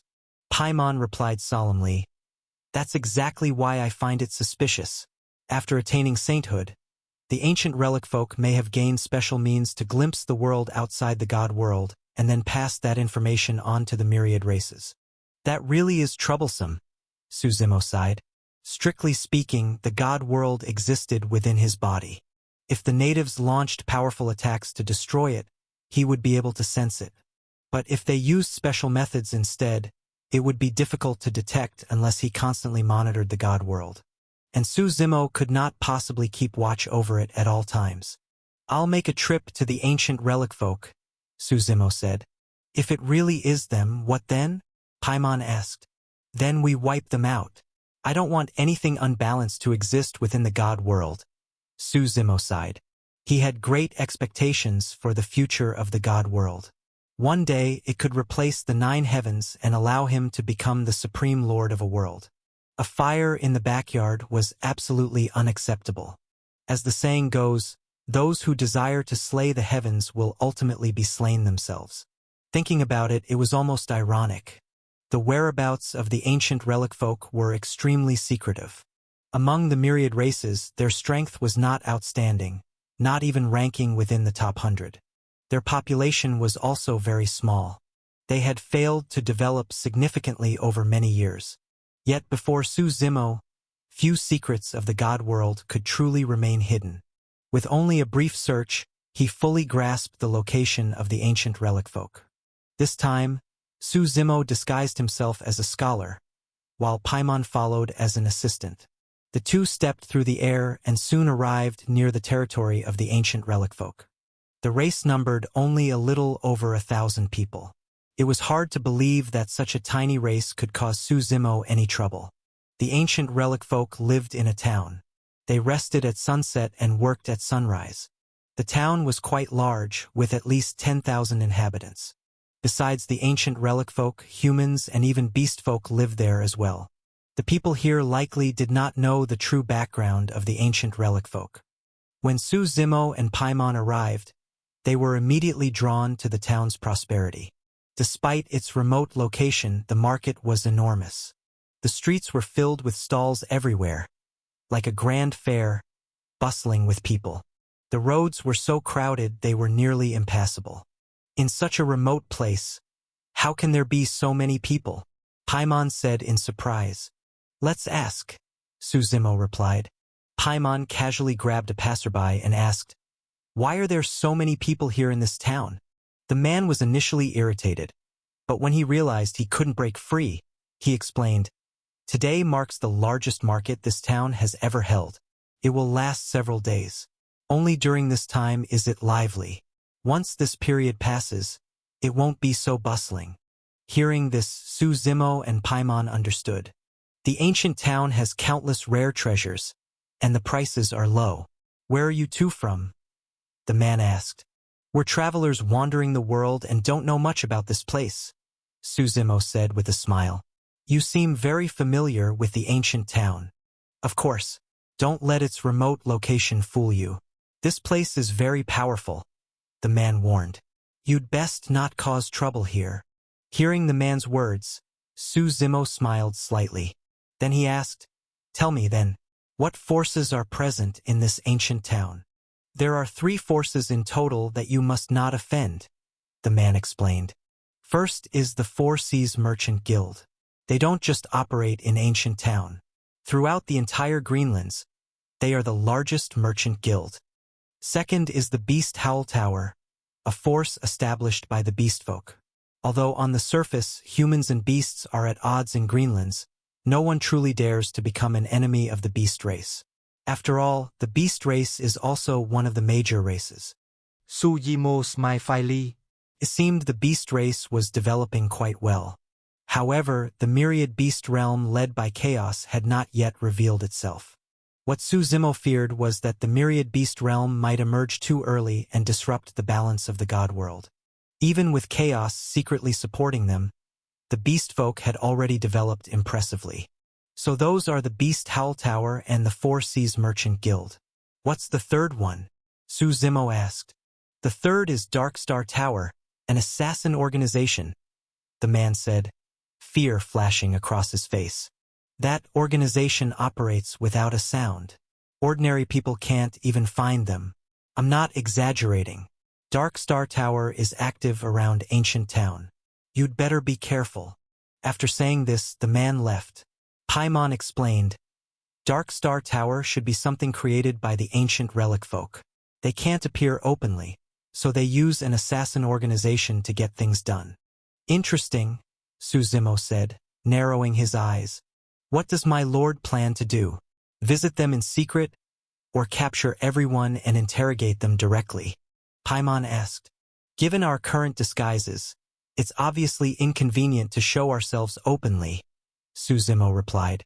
Besides, directly questioning the ancient relic folk is useless in a situation like this. They would never admit it, even if beaten to death. Then what do we do? Paimon asked.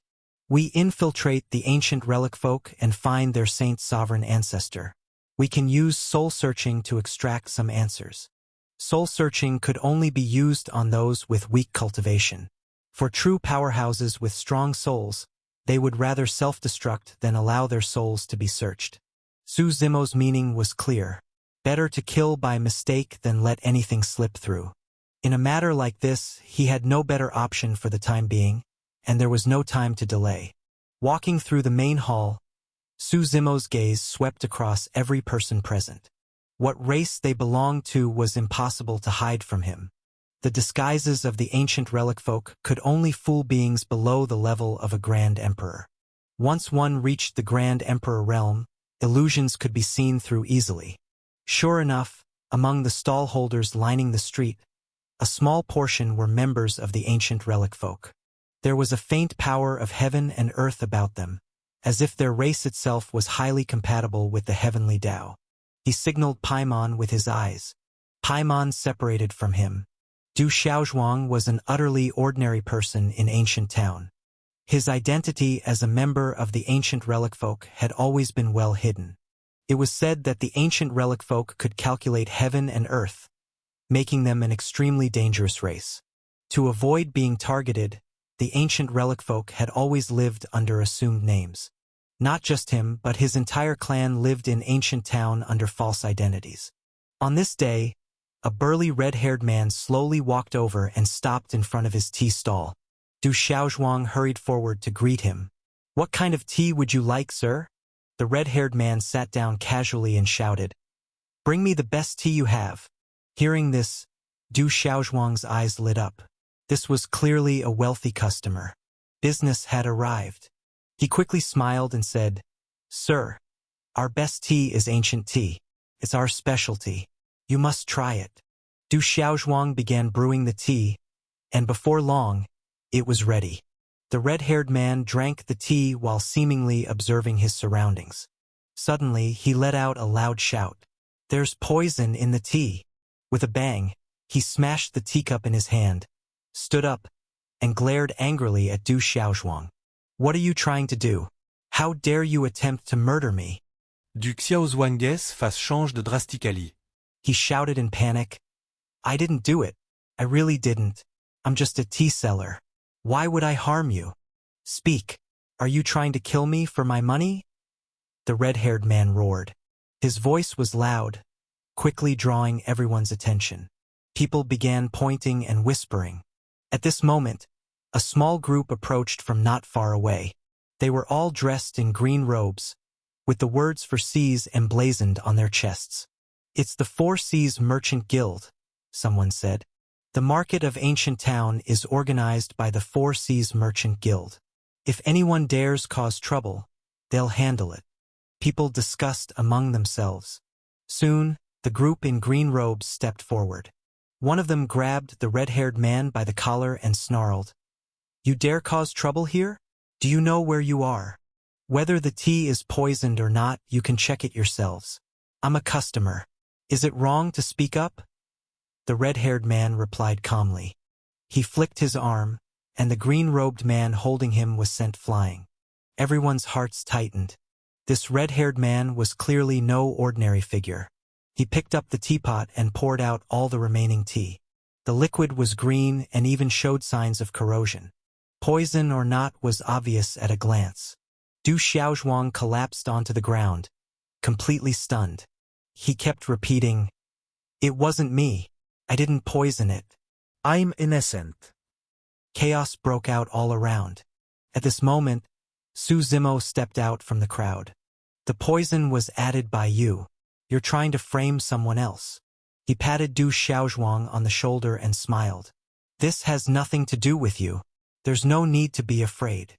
Du Xiaozhuang looked at Su Zimo in confusion. "What did you say?" The red-haired man glared at Su Zimo fiercely.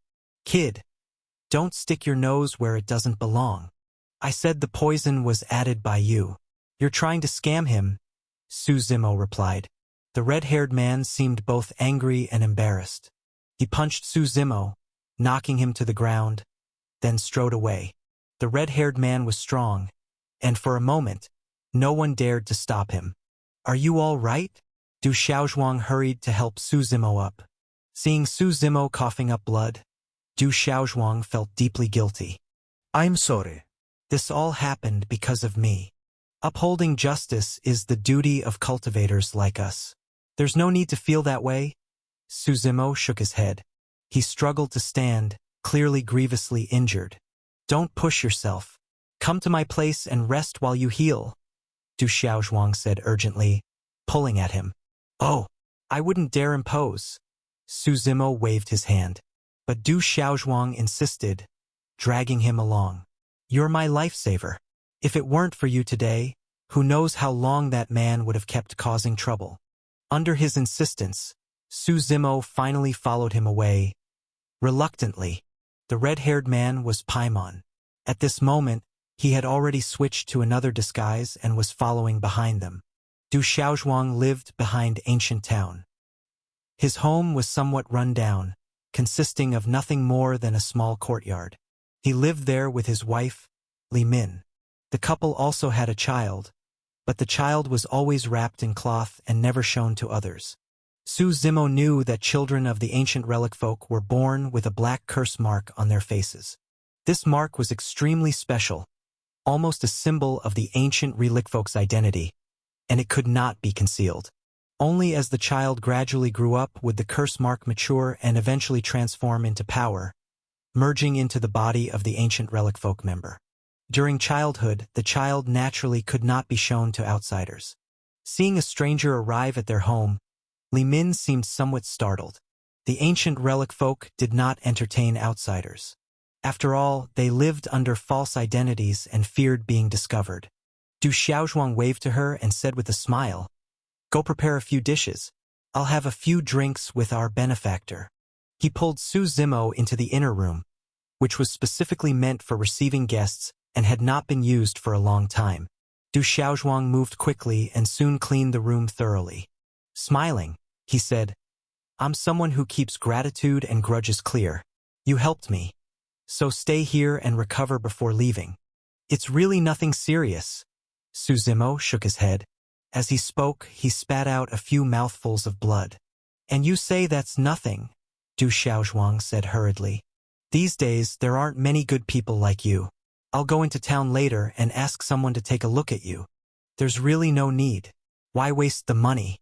I have a family-breathing cultivation method. After resting for a while, I'll be fine," Su Zimo insisted, shaking his head. Du Xiaozhuang's wife, Li Min, was quite skillful. Before long, she prepared a full table of dishes. It was clear that Du Xiaozhuang's family was not well off. These dishes were likely their provisions for 3 days, yet they had cooked everything at once for Su Zimo. Du Xiaozhuang also opened a bottle of good wine. Smiling, he said, "Don't let my tea business fool you. Wine is my true love." Su Zimo smiled. The few of them ate and chatted together. Su Zimo was in no hurry. Trust had to be built first, and only then could things be gradually laid out. In any case, he had plenty of time. His physical body was still traveling through a teleportation formation toward Jade Court, and who knew how long that would take. The Grand Desolate Heaven and the Azure Mystic Heaven were separated by an immense distance, almost 200 trillion miles. The two heavens were as distant from each other as entirely different worlds. "Where is Brother Su from?" Du Xiaozhuang asked after drinking some wine, loosening up. "I roam the 4 seas. I'm a loose cultivator," Su Zimo said with a smile. "I don't have a fixed home, nowhere particular to go." "Life is hard for loose cultivators," Du Xiaozhuang said sympathetically. "Look at the disciples of those major powers. They do nothing and still have endless cultivation resources." After the meal, the two had become completely familiar with each other. When Li Min was clearing the dishes, Su Zimo directly took out a large sum of spirit stones. Du Xiaozhuang and his wife had never seen so many spirit stones in their lives. They hurriedly asked, "Brother Su, what does this mean? Since we're calling each other brothers now, I won't mince words," Su Zimo said frankly. "I'll be staying here for some time, and I can tell your family isn't well off. As for me, I've wandered far and wide. Even though my strength is low, I've managed to save up some money. Money is nothing. You spend it and earn more later. I'm taking this out so we can eat better during this time." "You absolutely must not. It's only an extra pair of chopsticks," Du Xiaozhuang said. Though tempted, he still refused. "Are you saying you don't consider me a brother?" Su Zimo said, pretending to be angry. He pointed toward the room. Even if you don't think about yourselves, what about the child? Consider this money a gift from me to my nephew. After refusing back and forth for a long time, seeing that Su Zimo's attitude was firm, Du Xiaozhuang finally accepted it.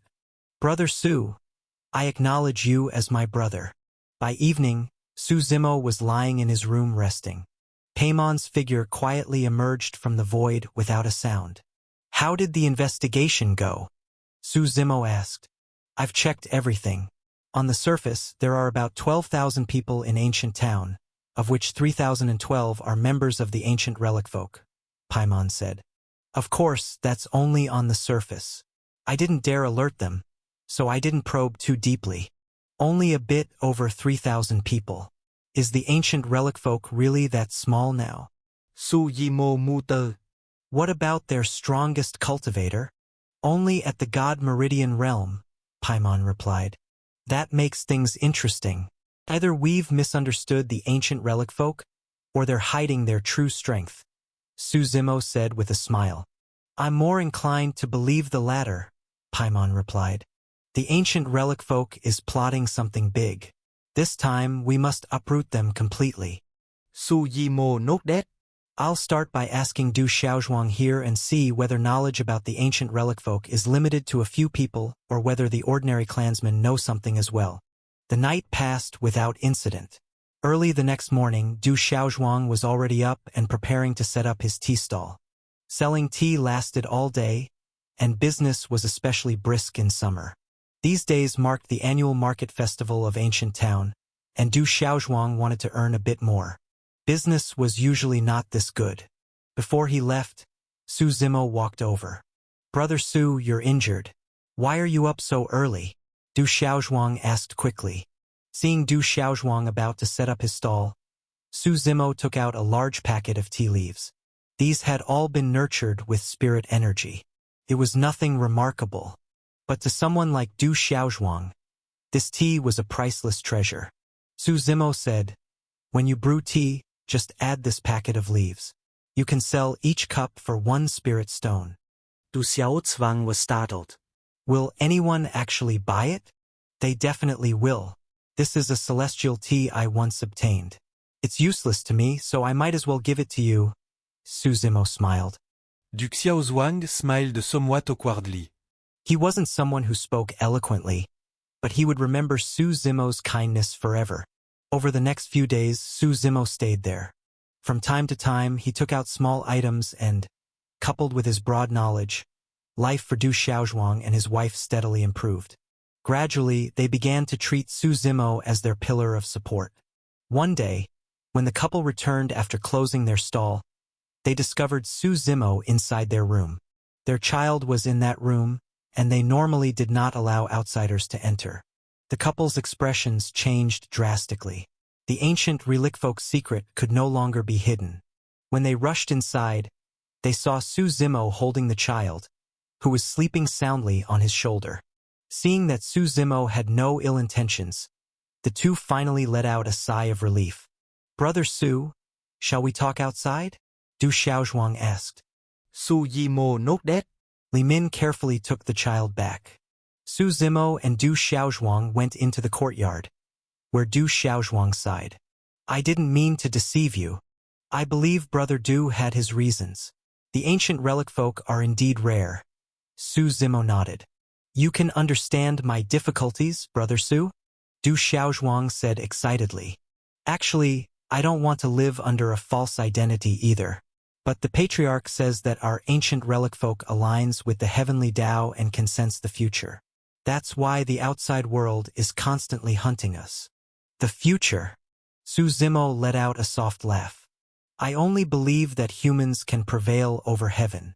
If something hasn't happened yet, how can it be called the future? Brother Su really understands reason. Unfortunately, many people truly believe in that kind of thing, Du Xiaozhuang replied. That's why we hide our identities and live here. We just want a quiet life. There's no ill intent. I understand. You don't need to explain, Brother Du. I won't reveal this matter. You can trust me, Su Zimo said. Over the next few days, everything remained calm. Sure enough, Nothing about the ancient relic folk was exposed, which put Du Xiaozhuang at ease. He also became increasingly convinced that Su Zimo was someone worth befriending. A few days later, Su Zimo and Du Xiaozhuang were eating together in the courtyard. A cool breeze blew through the evening air. Summer courtyards were the best places to enjoy the night. Brother Du, has your ancient relic folk never thought about changing its fate? Su Zimo asked. Du Xiaozhuang smiled and filled both of their cups with wine. How could we not have thought about it? It's easy to say, but unrealistic to act on. Does the ancient relic folk lack powerful cultivators? Su Zimo asked curiously. I won't lie to you. Our ancient relic folk's ancestor is a grand emperor, Du Xiaozhuang replied. He's very strong, but above him are saint sovereigns. Those top-tier races have several saint sovereigns each. We still have to keep a low profile. Do you know whether the power of your ancient relic folk undergoes some kind of transformation after reaching a certain level? Su Zimo asked. What kind of transformation? Du Xiaozhuang was startled. For example, fully aligning with heaven and earth and being able to see the world beyond the heavens. Su Zimo said with a smile. They filled their cups again. After several rounds, Du Xiaozhuang was already a little drunk. The two of them had their arms around each other's shoulders. Du Xiaozhuang shook his head and said, I don't know about that. Someone like me doesn't really have access to the clan's deeper matters. When I was young, I wanted to become strong. Now I just want to support my family and let my wife and son live well. As he spoke, Du Xiaozhuang seemed to recall something. Oh, right, there's something rather strange. Some time ago, the Patriarch issued an order for every member of the ancient relic folk to contribute a drop of essence blood. Even children had to do it. Essence blood. Su Zimo listened with interest. Under normal circumstances, we only use essence blood when calculating heavenly secrets, Du Xiaozhuang said. But I've never seen so much essence blood collected at once. I have no idea what the Patriarch intends to divine. If your Patriarch is only a Grand Emperor, then he doesn't yet have the ability to do much, Su Zimo said with a smile.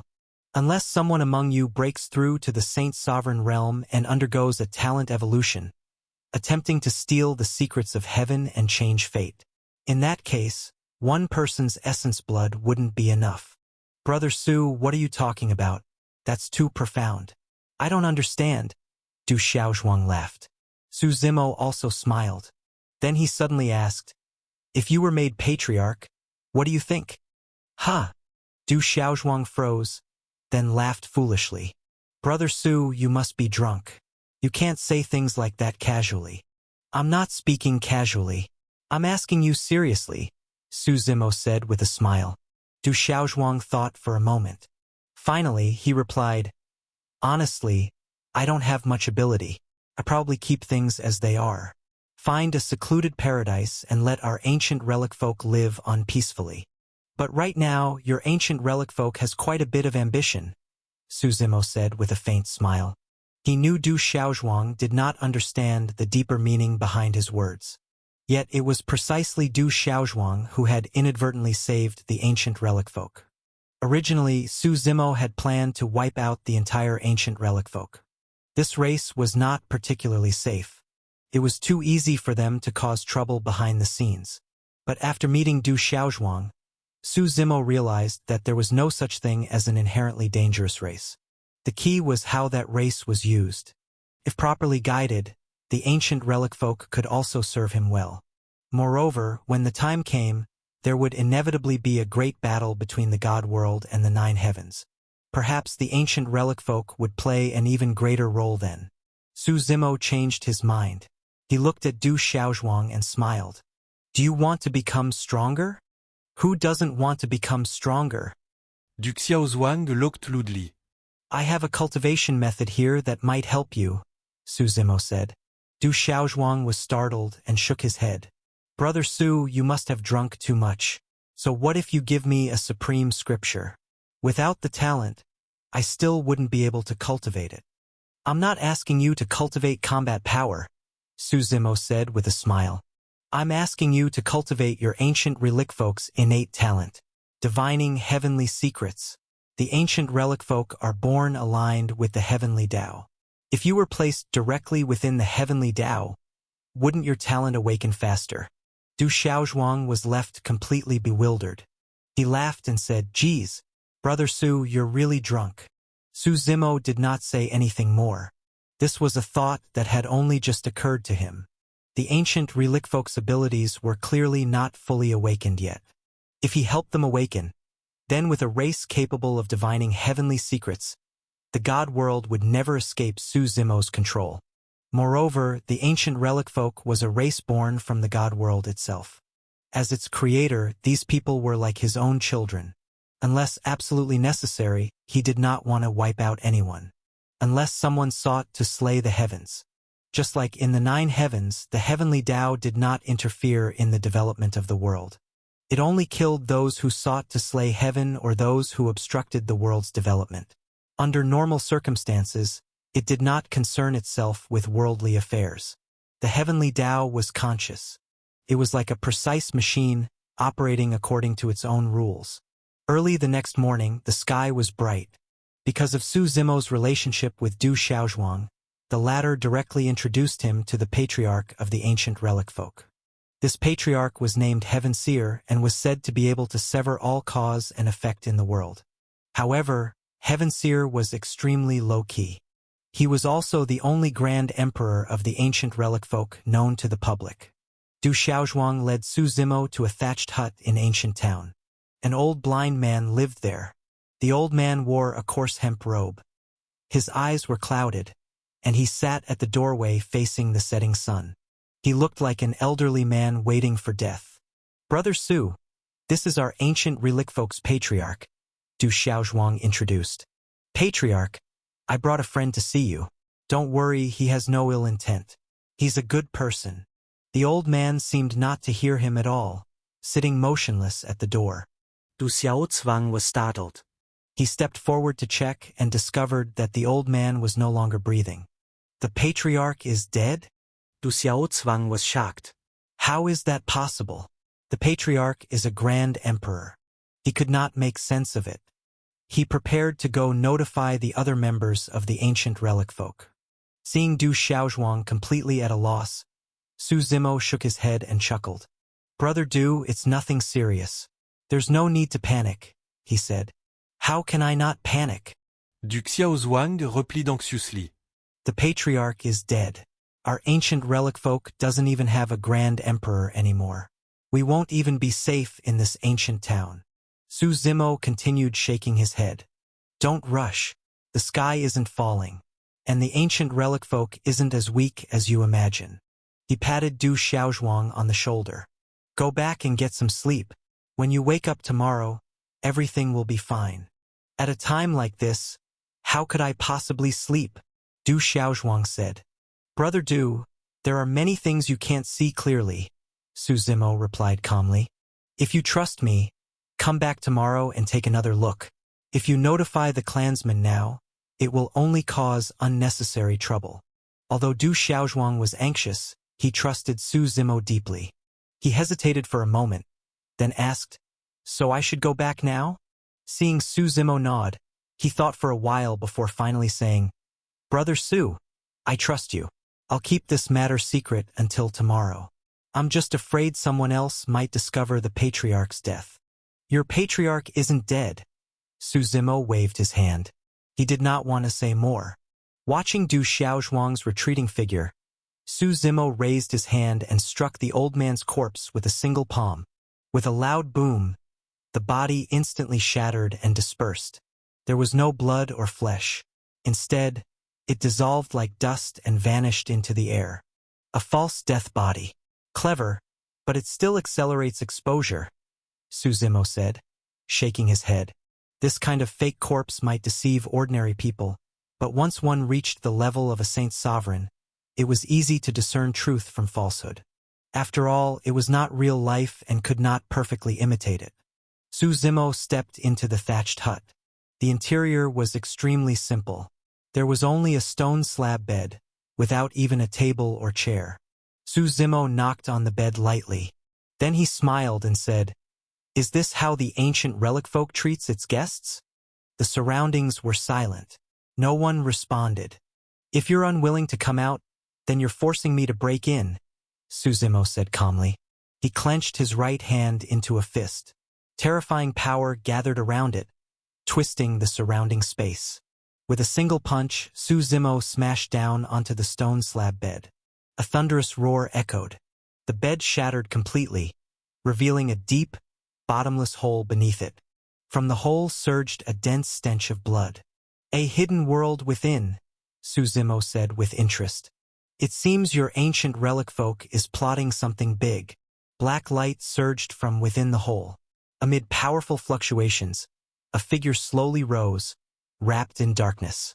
It was a person clad in robes, completely shrouded in black. A chilling aura radiated from his body. Eyes gleaming from beneath the hood fixed onto Suzimo. Who are you, to trespass upon the territory of my ancient relic folk? The robed figure asked. Isn't your race good at divination? Suzimo smiled. Then calculate my origins.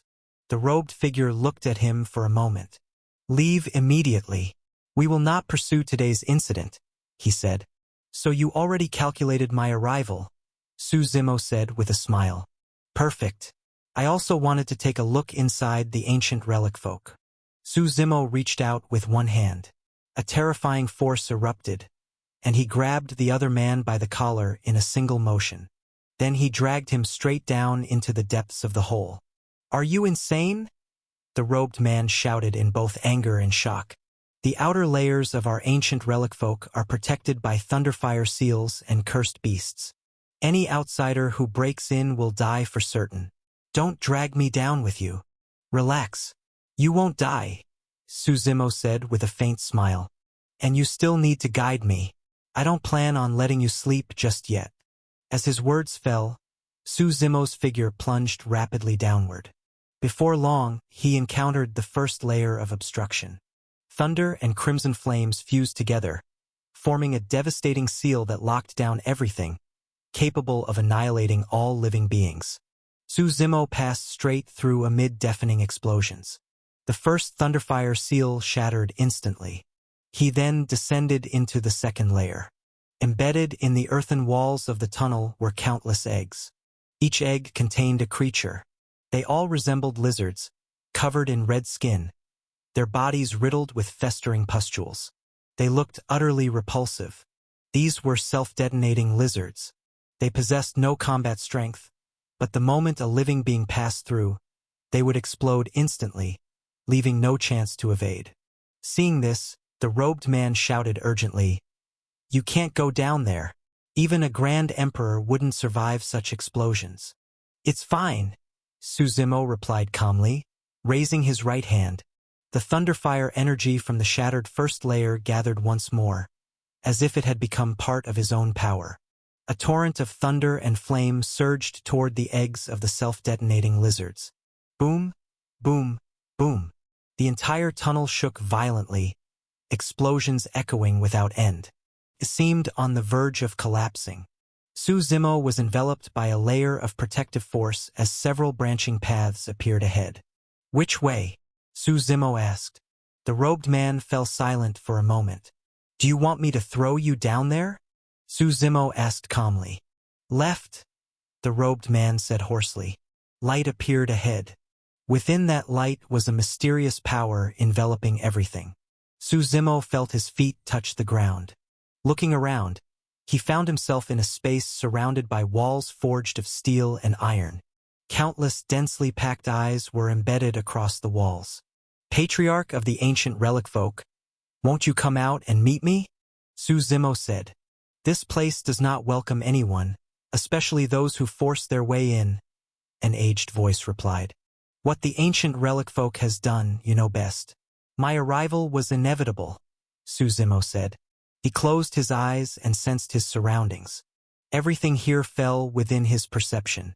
There were hundreds of grand emperors alone. The ancient relic folk had hidden itself extremely well. And in the deepest part of this place, there was faintly a terrifying aura spreading outward. "Who exactly are you?" someone asked. "Everyone, I think we can talk this through peacefully. If you insist on using force, I don't mind wiping out the ancient relic folk, Suzimo said calmly. He snapped his fingers. Paimon's figure appeared, stepping through the air at some unknown moment. The terrifying might of his death despair Dao fruit erupted, suppressing everything instantly. A vast pressure descended, sealing the entire particle world of the ancient relic folk. Who are you? At this moment, an elderly member of the ancient relic folk stepped forward. He wore a red robe and had a long beard. His aura was the strongest among them, faintly reaching the peak of the Grand Emperor realm. Paimon smiled slightly. I am the one who will wipe out the ancient relic folk, Paimon said with a light chuckle. The moment those words fell, it was as if 1,000 waves were stirred at once. The entire particle world of the ancient relic folk erupted into chaos. How dare you? You're seeking your own death, daring to provoke our ancient relic folk like this. You will be destroyed today. Countless voices shouted in anger, yet Paimon remained calm and composed. The old man who had stepped forward earlier did not speak. He appeared exceptionally calm, narrowing his eyes as he studied Paimon.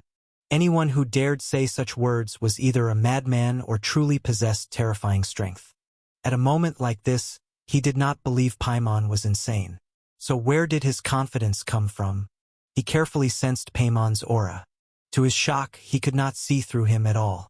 Paimon's body felt like a pool of stagnant water. The only time he had felt something like this before was from the strongest person in their clan. His heart sank. The old man's name was Heaven Seer, the patriarch of the ancient relic folk. At least on the surface, he was the one in charge. Feeling the opponent's terrifying strength, Heaven Seer let out a sigh. Some time ago, I divined a hexagram. Do you know what kind of hexagram it was? I had never encountered anything like it before. Heaven Seer shook his head. It was an ultimate death hexagram. I was destined to die. But the ancient relic folk still had a chance of survival. That's why I brought the important members of the race into this particle world and used a false death to escape. I never expected that it still wouldn't deceive you. You must be the ones indicated by that death hexagram. Hearing this, Suzimo smiled faintly. The divination of your ancient relic folk really is impressive. No wonder you could transcend the shackles of heaven and earth and sense the world beyond. At those words, Heaven Seer's expression changed drastically. He hurriedly replied, What do you mean? I don't quite understand. No, you understand perfectly. You're just very good at pretending not to, Suzimo said with a smile. Since we're already here, you should know there's no need to hide many things anymore. Why not speak openly? What do you want to talk about? Heaven Seer asked warily. I want to know the full story, from beginning to end, Suzimo replied. Heaven Seer fell silent. Many things are not for me to decide. Then bring out the one who can decide, Suzimo said calmly. The ancestor is in seclusion. He may not have the time, Heaven Seer replied. Paimon, kill some of them, Suzimo said indifferently. Some people don't know how to appreciate my kindness. As you command, Paimon replied. He waved his hand. Endless demonic energy surged forth, and a power like collapsing mountains and overturning seas swept across the area. Several pillars of demonic energy shot into the sky, trapping dozens of ancient relic folk members inside.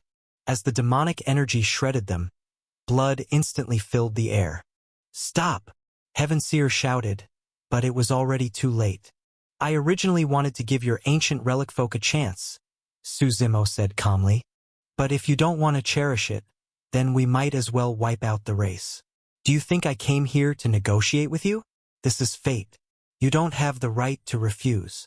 Heaven Seer was furious. He pierced his own finger using blood as ink and began writing bloody characters in midair. Let heaven be forbidden. Curse of decline and death. Heaven Seer roared. At that instant, a mysterious power erupted from his body, carrying an aura of life and death. Centered on Heaven Seer, dense runic characters appeared all around him. Like a raging flood, these characters surged toward Suzimo. Suzimo made no attempt to resist, allowing the power to pierce his body as the characters spread across his surface. Within the god world, he was the creator of all power. Killing him was nearly impossible. Even injuring him was extraordinarily difficult. As the characters settled, a force of curse spread from them. They were actually trying to drain his life force. Heaven-born, earth-nurtured runes? Su Zimo said with interest. This world has treated you quite well.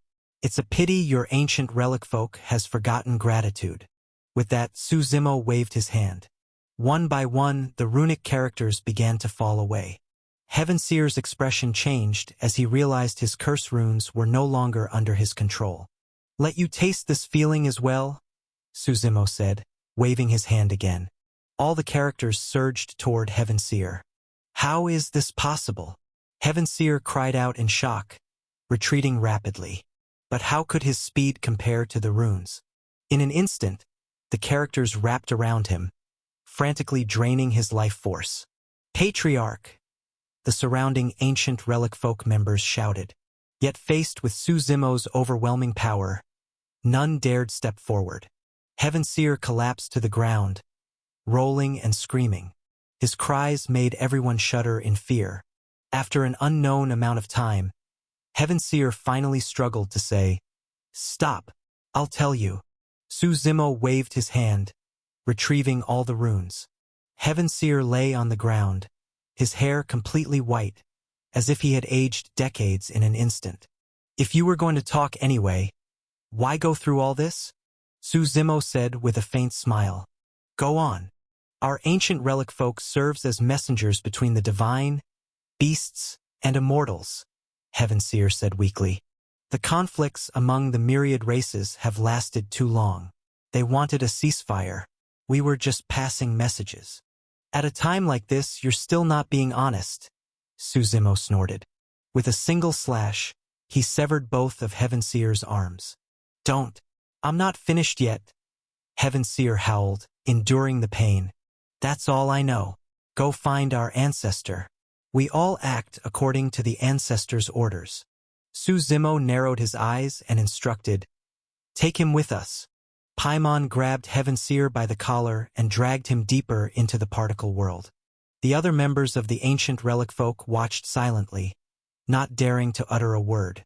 The scenery inside this particle world was extremely beautiful. Calling it a paradise on Earth would not be an exaggeration. The ancient relic folk truly knew how to enjoy life.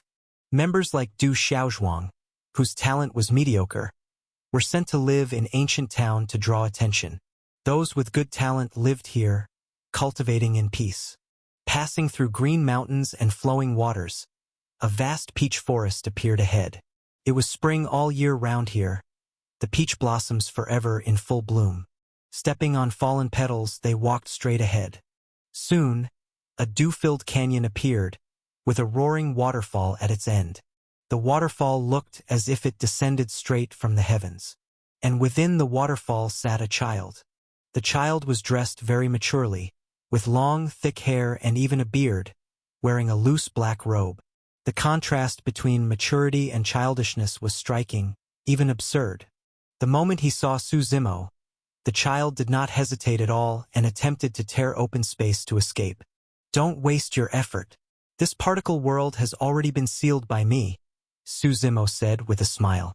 The child came back to his senses, his gaze deep and inscrutable. Why must you act this way, sir? The child said, shaking his head. We are merely seeking a way to break the deadlock. What do you mean by breaking the deadlock?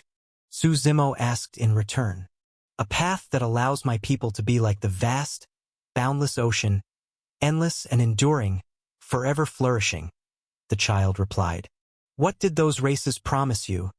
That you were willing to use your own people's essence blood to divine heavenly secrets? Su Zimo asked. Something extremely generous, generous enough that we could not refuse, the child said. It's something you cannot give me. I can't. Su Zimo asked with interest. Do you know who I am? The child shook his head. Our ancient relic folk does not easily divine ourselves. The closer the divination is to oneself, the less accurate it becomes. But after doing something as grave as leaking heavenly secrets, I feared great calamity and divined a hexagram for myself, and for our ancient relic folk as well. He continued, although I cannot calculate your identity, I do know that you came because of matters related to heavenly secrets. Since you know that, why not surrender? Su Zimo narrowed his eyes. Do you really think you can escape? How would I know if I don't try? The child laughed. Even a trapped beast dares to struggle. Why wouldn't we?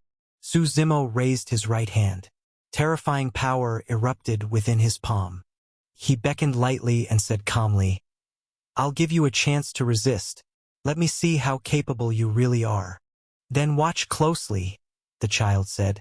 When my ancient relic folk reaches the Saint's sovereign realm, we undergo a true transformation. And I suspect that if we were to enter the infinite Tao realm, our race would change even more dramatically. As he spoke, he extended his right hand, and a character seal appeared before him. Heaven-Earth Script, Su Zimo said with interest. So-called Heaven-Earth Script referred to the first batch of characters born within the world. At the time of creation, influenced by Su Zimo, the world itself evolved these characters. With the emergence of characters came language, and only then could living beings communicate. These characters scattered across the world, guiding humanity toward development and creation. Seeing this character, Su Zimo became intrigued. It seemed the child had obtained part of the inheritance of Heaven-Earth Script. The character in the child's hand was the word measure, to measure heavenly secrets, to measure all things in the world. By this time, most Heaven-Earth characters had already dissipated into the world. Any that remained were extremely rare. The child took out a drop of his essence blood, staining the character crimson. Then he thrust both hands into his own abdomen and forcibly tore it open, extracting a bone engraved with countless runic seals. This was the ancient relic folk's secret. Their ability to align with heaven and earth and perceive heavenly secrets relied heavily on this heaven-connecting profound bone. Su Zimo was deeply interested in the native life forms of the God world. This bone carried some of the world's edicts, and they were core, supreme edicts at that. At the origin of all things, the world-destroying spear, the child intoned. The heaven and earth character and the heaven-connecting profound bone in his hands began to evolve together. Wisps of misty energy spread outward. Thunder rumbled endlessly. The measure character began tracing Su Zimo's origin and foundation, while the heaven-connecting profound bone used the power of edicts to prepare to annihilate him. The bone transformed into a long spear, bound by chains of iron. This was another unique trait of the ancient relic folk. Each time they advanced a realm, one chain on the bone would break, unsealing a new ability. If all 12 chains were broken, it meant they had reached the absolute pinnacle of the God world. This was similar to Su Zimo opening all 12 meridian gates and transcending into an undying state. The character continued its tracing. A beam of light fell upon Su Zimo, and the character began to pursue his origin. Su Zimo did not resist at all, allowing the tracing to proceed. After a long while, however, the character suddenly trembled and visibly shrank, revealing no images whatsoever. The child was struck with disbelief. How is this possible? Ever since he had obtained this heaven and earth character, it had never failed him. Even the powerhouses of the god and beast races could have their past traced. Yet this human before him could not be traced at all. Seeing the child frown in confusion, Su Zimo smiled. There's no need to trouble yourself. You want to know why it can't trace me? I'll tell you myself. As his words fell, immense power surged around Su Zimo. Thunder roared as creative force shot into the heavens. At that moment, the sky itself seemed to welcome him. 7 colored clouds spread across the horizon. White clouds transformed into a boundless sea of clouds, and countless golden lotus blossoms of merit descended. Golden springs gushed from the earth. Heaven and earth rejoiced. A breeze passed by, as if dancing lightly. Su Zimo smiled. I want there to be thunder in this world, and so there is thunder. Instantly, thunder rolled and lightning split the clear sky. I want there to be rain in this world, and so there is rain. In the next instant, under a blazing sun, torrential rain poured down, an utterly bizarre sight. I find the world too lonely, and so the myriad races came into being. At this moment, Su Zimo was the ultimate creator incarnate, commanding all things, plucking the sun and moon, ruling heaven and earth. The entire world existed to serve him. Do you understand now? Because I am this world's father. I am the creator of everything. You may call me the ultimate creator. Watching Su Zimo command wind and rain as heaven and earth applauded, the child stood dumbfounded, utterly horrified. It took him a long time to regain his senses. He could scarcely believe what he had just seen. He had merely leaked some heavenly secrets and ended up drawing the ultimate creator himself. In truth, he did not know how seriously Su Zimo regarded Heavenslayers. Perhaps, taken alone, the heavenly secrets he revealed were insignificant. These people were still far from being able to slay the heavens. But a single spark could start a prairie fire. Su Zimo would never allow such seeds to continue growing. Otherwise, his world might end up like the 9 heavens, where powerful figures constantly sought to slay the heavens. What if he were to stumble at a critical moment? The matter of the 9 heavens was not yet resolved. How could he tolerate others running rampant on his own territory? I want you dead, so you are already dead, Su Zimo said calmly. He pointed at the child. The child staggered back several steps, then suddenly broke into a crazed expression. You say you're the ultimate creator? That's ridiculous. Where would a world have a creator? My fate is mine, not heaven's. Spear. Kill him. As he shouted, he controlled his heaven-connecting profound bone, transforming it into the shape of a long spear. It shattered space itself and shot straight toward Su Zimo. Thunder roared as overwhelming power swept forward, unstoppable and dominant. Like a torrent of light and energy, it surged toward him. Su Zimo looked up and let out a laugh. What I can give you, I can also take back. Su Zimo what yet can li. When the world-destroying spear struck, he casually waved his hand. It was as if the spear had been traced back to its origin. All the power on it vanished in an instant. This move of Su Zimo's was called absolute deprivation. It was neither a technique nor any kind of divine or immortal art. Because this world was created by him, in a certain sense, he could strip away anything. Of course, this was not without limits. Su Zimo could not act recklessly. Once a world is formed, it must develop on its own rather than being constantly interfered with. Excessive interference would be harmful to the edicts of the world. If this were merely an ordinary particle world, Su Zimo could toy with it as he pleased. Unfortunately, his ambitions were far greater. This world was meant to replace the 9 heavens. Anything that hindered its development was something Su Zimo could not tolerate. Even he himself exercised extreme restraint and avoided influencing the world. If not for the anomaly of Heavenslayers, Su Zimo would not have intervened at all. After the power of the world-destroying spear was erased, it became an ordinary long spear. Su Zimo caught it effortlessly in his hand. Not enough to reach the apex, he said with a smile. The child's expression changed drastically. He realized that his heaven-connecting profound bone had instantly lost all connection with him, and its power seemed to have been erased entirely. How can this be? He cried in terror. Although he knew Su Zimo was strong, he still believed he had some ability to resist. He had taken the fight seriously and used his trump card from the very beginning. He wanted to catch Su Zimo off guard, but the result was that his move was resolved with ease. What's the difference between this and killing an ant? The child asked himself in despair.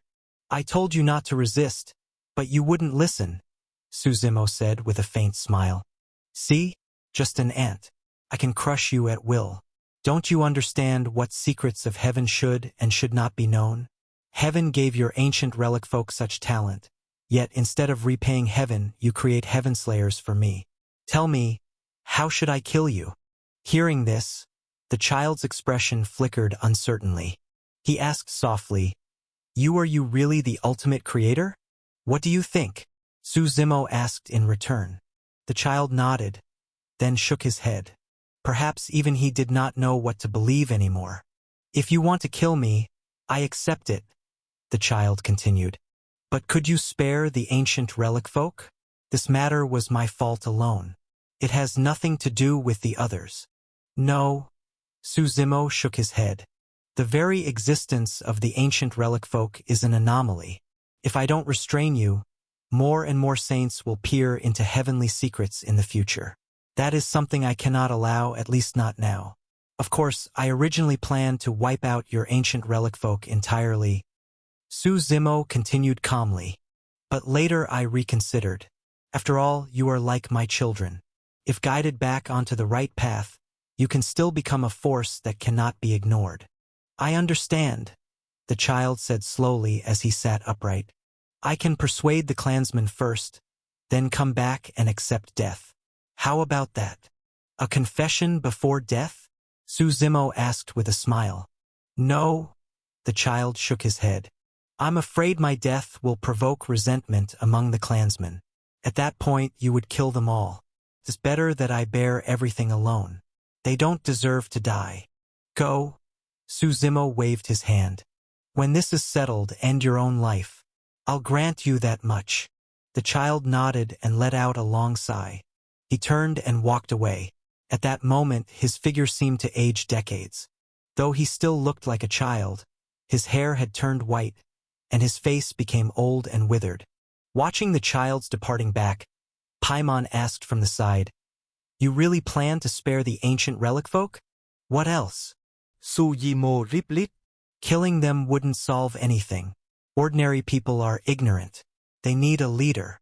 My lord favors that Du Xiaozhuang? Paimon asked tentatively. He's not bad. Steady. Just wants to live in peace. Suzimo nodded. As for whether he'll change in the future, that's a matter for the future. Besides, I plan to give the natives of the God world a lesson. A bunch of children. All of you behave yourselves. Paimon nodded. He respected Suzimo's thinking. After all, the God world was still fully under control. The strongest beings here were only Saint Sovereigns. They were worlds apart from the infinite Tao realm. With proper guidance, this world would certainly have great potential in the future. Of course, that guidance could not come from Suzimo himself. It had to come from the natives of the God world. At this moment, an uproar broke out among the ancient relic folk. It seemed the child had said something to them. Soon after, the child departed and bowed in Suzimo's direction. Suzimo instructed Paimon, Follow him. If he doesn't end things himself, help him do it with dignity. Yes, Paimon replied and departed through the air. Suzimo then stepped forward. The members of the ancient relic folk looked at him in confusion. Earlier, the ancestor had left a decree saying he would enter a death seclusion, and that from now on all matters were to be decided by Suzimo. Though they did not understand the ancestor's meaning, they vaguely sensed what this implied. Everyone, let me introduce myself, Suzimo said with a smile. From now on, I will be your leader. You may call me Young Master Su. His voice was not loud, yet it echoed throughout the entire particle world of the ancient relic folk. There was a moment of silence. Then everyone bowed in unison. Greetings, Young Master Su. Patriarch Heavenseer stepped forward and announced loudly, We obey the ancestors' command. No need to be so formal. Suzimo waved his hand. Truth be told, you should have been wiped out just now. On a whim, I decided to give you a chance. What I need are obedient people. I don't need you to have independent thoughts. Everyone was stunned. They had not expected Suzimo to speak so bluntly. You shouldn't remain patriarch either, Suzimo continued. You're unstable, and I don't feel reassured. Heavenseer gave a bitter smile and nodded. Suzimo made arrangements for everyone, then left the particle world. He intended to find a new patriarch for them, and that candidate was naturally Du Xiaozhuang. As usual, Du Xiaozhuang finished setting up his tea stall and returned home. He found Suzimo sitting in the courtyard. Brother Su, where did you go? I thought something had happened to you, Du Xiaozhuang said anxiously. Brother Du, I took care of a few things, Suzimo replied with a smile. Sit down. Let's talk. Du Xiaozhuang nodded. Su Zimo continued. Do you remember what I told you before? What did you say? Du Xiaozhuang asked, confused. About making you the patriarch of the ancient relic folk, managing the entire race, Su Zimo asked. Hearing Su Zimo's words, Du Xiaozhuang was startled. Brother Su, don't joke around. I'm not joking. Su Zimo shook his head. I went to the ancient relic folk's particle world and took control of the entire race along the way. Your patriarch, Heaven Seer, isn't suitable to be patriarch anymore. From now on, I'm the one calling the shots. If you don't believe me, I can take you there right now to see for yourself. Du Xiaozhuang carefully sized up Su Zimo. He suddenly felt as though he had fallen into some kind of scheme. Su Zimo saving him had likely been just one part of the plan. Su Zimo wanted to gather information about the ancient relic folk through him. But Du Xiaozhuang also understood that he was just an ordinary member of the clan. Even though his strength wasn't weak, he had no access to the core secrets. Su Zimo had probably chosen him at random. There wasn't much about him that could be exploited. Many thoughts ran through Du Xiaozhuang's mind. Su Zimo's background, his purpose, and so on. Unfortunately, he wasn't very clever, and he had been exposed to too little to piece anything together. So he stopped thinking about it altogether. Instead, he asked, "What if I refuse?" "Then refuse," Su Zimo said with a smile.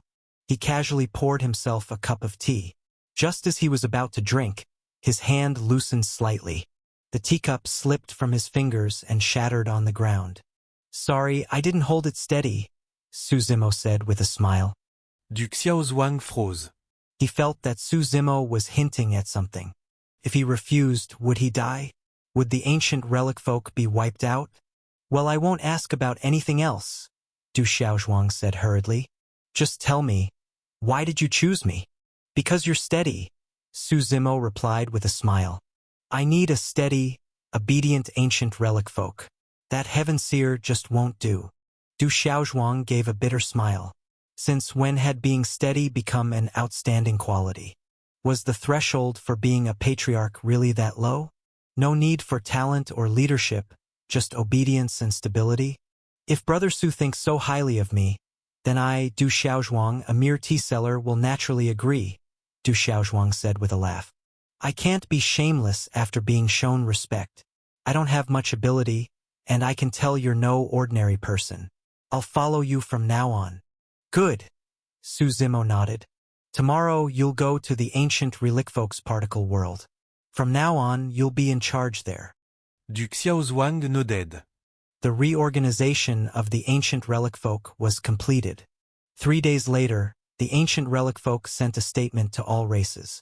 The old ancestor who had predicted the existence of a world beyond the heavens had already died, and his predictions were merely delusions. There was no such thing as a heaven beyond the heavens. Whether the other races believed it or not did not matter. Su Zimo then allowed the myriad beast realm, led by Chaos, to emerge. Previously, he had kept them hidden because the natives of the god world were too fragile, and he feared things might spiral out of control. Now, it seemed those natives were simply too idle. They needed something to occupy them. The emergence of the myriad beast realm shocked all races. Only the beast race was overjoyed. Chaos immediately used overwhelming strength and appeasement policies to bring all beast factions under his command. The beast race now faintly stood as the strongest among the myriad races. Next, it would be the other races' turn to suffer headaches. Su Zimo then left the god world. He knew that Chaos and the others were now natives of the god world as well, and letting them handle matters was the best outcome. He could not interfere. More importantly, he needed to strengthen himself. As long as his own strength was sufficient, what was there to fear from Heaven Slayers? He would simply crush them all. The 9 heavens. After a long passage through space and time, Su Zimo finally reached the end of the teleportation route. However, the destination was not Jade Court. Instead, it was a place called the 13 Cities of Blood Prison. This place lay on the outskirts of the Mirage Tides Heaven. Jade Court was located at the boundary between the Mirage Tides Heaven and the Azure Mystic Heaven. Due to the limitations of the teleportation formation, Su Zimo never expected to arrive in one jump. The Mirage Tides Heaven was a very peculiar place. All the dead of the 9 heavens entered the Mirage Tides Heaven after death. However, the Mirage Tides Heaven was divided into an outer region and an inner world. The inner world was the core of the Mirage Tides Heaven, also known as the Netherworld. It had strict divisions and systems of reincarnation. In principle, aside from the dead, no one was allowed to enter. The outer region, on the other hand, was a place where fierce ghosts and restless spirits lingered after death, unwilling to enter the true Netherworld. After dwelling there for a long time, these ghosts gradually gained awareness and began to live much like humans. The 13 cities of Blood Prison before Su Zimo were exactly such a place. 13 massive cities were connected together, forming something like a colossal beast. The city walls were blood red, and no trace of life could be felt. Endless deathly aura surged into the sky, dyeing the heavens a dark crimson black. Su Zimo slowly walked toward the 13 cities of Blood Prison. He was unfamiliar with the place and wanted to enter to see if there was a teleportation formation inside. Since he had already arrived in the Mirage Tides Heaven, Jade Court should not be far away. When he reached the gates, he saw that they were tightly shut and deathly silent. Su Zimo knocked on the gate using a bit too much force. The gate echoed with heavy thuds, like the beating of a drum. But after a while, no one responded. Su Zimo simply increased his strength and smashed a hole straight through the city gate. The sudden deafening noise seemed to alarm something. Inside the city, a gust of foul wind mixed with black mist rose instantly. Su Zimo sensed it slightly and frowned. He smelled death energy, extremely dense death energy. There was not a trace of living aura here. The gate had been smashed open, and through the rolling black fog, pairs of blood-red eyes seemed to be staring at him. Su Zimo smiled. He slowly walked into the city. As he stepped past the iron gate, the already vast black mist inside seemed to grow even denser and more concentrated. The shattered gate behind him was enveloped by black mist and transformed into a pitch-black doorway. "They've sealed off my retreat," Su Zimo chuckled. "But that's fine. I didn't plan on leaving so easily anyway. In a moment, you'll be kneeling and begging me to leave." The black mist surged violently, condensing into meteor-like masses. Voices echoed from within. "A living person?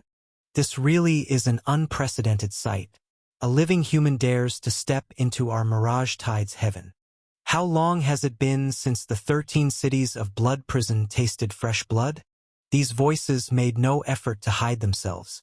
They spoke openly in front of Su Zimo, as if he were already a fish in a jar, a piece of meat on the chopping block. "I say, instead of just making noise, why don't you come down and play?" Su Zimo said with a smile, looking up at the black mist in the sky. "Is this human provoking us?" One voice said in surprise. "Seems like it," the ghosts replied, equally astonished. A living being dared to be so arrogant in the Mirage Tides Heaven? This kid must be a newborn calf that doesn't fear the tiger. Someone who's never experienced despair? A voice sneered. "Go capture him. Don't rush to eat him. Torture him slowly." When the black mist spoke, countless ferocious figures emerged from within the Blood Prison 13 cities. In their eyes, Su Zimo had already become nothing more than blood food. A howling wind rose around him. As the buzzing sounds filled the air, all those figures charged forward at once. "Die," Su Zimo said calmly, sweeping his hand outward. Space twisted at his gesture. Terrifying power surged as if piercing through the cosmos itself. All the figures rushing in from every direction were instantly annihilated by that overwhelming force. "Blood Prison 13 cities," Su Zimo sneered. "Send someone who can actually talk. Come and speak with me." Su Zimo's methods were clearly too domineering. The surrounding figures paused for a moment. "No wonder you dared to come in. So you do have a bit of skill," a hoarse voice said. Immediately after, the black fog around them thickened even further. From within the fog, a blood-colored figure slowly walked out. It was a burly man wearing armor, his physique massive and imposing. Heavy, oppressive energy radiated from him. His surging blood mist rumbled like thunder, suppressing the void itself. The man looked at Su Zimo. He slowly raised his hand and beckoned. Come. Beat me, and I'll take you to see the prison lord. As soon as he finished speaking, the man charged forward like an enraged bull. His entire body seemed to roar as he crashed straight ahead. Su Zimo shifted slightly to the side, dodging the blow. With a thunderous crash, the man slammed into a nearby hall, unstoppable in momentum. The entire structure collapsed, reduced to ruins. The man turned around, his momentum unbroken, and charged again. This time, Su Zimo did not dodge. He gripped Shadow Tyrant, eager to test it. As the man closed in, Su Zimo slashed downward. Boom! The man was split cleanly in two and exploded into a cloud of blood mist. At that moment, Su Zimo frowned slightly. He realized the man was not dead. The blood mist rapidly retreated and reassembled at a distance, reforming the man's body. It was as if he had been resurrected.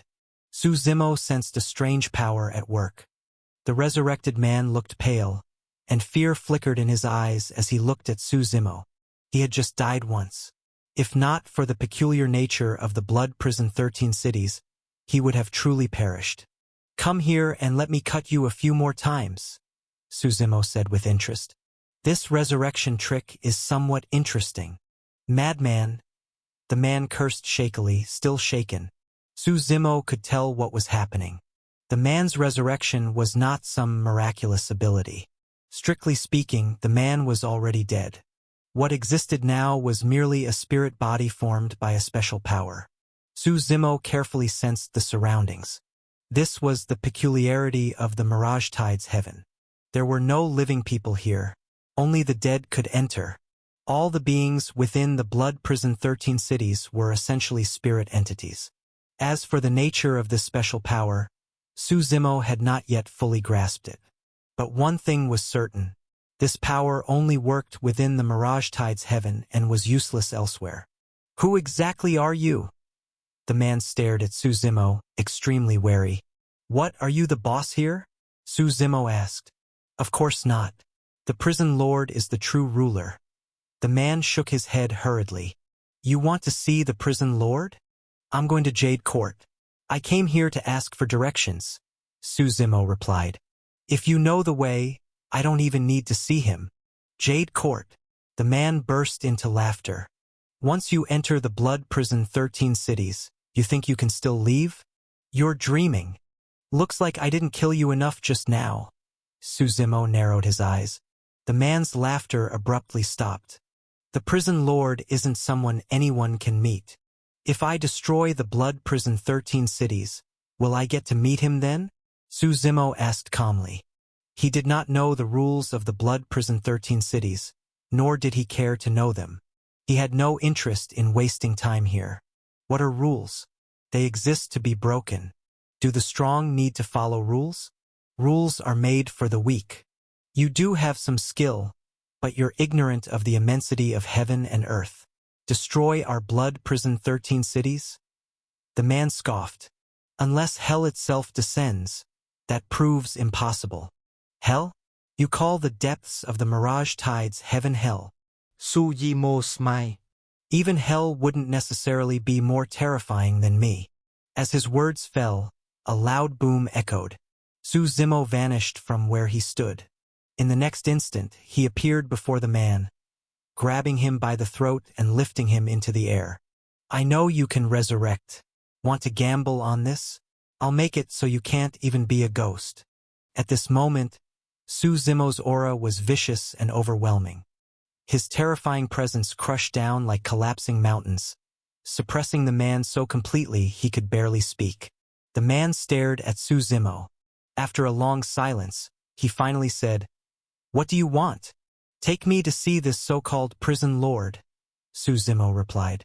My rank is too low. I can't even meet the prison lord, the man explained anxiously. You just need to lead the way, Su Zimo said, waving his hand. He tossed the man aside. The man coughed violently a few times, then stood up and cautiously began leading the way. The Blood Prison 13 Cities consisted of 13 interconnected cities. The city Su Zimo currently stood in was Blood Prison First City. It was also the main city among the 13, located at the very core. Each city had a city sovereign, and all city sovereigns answered to the prison lord. It could be said that the prison lord was sent by the Mirage Tides Heaven to oversee the 13 cities. Every prison lord had ties to hell itself. As the man carefully led the way, Su Zimo could feel numerous gazes, faint yet persistent, landing on him. From the moment he entered the Blood Prison 13 Cities, he had been watched. Now, more and more figures were gathering in the shadows. They were waiting for an opportunity to kill Su Zimo in a single decisive strike. A foul wind swept through the city, thick with the stench of blood. At the end of the street, Su Zimo began to see corpses, or rather skeletons. Bones lay scattered across the ground, all flesh long since devoured. These are all people who trespassed into the Blood Prison 13 Cities, the man explained. Perhaps he was trying to intimidate Su Zimo. Keep moving, Su Zimo said coldly. With corpses still fresh and the air heavy with bloodshed, more and more figures gathered around them. Yet not a single one dared to strike first. These spirit entities were extremely perceptive. They could sense Su Zimo's terrifying strength. His blood energy burned like a furnace, like a blazing sun illuminating the heavens. It was so overwhelming that no spirit dared to act rashly. They continued forward like this until they finally stopped in front of a vast plaza. On the plaza, rampant blood mist swept through the air. A powerful, oppressive force howled past like a storm. A figure appeared before Su Zimo. Seated at the center of the plaza, blood-colored lotuses surged up from the ground around him, while faint wailing sounds echoed from all directions. An old man sat high above on a blood throne. His back rested against the seat, blood light flashing through his eyes. His long hair nearly concealed his face. The moment the old man appeared, the burly man who had led the way went weak in the knees and immediately knelt down. Greetings, prison lord. You've worked hard, bringing the enemy all the way here, the old man said with a smile. That smile was chilling. The man knocked his head to the ground even harder and hurriedly explained, Prison lord, I had no choice. He forced me to lead the way. I understand your difficulties, the old man said gently, slowly extending his right hand. Power surged from his palm. The surrounding white bones seemed to come alive. His voice suddenly grew loud and cold. But you still must die. The white bones instantly lunged forward. Amid the man's screams, he was torn apart and devoured by the bones. The scene was nauseating. The Blood Prison 13 Cities fell silent once more, echoing only with the man's final screams. The old man stood up. In that instant, his aura enveloped the entire Blood Prison 13 Cities. Blood seeped up from the ground beneath his feet. Doors on both sides of the buildings burst open as torrents of blood surged out. In the blink of an eye, the previously empty city was flooded with blood.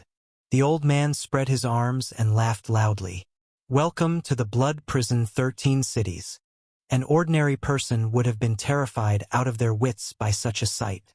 Su Zimo, however, remained unmoved. He simply smiled. Not bad. Quite the spectacle. The old man said nothing and swept his arms forward.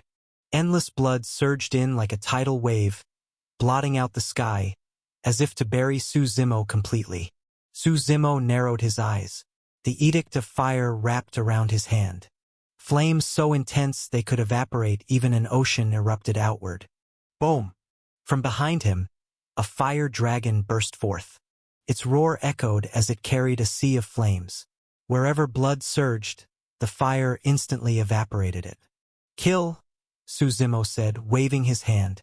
The fire dragon swung its massive tail, lifelike and ferocious, transforming into a torrent of flame that charged straight at the old man.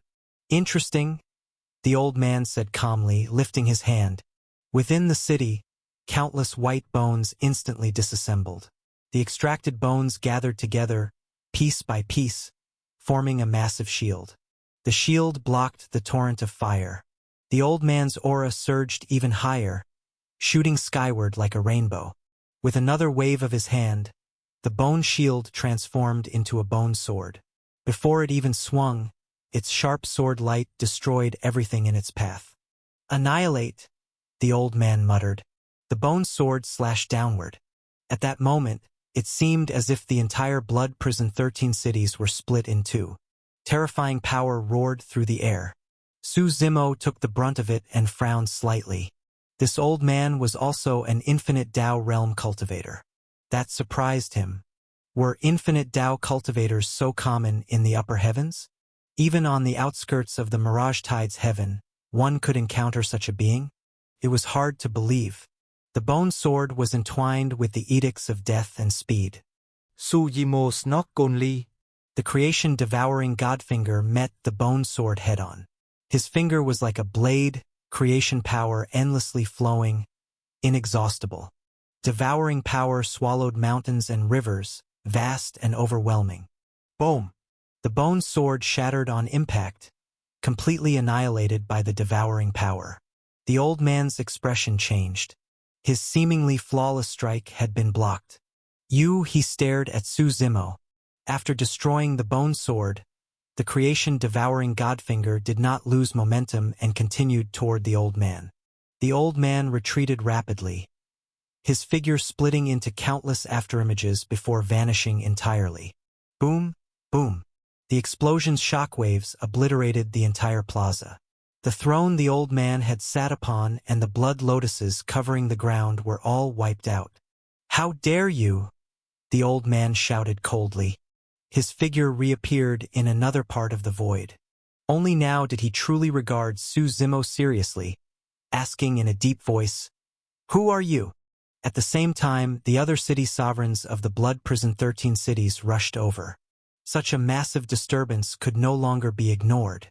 However, the other city sovereigns were only at the Saint Sovereign realm, with some merely at the Grand Emperor realm. Clearly, only this old man, stationed in the main city, was an infinite Tao cultivator. "My identity isn't important," Su Zimo replied calmly. "I'll give you a choice. Do you want to live, or do you want to die?"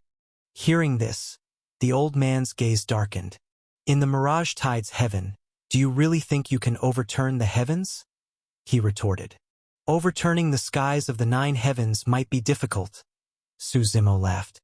"But overturning the skies of your Mirage Tides heaven? What's so hard about that?" As he spoke, he waved his hand and Shadow Tyrant appeared in his grip. In an instant, he swung hundreds of slashes. Boundless blade light enveloped the old man in the blink of an eye. The old man's aura was equally terrifying. Celestial blood hand of great sorrow. He raised his right hand. Instantly, all the blood rivers of the Blood Prison 13 cities were drawn toward him.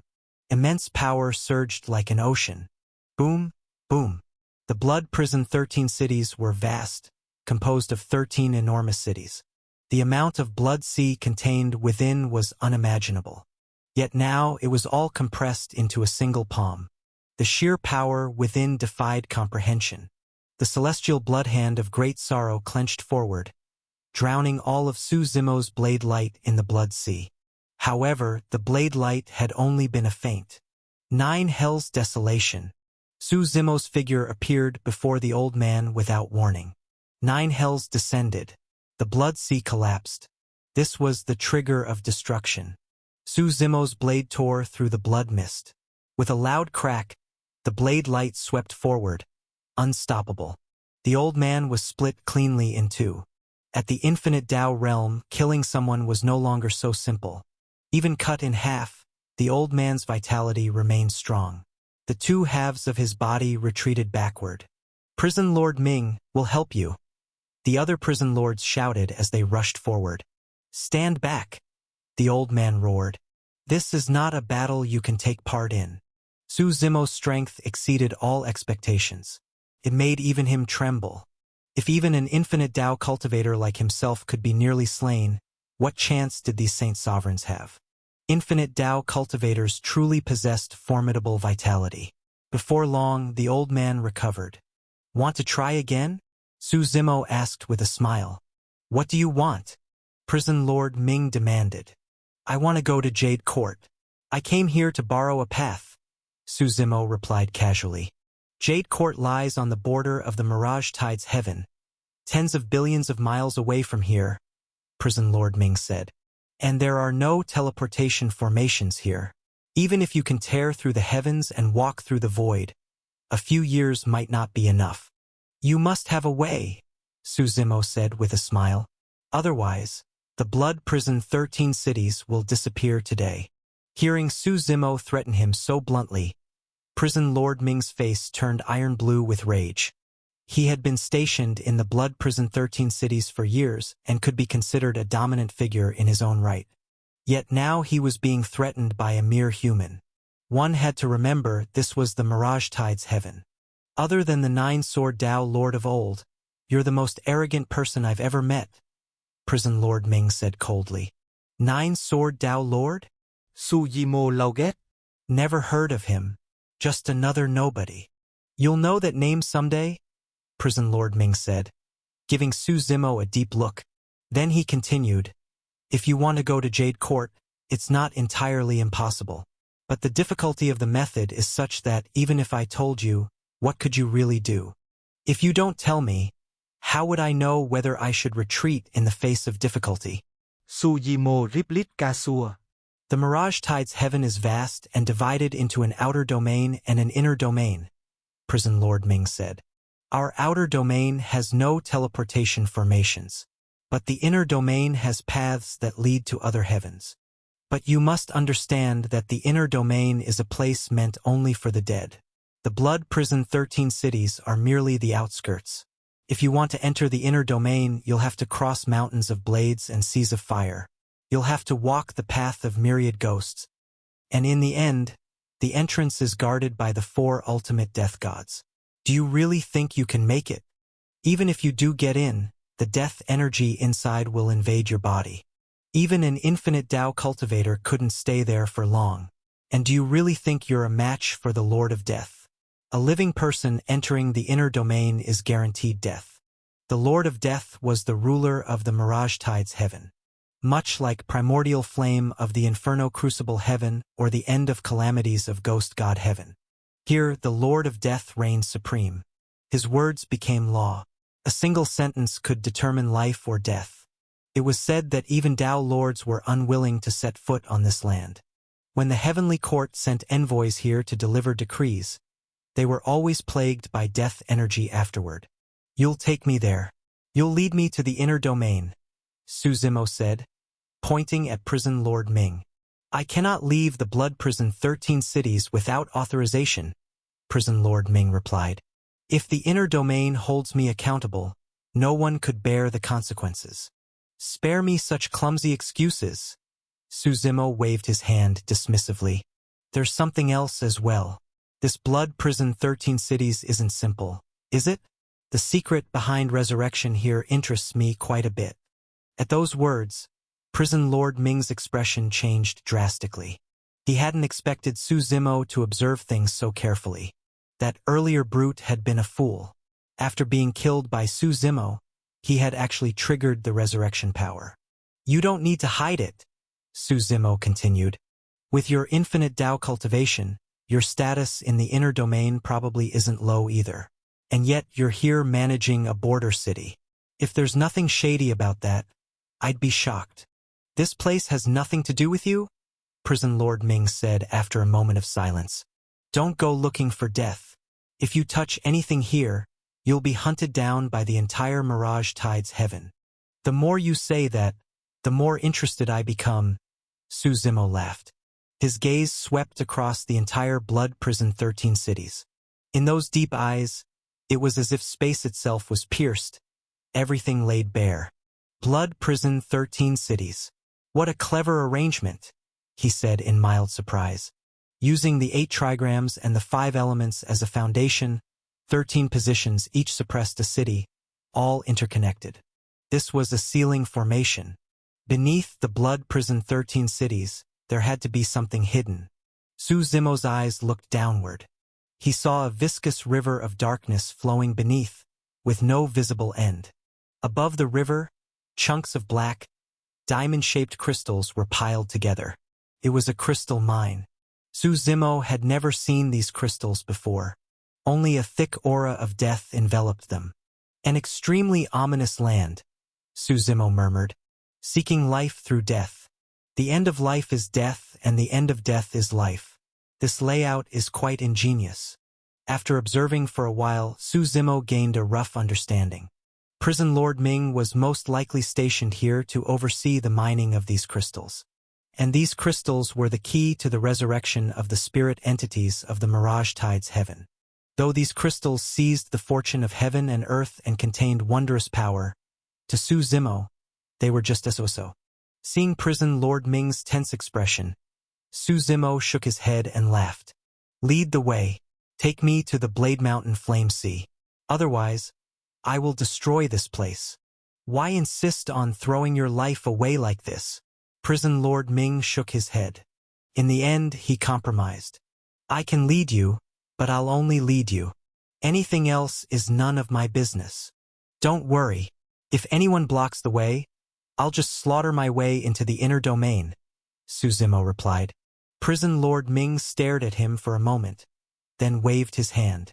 After giving a few instructions to the other prison lords, he led Su Zimo away.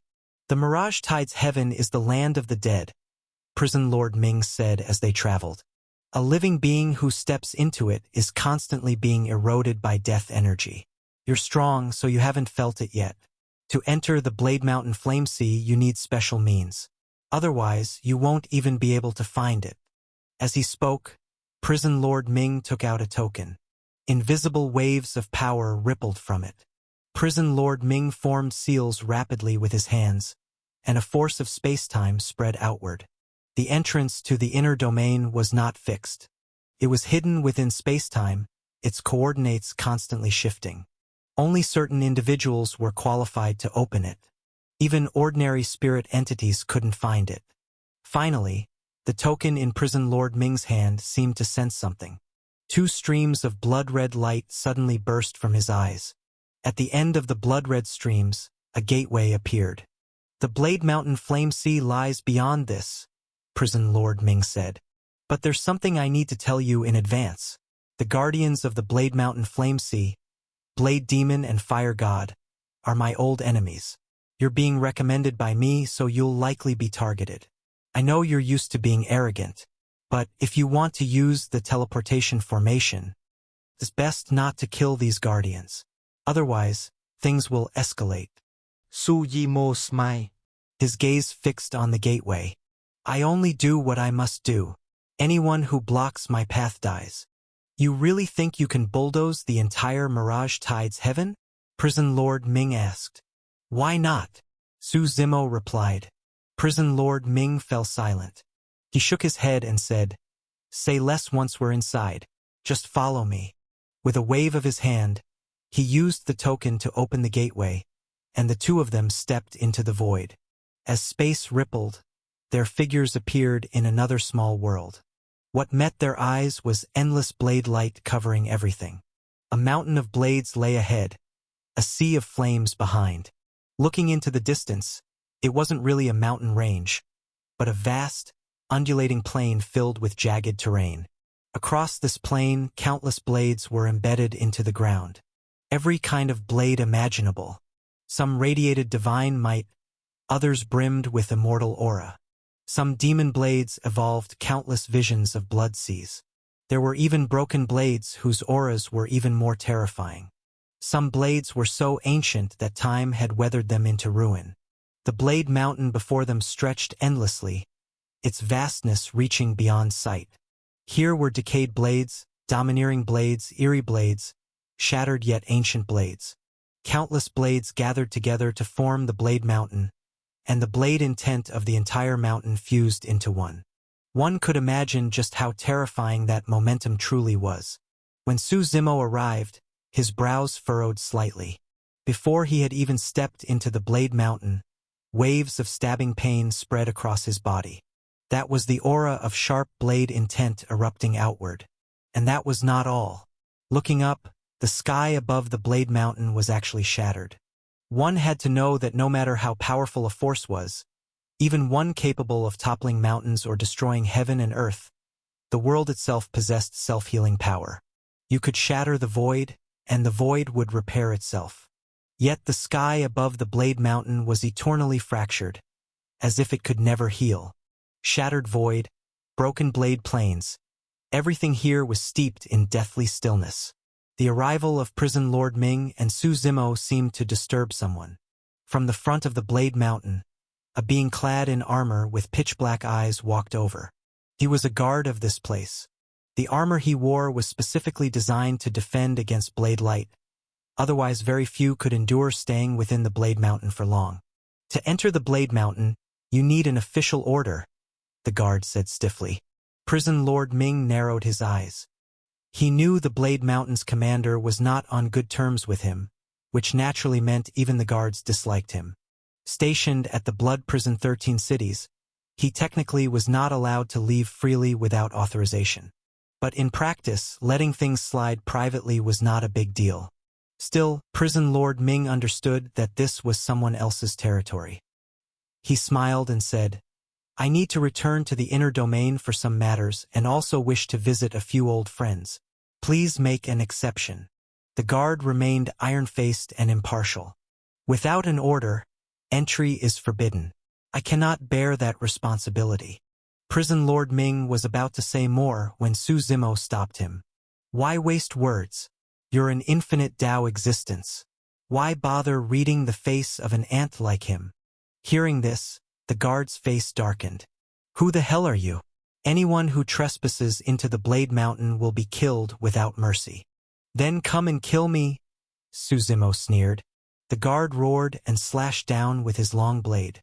With a boom, sharp blade light struck Su Zimo's shoulder.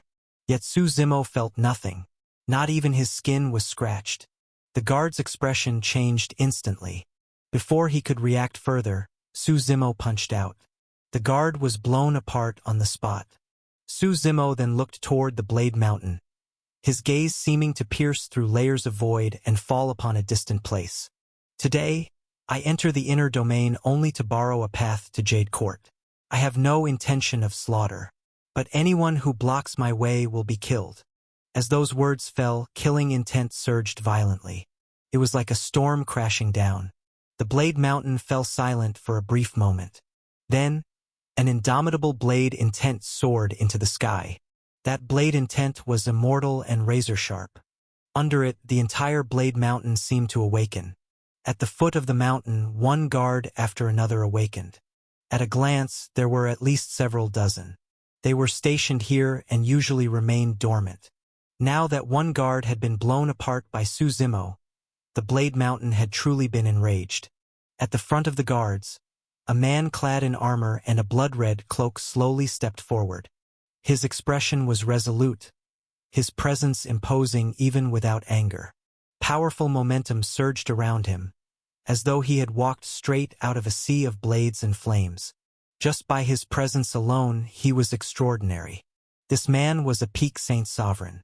Relying on the advantageous terrain of the Blade Mountain, he could even fight an infinite Tao cultivator. This man was Blade Demon. As for why he was called Blade Demon, it was said he had obsessed over blades until he descended into madness. At specific times each day, his consciousness was clear. The rest of the time, he battled the inner demons within himself. He came to guard the Blade Mountain for a single reason: to use the blade light here to suppress the demonic nature inside him. "Prison Lord Ming, what are you trying to do?" Blade Demon frowned. Despite their grudges, the bigger picture still mattered. There was no reason to casually kill a Blade Mountain guard. Prison Lord Ming sighed. Su Zimo spoke first. "I killed him. I want to enter the inner domain.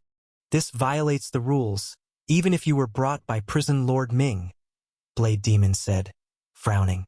"Rules exist to be broken," Su Zimo replied calmly. Blade Demon could tell that Su Zimo intended to force his way into the inner domain. His expression darkened. "We were ordered to guard the entrance.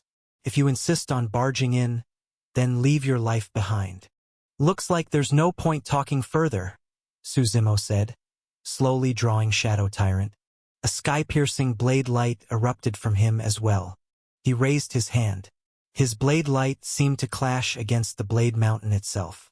Unhurried, Su Zimo held his blade and stepped forward toward the mountain. "Stop him!" Blade Demon shouted. Dozens of guards raised their blades, faces filled with fury, and charged toward Su Zimo. Terrifying blade intent swept across heaven and earth. Su Zimo lifted his head, eyes narrowing as if a fissure flashed through them. Then came a thunderous explosion. Shadow Tyrant had already swung out. That power was world-destroying. Before that unstoppable, heaven-splitting blade intent, the dozens of guards appeared utterly insignificant. Their blade intent was instantly annihilated. Along with it, their bodies were devoured by Su Zimo's blade intent. With a single slash, the Blade Mountain was left empty. Blade Demon raised his head, his face cold. All his subordinates were dead, without even bones remaining. "You have some skill, but today I will still keep you here," Blade Demon said, waving his hand. Blade, come. In an instant, demonic blade light surged into the sky. From the far end of the heavens, a pitch-black demonic blade shot toward him. At that moment, every blade in the Blade Mountain began to tremble, resonating with the demonic blade. This was the source of Blade Demon's strength.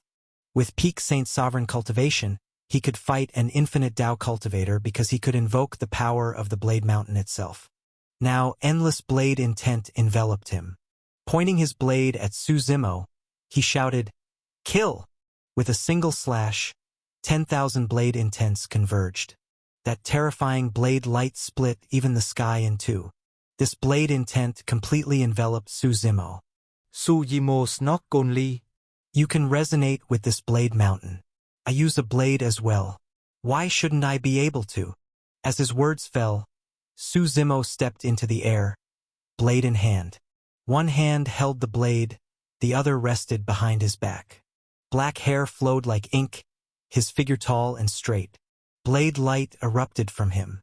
In an instant, every blade in the Blade Mountain sensed his presence. Clang, clang. Blitzrang. Bladinson. At this moment, Su Zimo was like the sovereign of all blades, suppressing everything, commanding everything. The countless blades of the Blade Mountain all submitted to him. Slash! As this blade fell, the world went dark. When this slash fell, Blade Demon was left in a state of shock. Since the day he began guarding the Blade Mountain, he had been the only one capable of resonating with it. These blades obeyed only the command of the Sovereign of Blades. What Blade Demon never expected was that Su Zimo's understanding of the Tao of Blade had reached such a terrifying level as well. "Kill," Su Zimo said. As this slash continued to press forward, the immense pressure and sharpness made the entire Blade Mountain seem on the verge of collapse. This slash did not contain only Su Zimo's own power. It was linked to every single blade in the entire Blade Mountain. Impossible to resist, was Blade Demon's first realization. He knew that barring a miracle, this slash would certainly kill him. "I devoted my entire life to blades, entered madness through the blade, and in the end, I still die by the blade." Blade Demon laughed wildly. Such an ending seemed fitting. Born by the blade, dying by the blade. Even if I die, I must fight with all my strength rather than sit and wait for death. With that, Blade Demon gripped his domineering blade and advanced instead of retreating, charging straight into Su Zimo's blade light. This was nothing short of a mantis trying to stop a chariot, an act of utter overestimation. But for Blade Demon, life or death was not what mattered. What mattered was how he would die. Boom! First, the long blade in Blade Demon's hand shattered into two pieces. Within that vast and boundless river of blade light, countless cracks appeared across Blade Demon's body. They were dense and horrifying to behold. With another explosive roar, Blade Demon and the Blade Mountain were completely annihilated within it. The earth trembled. Heaven and earth overturned. When Prison Lord Ming looked up again, the Blade Mountain had already been flattened by that overwhelming power. This was a truly terrifying sight. Although Prison Lord Ming knew that relying on the Blade Mountain and Flame Sea to stop Su Zimo was almost impossible, and that the real obstacle lay with the 4 ultimate death gods, he still had not expected Blade Demon to lose so quickly. He had been killed almost instantly, slain by a single strike.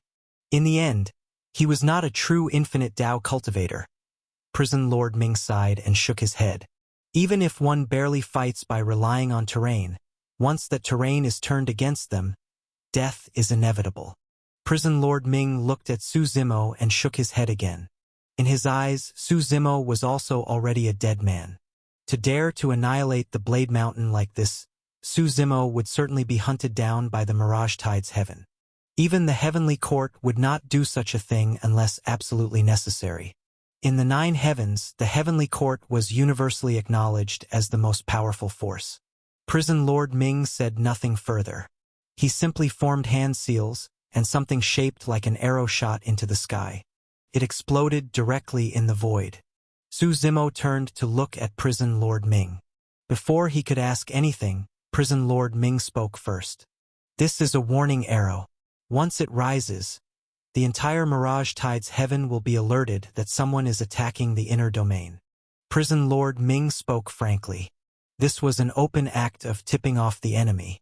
He faced Su Zimo directly, without fear of being killed.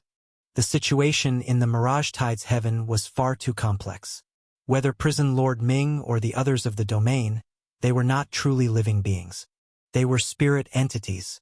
Such spirit entities could be revived after being killed.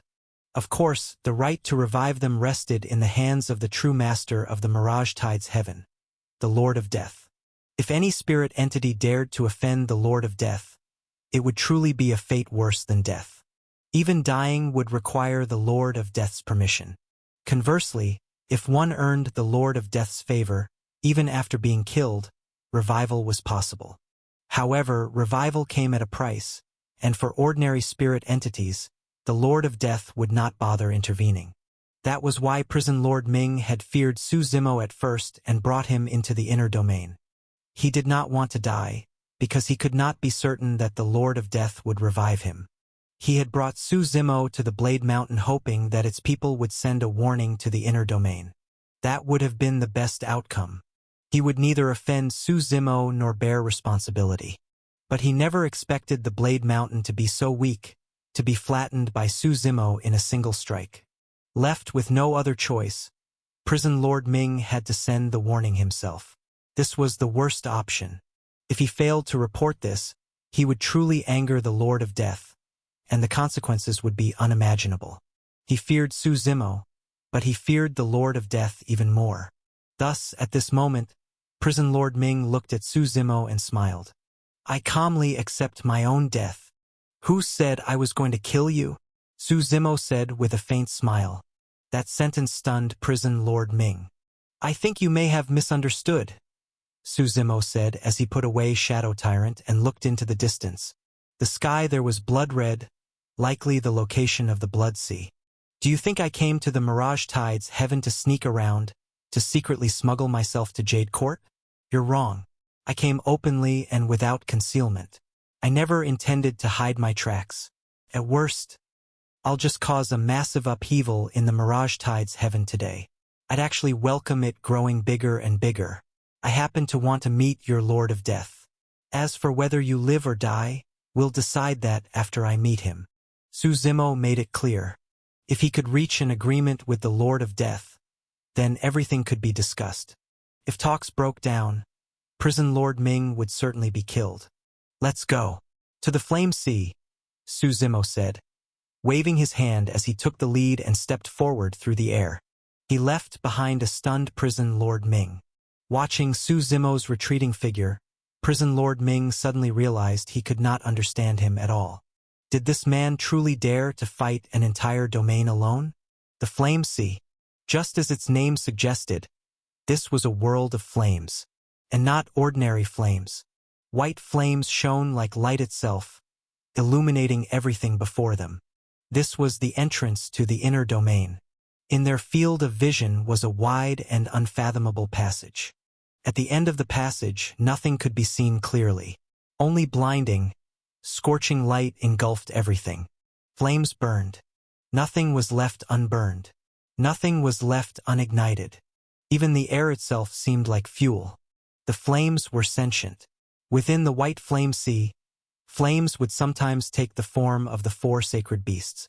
At other times, they transformed into ancient ferocious beasts, or even into blades, spears, staffs, and weapons of all kinds. When Su Zimo arrived, the flame sea had already received the warning. It stood fully prepared, ready for battle.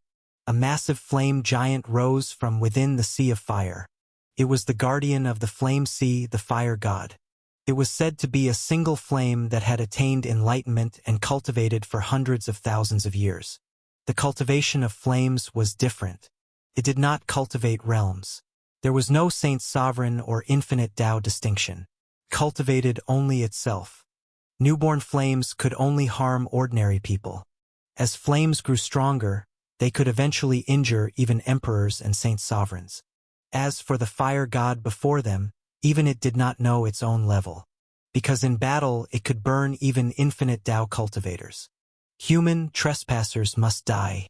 If you surrender without resistance and follow me to receive punishment, you may still have a path to survival. The fire god spoke, its voice solemn and dignified. Enough nonsense. Use whatever means you have, Su Zimo said calmly. As Su Zimo's words fell, the fire god seemed to have received a provocation. It threw back its head and roared to the heavens. Its massive body tore through the sea of flames, rumbling with deafening booms. The flames within the flame sea seemed to sense the fire god's fury and also grew enraged. The flame sea condensed into a flaming bird that soared skyward, trampling the firmament again and again before diving straight down, burning everything in its path. Seeing the firebird descend, Su Zimo drew his blade without hesitation. Blade light surged downward. With a single strike, he split the firebird in two, cutting it down beneath his blade. But in the next instant, the fire god's enormous fist had already pierced through the firmament and smashed toward him, rapidly enlarging before his eyes. Su Zimo's figure retreated several steps in quick succession. The ground where he had just stood was completely melted, and even the void itself collapsed. Aside from its overwhelming strength, the most troublesome aspect of the fire god was its flames. Even infinite Tao cultivators could be burned by them. After briefly gauging the fire god's power, Su Zimo smiled and said, I once happened to obtain the inheritance of the ancient fire god Zhurong. Today is a good chance to test whose flames are stronger. Su Zimo extended his hand, Zhurong's divine fire blazing fiercely. The flames gathered in his palm, forming a lotus shape before blooming open. Since obtaining the inheritances of those ancient gods, Su Zimo had rarely used them. With his 10 god scriptures and his own self-created techniques, his offensive methods had never been lacking. As the flames gathered in his palm, seemingly sensing the extraordinary nature of Zhurong's fire, the fire god frowned slightly. A very peculiar flame, but if it comes down to flames alone, I, the fire god, am inferior to no one. After all, it had itself attained the Tao through fire. Its understanding of flames surpassed that of anyone else. Then let's try, Su Zimo said as the flames in his hand began to transform. At the same time, the fire god manipulated the flame sea, causing it to change as well. This was a purely flame-based duel. The fire god had no cultivation realm. It only knew that its flames could burn even infinite Tao cultivators. Even edict-based power served as fuel for its fire. Su Zimo's flames transformed into a long blade, while the fire god's flames took the form of a long spear. Blade and spear clashed again and again in the void. Bang, bang, bang. The long blade tore through the void, cleaving the heavens.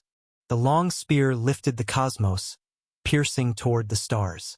Though formed of flames, the two weapons were astonishingly vivid, as if they truly existed. After a series of collisions, the two weapons separated and transformed once more. Su Zimo's Zhurong fire turned into a massive eagle. The fire god's white flames became a white crow.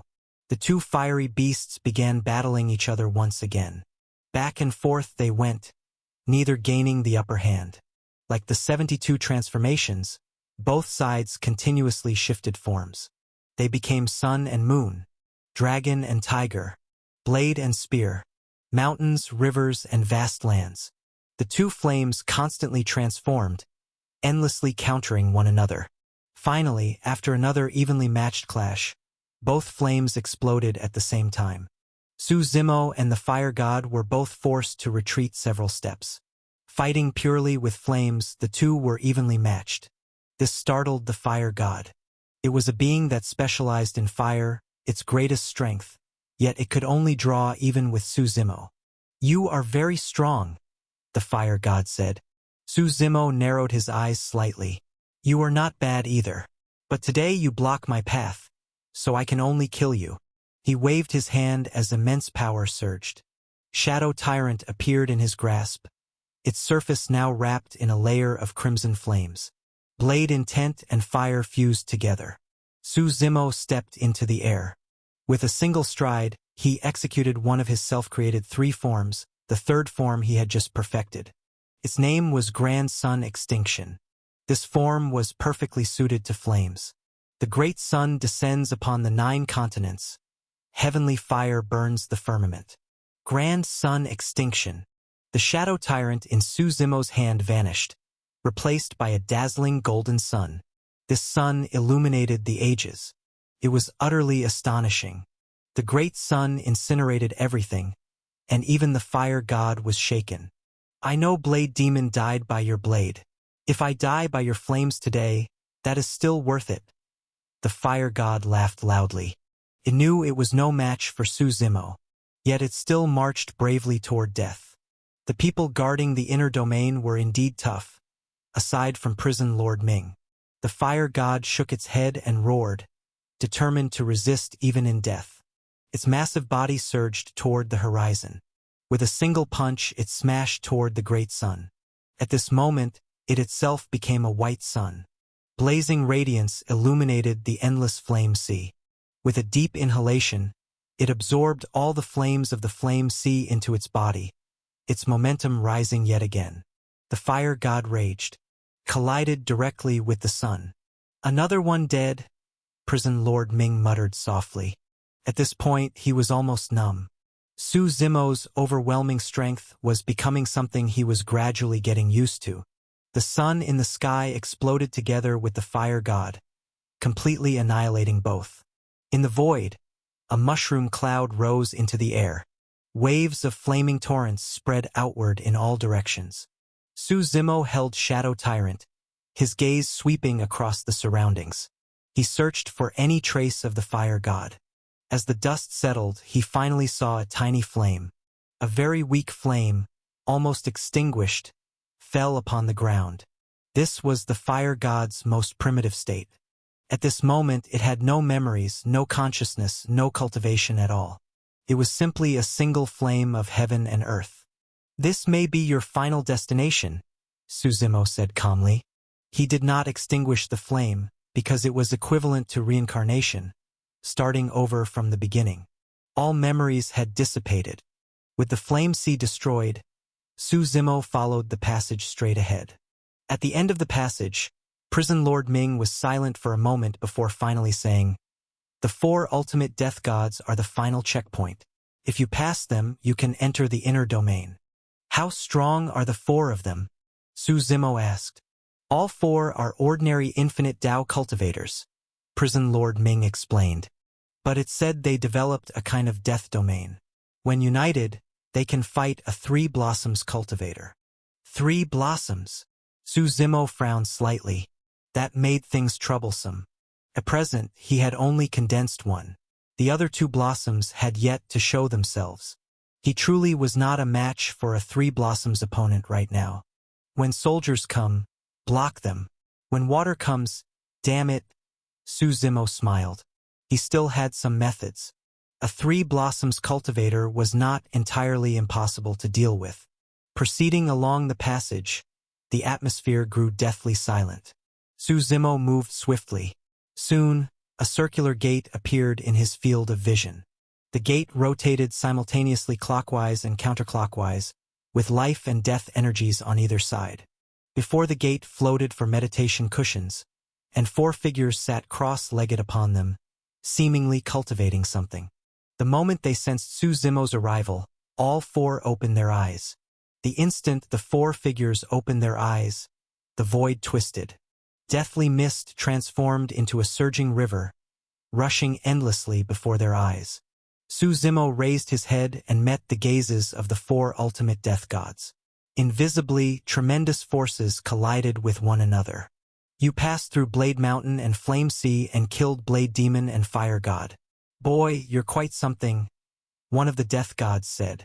The 4 death gods wore robes of different colors: black, white, blue, and yellow. Each of them radiated the aura of an infinite Tao cultivator. Moreover, their positions were peculiar. Standing in the 4 cardinal directions, east, south, west, and north, they were faintly connected to one another. Together, they formed a dense death domain. The greatest function of this death domain was the ability to transmit power among them. It allowed the strength of the other 3 death gods to pour into a single individual. Under normal circumstances, even if several infinite Tao cultivators fused together, it would still be difficult to become a 3 Blossoms cultivator. That was because the 3 Blossom stage was not a quantitative leap, but a qualitative transformation. However, these 4 were born from the same root, and the Tao they cultivated was of the same nature. As a result, a 1 + 1 greater than 2 effect emerged, making their cooperation exceptionally efficient. Among the 4, the yellow-robed death god was named the Broad-Eyed Death God. He had 3 eyes on his forehead, and deathly mist billowed around him with terrifying intensity. The blue-robed death god was called the Death God of Extinguishing Sound. He held a pipa in his hands, capable of playing mournful music. A single tune could bury heaven and earth. The white-robed death god was known as the Death God of Heavenly Chains. He wielded a chain of heaven and earth. It was said that once bound by it, even infinite Tao cultivators could not break free. As for the final death god in black robes, his full title was the Death God of Heavenly Arrows. He carried a bow of darkness, with black arrows that could pierce the firmament. Even before being loosed, they already exuded a bloodthirsty aura. At this moment, with the 4 ultimate death gods assembled, the entrance was completely suppressed. "I want to enter the inner domain. Are you going to stop me?" Su Zimo asked. The 4 ultimate death gods exchanged glances. The Death God of Heavenly Arrows spoke calmly. "We are ordered to guard this place. Naturally, we must stop you. In that case, let us fight," Su Zimo said as he grasped Shadow Tyrant, blade light slashing downward. The broad-eyed death god shook his head. "You are not our opponent. Whether I am or not, we'll know after fighting," Su Zimo replied. He brought his blade down, as if intending to annihilate the entire passage. From the 3rd eye on the broad-eyed death god's forehead, a beam of light shot out. In an instant, it extinguished the blade light in the void. "Transcendent flow domain," the broad-eyed death god said as a streak of light burst forth from that 3rd eye. The speed was so fast that Su Zimo had no time to evade. When the beam struck, Su Zimo was instantly bound by the power of space and time. Slash! The death god of extinguishing sound plucked his pipa. With a thunderous boom, invisible sound waves transformed into a long blade that crashed heavily onto Su Zimo. The attacks of the 4 ultimate death gods were not only powerful, but astonishingly fast. Even Su Zimo found them difficult to avoid. Moreover, the 4 complemented one another perfectly, their coordination exceptionally refined. As the saying went, 2 fists could not fend off 4 hands. Su Zimo was now facing exactly such a situation. While Su Zimo battled the 4 ultimate death gods, in the central depths of the inner domain of the Mirage Tide's heaven, a mirror hung suspended at the very heart of the realm. With a simple upward glance, many could see everything reflected within the passage. Some gazes were filled with shock. Others were indifferent. For most, Su Zimo was already a dead man. And in the deepest part of the Mirage Tide's heaven, there stood a black mountain. Around it, deathly mist had grown so dense it became liquid, flowing quietly. Without doing anything at all, merely approaching this mountain felt like certain death. This was a land of death. If one looked closely, they would realize that this was not a mountain at all, but an enormous living being. It was merely sleeping. Suddenly, the creature awakened. Within the pitch-black death soil, its eyes erupted with two beams of dark light. Ikan senza Italia. That fellow has come again. The colossal being spoke. His voice was like rolling thunder. As it spoke, the void trembled, and the river of death churned with surging waves. Rest assured, he is already dead. Dead men do not revive. I personally verified it back then. A voice came from above. Looking up, one would discover that someone was actually lying atop the colossal being. This person was shrouded in darkness, impossible to see clearly. Hearing this, the massive being grew doubtful. But my perception cannot be wrong. It really is him. Even if a dead man revives, he is no longer the same person as before, the voice replied. Are you not going to take a look? The colossal being asked. I do want to see him, but surely you don't expect me to go personally, the voice answered. If he cannot even step through the gates of my Mirage Tide's heaven, then it simply means fate has not yet arrived. The brief exchange soon fell into silence. At the entrance to the inner domain, Su Zimo and the four ultimate death gods were now fully engaged in battle. Boom, boom, boom. Power surged like overturning rivers and seas. Su Zimo had already bloomed one flower. In a one-on-one fight, his strength was unquestionable. At this moment, Shadow Tyrant swept through, directly shattering the sound-based attack of the death god of extinguishing sound. Then, with a single punch, he sent the broad-eyed death god flying. 3 arrows of darkness. The death god of heavenly arrows said as he drew his dark bow, loosing arrow after arrow. Each arrow seemed capable of freezing the void and destroying everything, carrying terrifying force. Meanwhile, the heavenly chain wielded by the death god of heavenly chains transformed into a long dragon, relentlessly pursuing Su Zimo. It sought to bind him. Once bound by the heavenly chain, even infinite Tao cultivators could not break free. Although Su Zimo had heavily injured 2 of the death gods, he himself had also sustained some wounds. The 4 ultimate death gods began to grow impatient. The 4 of them working together for so long without being able to deal with their opponent was unacceptable to them. Open the death domain directly. There's no need to waste time, the broad-eyed death god said. The death god of heavenly arrows nodded slightly. Given Su Zimo's strength, he should have been able to slaughter infinite Tao cultivators of the same realm. Not only were the death gods dissatisfied, Su Zimo himself was also displeased. After fighting for so long, the battle was still unresolved. Although he held the upper hand, the enemy's true trump card had yet to be revealed. At this moment, the 4 ultimate death gods began forming hand seals. Their hands moved at incredible speed, leaving behind countless afterimages. As they formed seals, a pentagram appeared in the void. The 5 points of the pentagram were occupied by the 4 death gods, 1 at each point. The remaining point was where all 4 of their powers converged. This was essentially an energy-balancing formation. When the 4 streams of power merged, the aura that spread out was enough to make Su Zimo uneasy. With a loud boom, the death god of heavenly arrows took the lead and stepped directly into the 5th point of the star. All the power surged into his body. He drew his bow and aimed his arrow straight at Su Zimo. This arrow had not even been released yet. It was merely aimed at Su Zimo. And yet, the surface of Su Zimo's skin was already injured, blood beginning to seep out. One could imagine just how terrifying this arrow truly was. Arrow of darkness, soul ignition. The death god of heavenly arrows said softly. The arrow shot forth and completely merged into the darkness. Su Zimo could no longer see the arrow.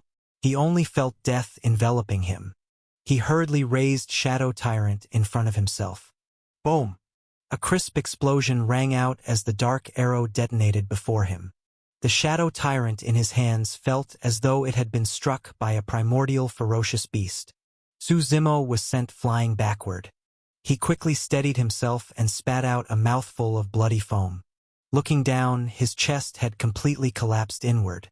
Just a single arrow, and with Shadow Tyrant blocking it, yet he still suffered such a severe injury. Su Zimo narrowed his eyes and looked up. Above the head of the death god of heavenly arrows, 3 flowers were beginning to take shape. 3 pseudo-flowers radiated terrifying power. These were pseudo-flowers, forcefully nurtured by the combined strength of the 4 death gods. Once they separated, the petals would naturally dissipate. But even as pseudo-flowers, there was no difference in power. The death god of heavenly arrows let out a heavy snort. Once again, he drew his bow and aimed at Su Zimo. This time, 3 dark arrows condensed together. Boom! The arrows shot out, carrying power so immense it destroyed everything in its path. 3 arrows in total, attacking from all directions. Su Zimo swung Shadow Tyrant with tremendous force, slashing toward them. Bang! He had underestimated the power of these arrows, or rather, they exceeded the limits of what he could withstand. With just 1 arrow, Shadow Tyrant struck it, and yet it did not budge at all. Boom! Boom! Boom! 3 consecutive explosions erupted before his eyes. The force of the 3 arrows once again blasted Su Zimo backward. Su Zimo lifted his head. His already collapsed chest was now a bloody mess. The sight was miserable. He struggled to stand once more, his gaze fixed on the death god of heavenly arrows. "This arrow will send you to the afterlife," the death god of heavenly arrows said as he drew his bow yet again. This time, 7 arrows condensed together. It must be known that 3 arrows had already nearly killed Su Zimo. 7 arrows whirled annihilation. Dark power surged violently. Even for the death god of heavenly arrows, this attack was an enormous burden. The 3 flowers above his head flickered in and out, as if they might collapse at any moment. This was his strongest arrow, and also his final arrow. The 7 arrows connected together like the stars of the Big Dipper, leaving the bowstring and destroying everything in their path. They flew straight toward Su Zimo. At this moment, Su Zimo's vision completely collapsed. The world shattered. The void twisted. His entire field of vision was filled by the 7 arrows. Kill, kill, kill. Savage hunting cries echoed in his ears. At this moment, it was as if death itself had truly arrived. Boom! A deafening explosion roared.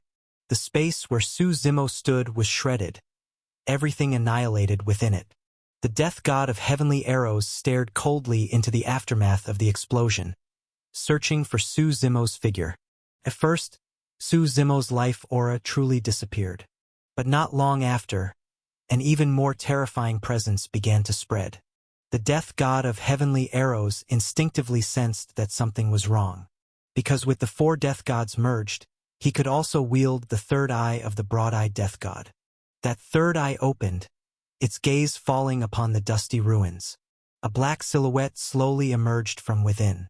At this moment, Su Zimo was like a ferocious beast from the ancient wilderness. There was an aura about him that did not belong to him. His eyes, in particular, were pitch black. Like the torch dragon, eyes open, day, eyes closed, night. Purple patterns spread across his forehead. In Su Zimo's hand was a bottle. Half of the blood inside had already been consumed. The remaining half seemed to come alive, faint traces of divinity flowing within it. And that was not the most critical part. The blood was black, brimming with demonic power.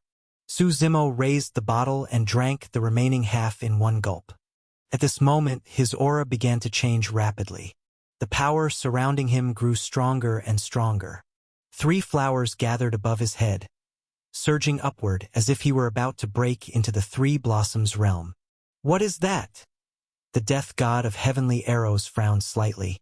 The broad-eyed death god pondered for a moment before saying, "Could that be true god blood?"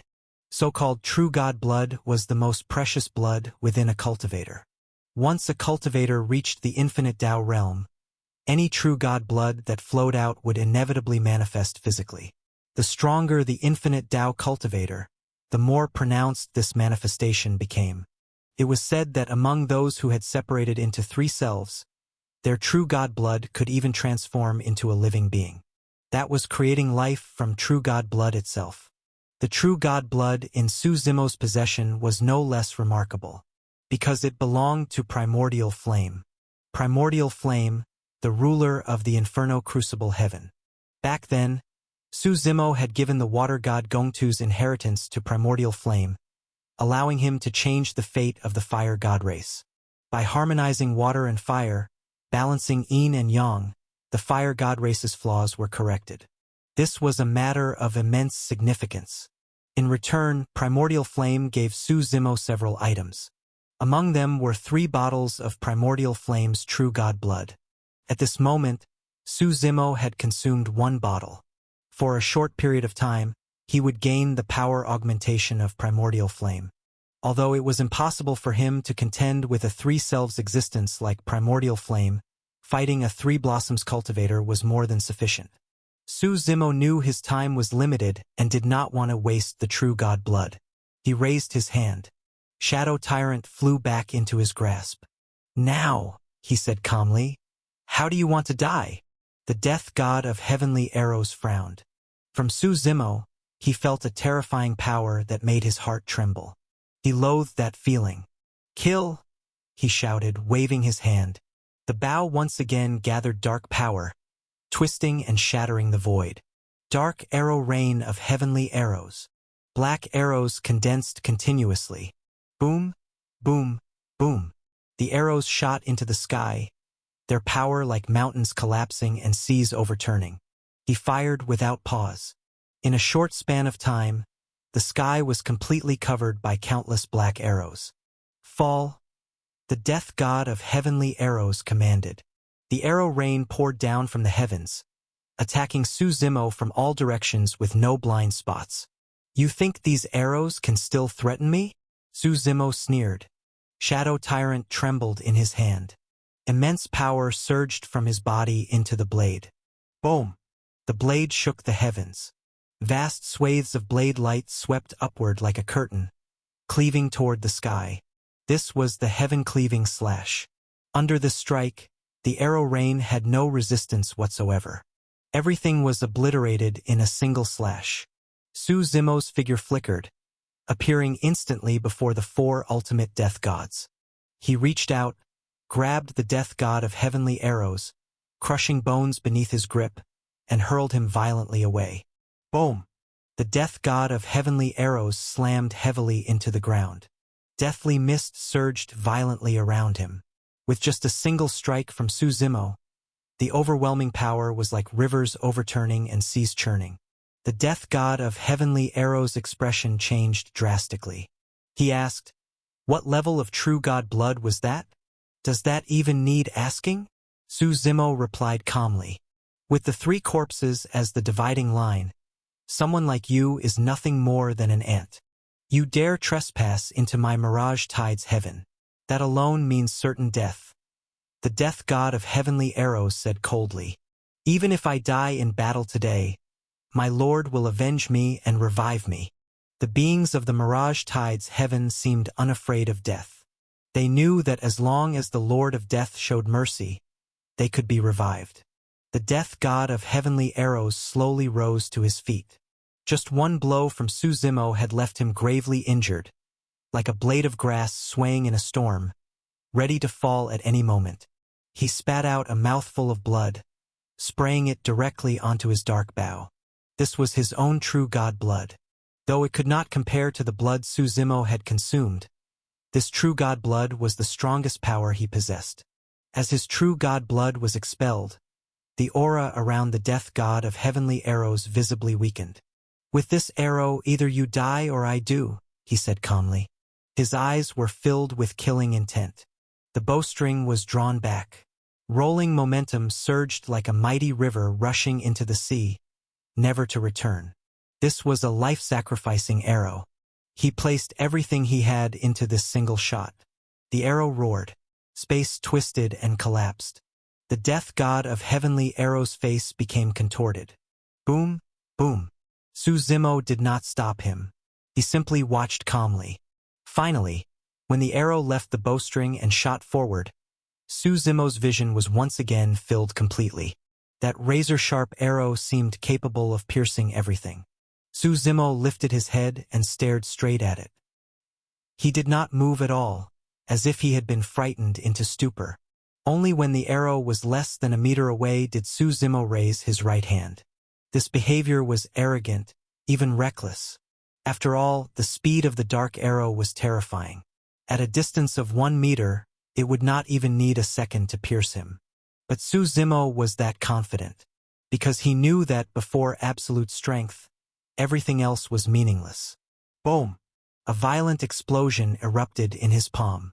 The death god of heavenly arrows lifted his head, eyes filled with shock, mouth hanging open, unable to close for a long time. That arrow had been caught by Su Zimo with a single hand. Though the dark arrow carried unstoppable force meant to destroy everything, Su Zimo seized it with overwhelming dominance. This was something the death god of heavenly arrows had never imagined. He had considered that this arrow might fail to kill Su Zimo, but he never expected it to be resolved so effortlessly. You, the death god of heavenly arrows, opened his mouth, but no words came out. Have you decided how you want to die? Su Zimo said with a smile. I'm quite merciful. I'll let you die by your own arrow. He lifted the dark arrow in his hand and hurled it straight at the death god of heavenly arrows. At this moment, his strength was terrifying.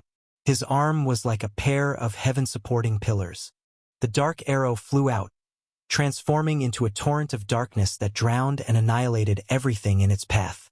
Bang! When the dark arrow pierced through the neck of the death god of heavenly arrows, his body was almost completely torn apart. Behind him, the fused four ultimate death gods were forcibly separated. Whether it was the broad-eyed death god or the others, all four were skewered like candied hawthorns, pierced in a line and finally nailed to the passage leading into the inner domain. What a pity! I didn't intend to kill you. Su Zimo shook his head. But you insisted on blocking my path. Death was inevitable. He turned his gaze toward Elder Ming, murderous intent surging in his eyes, killing aura nearly solidifying. Elder Ming was startled badly. He had thought the four ultimate death gods would deal with Su Zimo. He never expected Su Zimo to still have such a trump card. He had to admit he had underestimated him.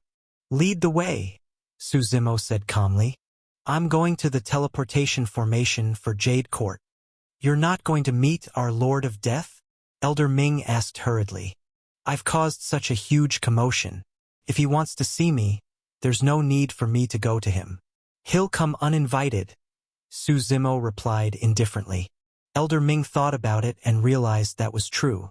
The Lord of Death rarely showed himself, but everything that happened in the Mirage Tide's heaven, down to every blade of grass and every tree, was likely within his awareness. Nothing could be hidden from him.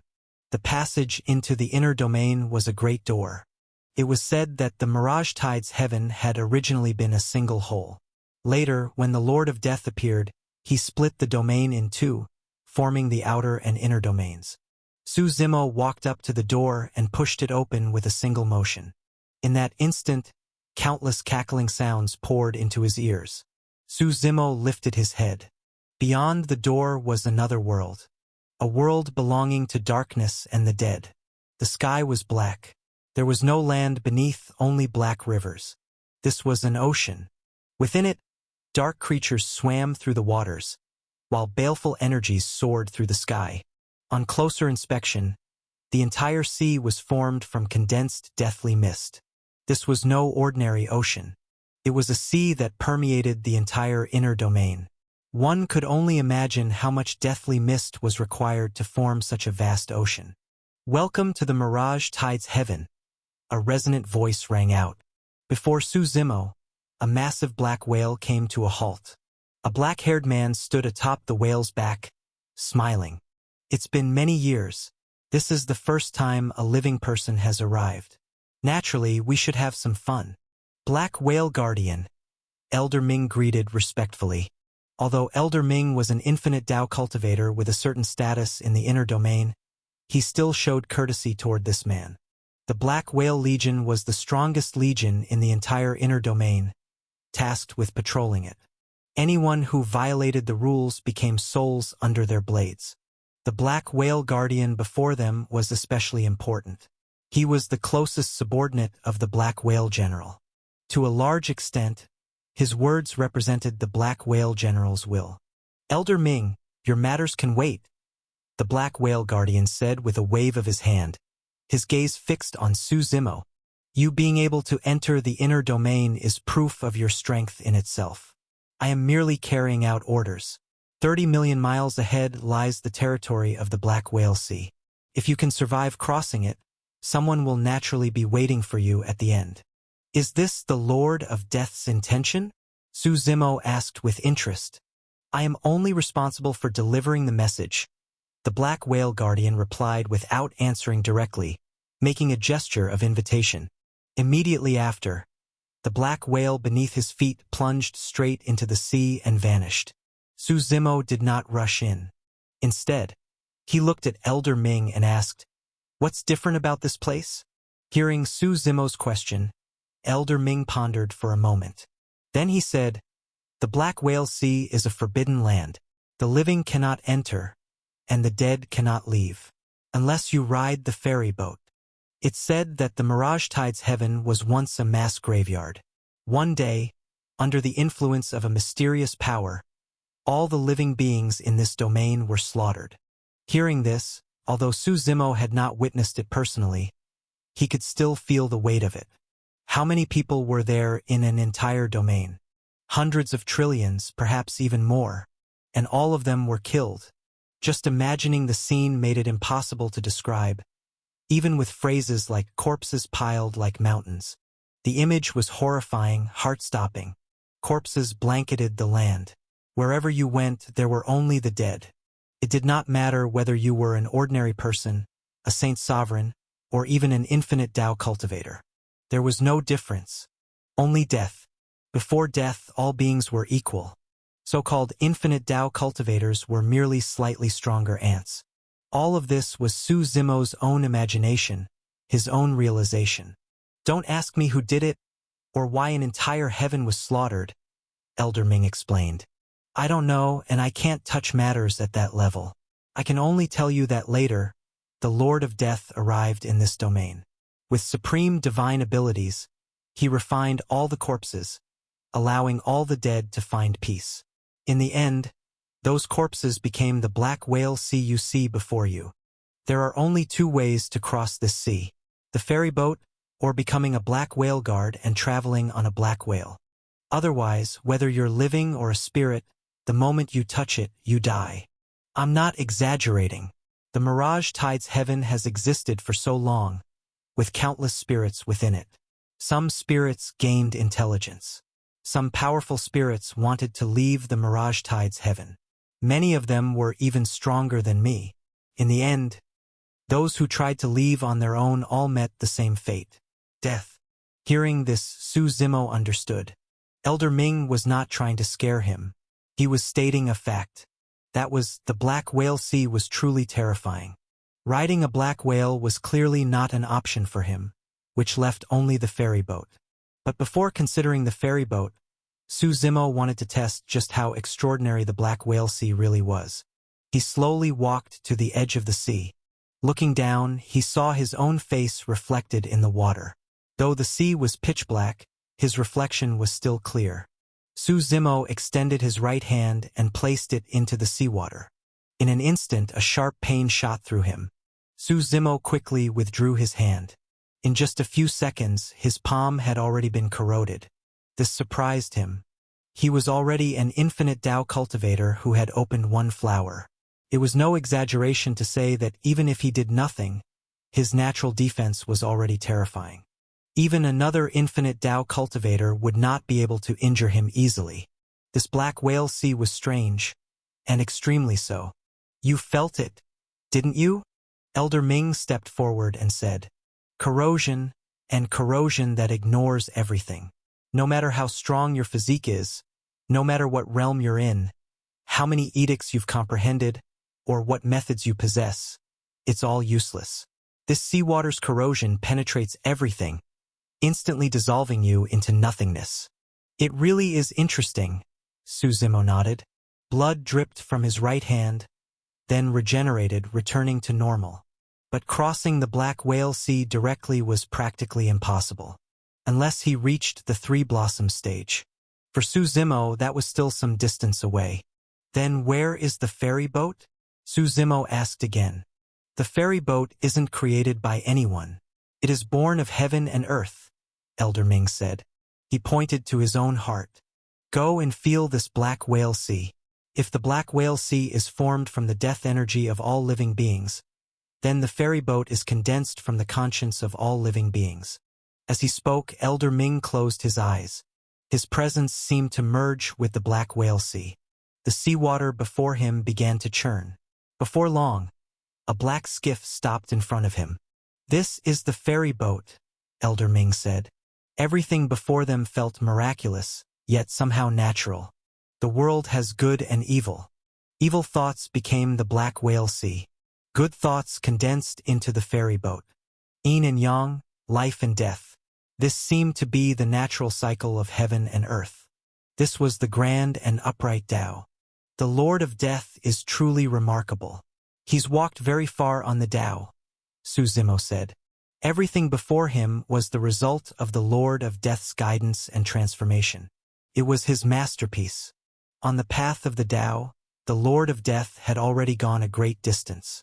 I won't go with you, Elder Ming said with a bitter smile. Without my Lord's command, entering rashly would mean certain death. Su Zimo waved his hand, not forcing him. He closed his eyes as well, preparing to sense his own ferry boat. What he used was not his soul but his will. The moment his will touched the Black Whale Sea, Su Zimo felt his consciousness burning, as if it were about to be corroded. Still, he endured it, suppressing the sensation with his powerful strength. Gradually, he seemed to sense life. This Black Whale Sea possessed life. It was not merely a sea of death. Suddenly, within the sea, a single drop of water resonated with Su Zimo. That drop of water was his ferry boat. One drop of water represented one person from life. Su Zimo merged his consciousness with it. He could feel its joy, anger, sorrow, and happiness. He could share all of its memories, even its memories from life. The ferry boat was exclusive. Su Zimo's consciousness seemed to enter another world. That was the world of the ferry boat's former life. His name had been forgotten by time, but that didn't matter. He was a general of the Spirit Mountain Fog Continent Legion, leading 300,000 soldiers. When disaster struck, the entire Mirage Tide's heaven responded to the call of the Chaos Burial True God, uniting to resist the invaders. He had thought it would be an evenly matched, bloody war. But when the enemy descended from the heavens, that man held a sky-piercing halberd. With just a single downward thrust, everyone died. There was no desperate battle, no tearing anguish. They didn't even feel the pain of death. Everyone simply died. All that remained for him was the image of that man turning his head back for a single glance. It was through that glance that Su Zimo, using the ferry boat, seemed to return to that era. He froze in place, because the one who destroyed the Mirage Tide's heaven was him. Su Zimo's expression changed. How is this possible? He saw a version of himself, identical in appearance. Could it be the previous generation's infernal lord? Su Zimo frowned. But he had seen the previous infernal lord before, and that man did not look like him. Then who was it? Su Zimo could not make sense of it. The Mirage Tide's heaven clearly held many secrets. Coming here this time had been the right choice. He withdrew his gaze and focus. Before him, a ferry boat had already condensed. But unlike Elder Ming's, his ferry boat seemed excessively large. Rather than calling it a ferry boat, it would be more accurate to say that what stood before them was a massive ship. It appeared on the Black Whale Sea, making Elder Ming's ferry boat look especially shabby by comparison. Elder Ming was also stunned. I've heard that the stronger the goodwill of the existence you resonate with, the larger the ferry boat that forms. What exactly did you resonate with? Su Zimo smiled. He recalled that person's memories. a general of the Spirit Mountain Fog Continent Legion. He had been innocent, or rather, a victim of war. Originally, he could have left the mass burial domain and escaped. Yet in the end, he still died in battle. For Su Zimo, it was easy to feel that man's resolve to defend his homeland and his willingness to die without hesitation. Knowing full well it was impossible, knowing he would die, yet still facing it calmly. Su Zimo suddenly recalled a sentence. A true warrior is one who has seen through the essence of life and still loves it. Thus, when that man died, he died with goodwill. The ferry boat he became was therefore enormous. It was no longer a boat, but a colossal ship. "Let's go," Su Zimo said, stepping forward and boarding the ferry. Elder Ming did not want to follow. Instead, he said, "The road ahead is long. If I go, I will surely die. I won't go with you." Su Zimo did not force him. In truth, Elder Ming had already borne the resolve to die by bringing him here. People should not be pushed too far. Besides, from this point on, Su Zimo no longer needed Elder Ming. As Su Zimo stepped onto the ferry boat, he instantly merged his soul with it. Using his soul to guide the vessel, he cut through thorns, rode the wind and waves, and cleaved the silent Black Sea as he sailed toward the depths. At first, the journey was relatively calm, but Su Zimo remained tense. He knew this path would not be peaceful. After traveling about halfway, the Black Whale Sea ahead became extraordinary. Waves surged thousands of meters high, raging violently as the sea roared and churned. The heavens and earth seemed filled with endless thunderous noise. Su Zimo looked up to see waves that seemed ready to swallow everything. With a boom, a wave slammed into the ferry boat. The massive ship was knocked into the air, as if it could be overturned at any moment. This made Su Zimo feel fortunate. His ferry boat was a colossal ship, not a small skiff. Under normal circumstances, any ferry boat could cross safely, but this time Su Zimo was breaking through by force. The entire Black Whale Sea was in turmoil. Even this massive ship offered no guarantee of survival. Boom, boom. The waves continued to rise, growing higher and more violent. And more than that, within the waves, the silhouettes of black whales appeared and disappeared. They were like the kings of this sea. Su Zimo drew Shadow Tyrant. At this moment, he still had the power granted by the True God blood, enough to last several hours. That was sufficient. As for the remaining 2 bottles of True God blood, Su Zimo planned to keep them. They would certainly be useful in the future. These were trump cards meant to save his life at critical moments. Shadow Tyrant roared. Su Zimo looked up to see waves towering so high they completely engulfed the ferry boat. This strike seemed capable of destroying the vessel outright. But Su Zimo reacted swiftly. With a slash that cut through water itself, his blade intent tore everything apart.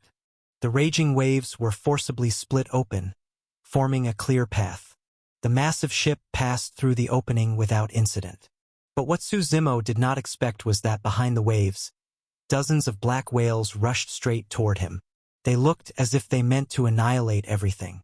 From within the whales' bellies, torrents of black liquid like ink sprayed forth. Although Su Zimo dodged as best he could, one stream of inky fluid still splashed onto him. These ink streams had no direct attack power. Su Zimo only felt sticky all over, but when he raised Shadow Tyrant again, he frowned. He could feel his power being restricted. His strength no longer flowed smoothly. For him, this was almost impossible. He had consumed True God blood.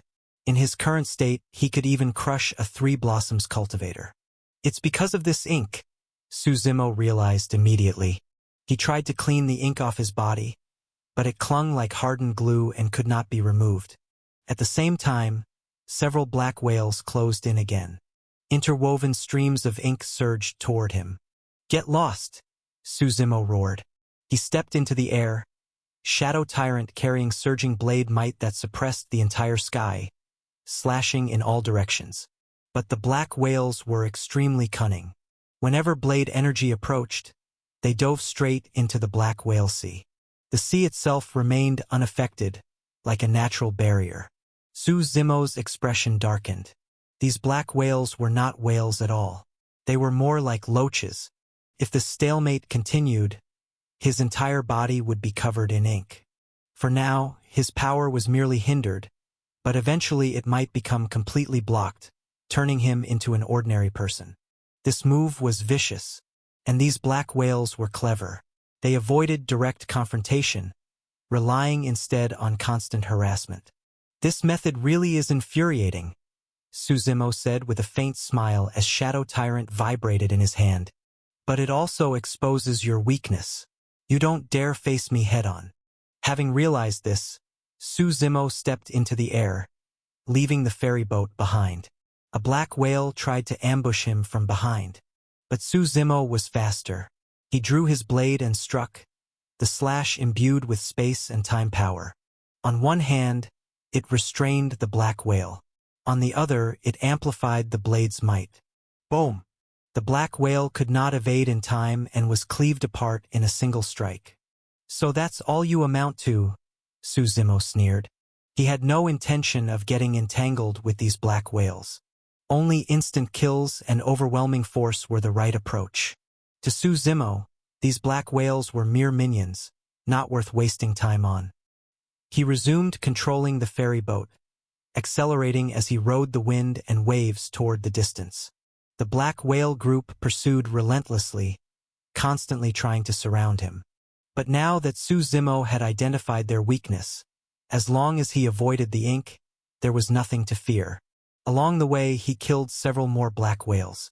Finally, Suzumo felt that he was close to reaching the end of the Black Whale Sea.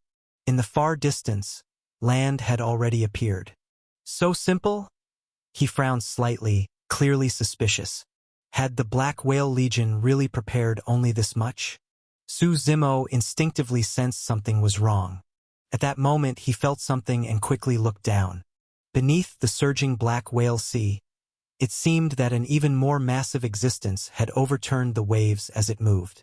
It slammed directly into Suzumo's ferry boat, sending it flying. Suzumo forcefully stabilized the vessel and looked up. Before him stood a black whale towering 10,000 meters high, glaring menacingly as it blocked the path. This black whale was different from all the others. The main difference was its size. It was tens of millions of times larger than any ordinary black whale. Just by remaining there, it gave off an overwhelming sense of pressure. The surrounding seawater seemed to freeze in place. That suffocating pressure rushed straight at you, making it impossible to meet its gaze. The black whale sovereign stared at Suzumo and, astonishingly, spoke in human language. "This path is blocked. Go back the way you came." "Whether it's blocked or not isn't for you to decide," Suzumo said with a faint smile as he raised the blade in his hand. "You'll have to ask it first." "Insolent!" The black whale sovereign roared angrily.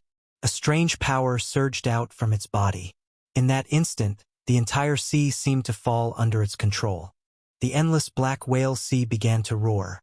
Massive waves crashed forward, piling up into layers thousands of feet high. Boom! Boom! The sound shook the heavens. Almost all the black whales fled toward the distance. Around the ferry boat Suzumo was riding, waves rose on all sides, raging violently, as if they could destroy everything. Along with the black whale sovereign's furious roar, all the waves slammed down at once. These waves carried the power of decay. Even a slight touch could melt a person, let alone being submerged within them. One would be reduced to pus, leaving not even a trace behind. It was no exaggeration to say that outside this place, the black whale sovereign would be nothing but trash. But within this sea, it was an absolute ruler. Suzumo raised his head and looked at the surging waves. His eyes narrowed slightly, and he already had a plan. He only had one chance, and it had to be a killing blow. Otherwise, he would be finished. As countless waves surged forward, Suzumo gripped Shadow Tyrant. A blade light that pierced the heavens illuminated the ages. Blade intent twisted and slaughtered through the void. Yet water was one of the most troublesome things in the world, because it seeped into everything. Even if blade light tore the water apart, water itself was formless. It would simply gather again within that formlessness. Still, this bought Suzumo some time.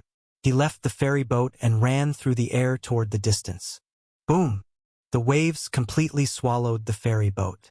Suzumo narrowly avoided the strike.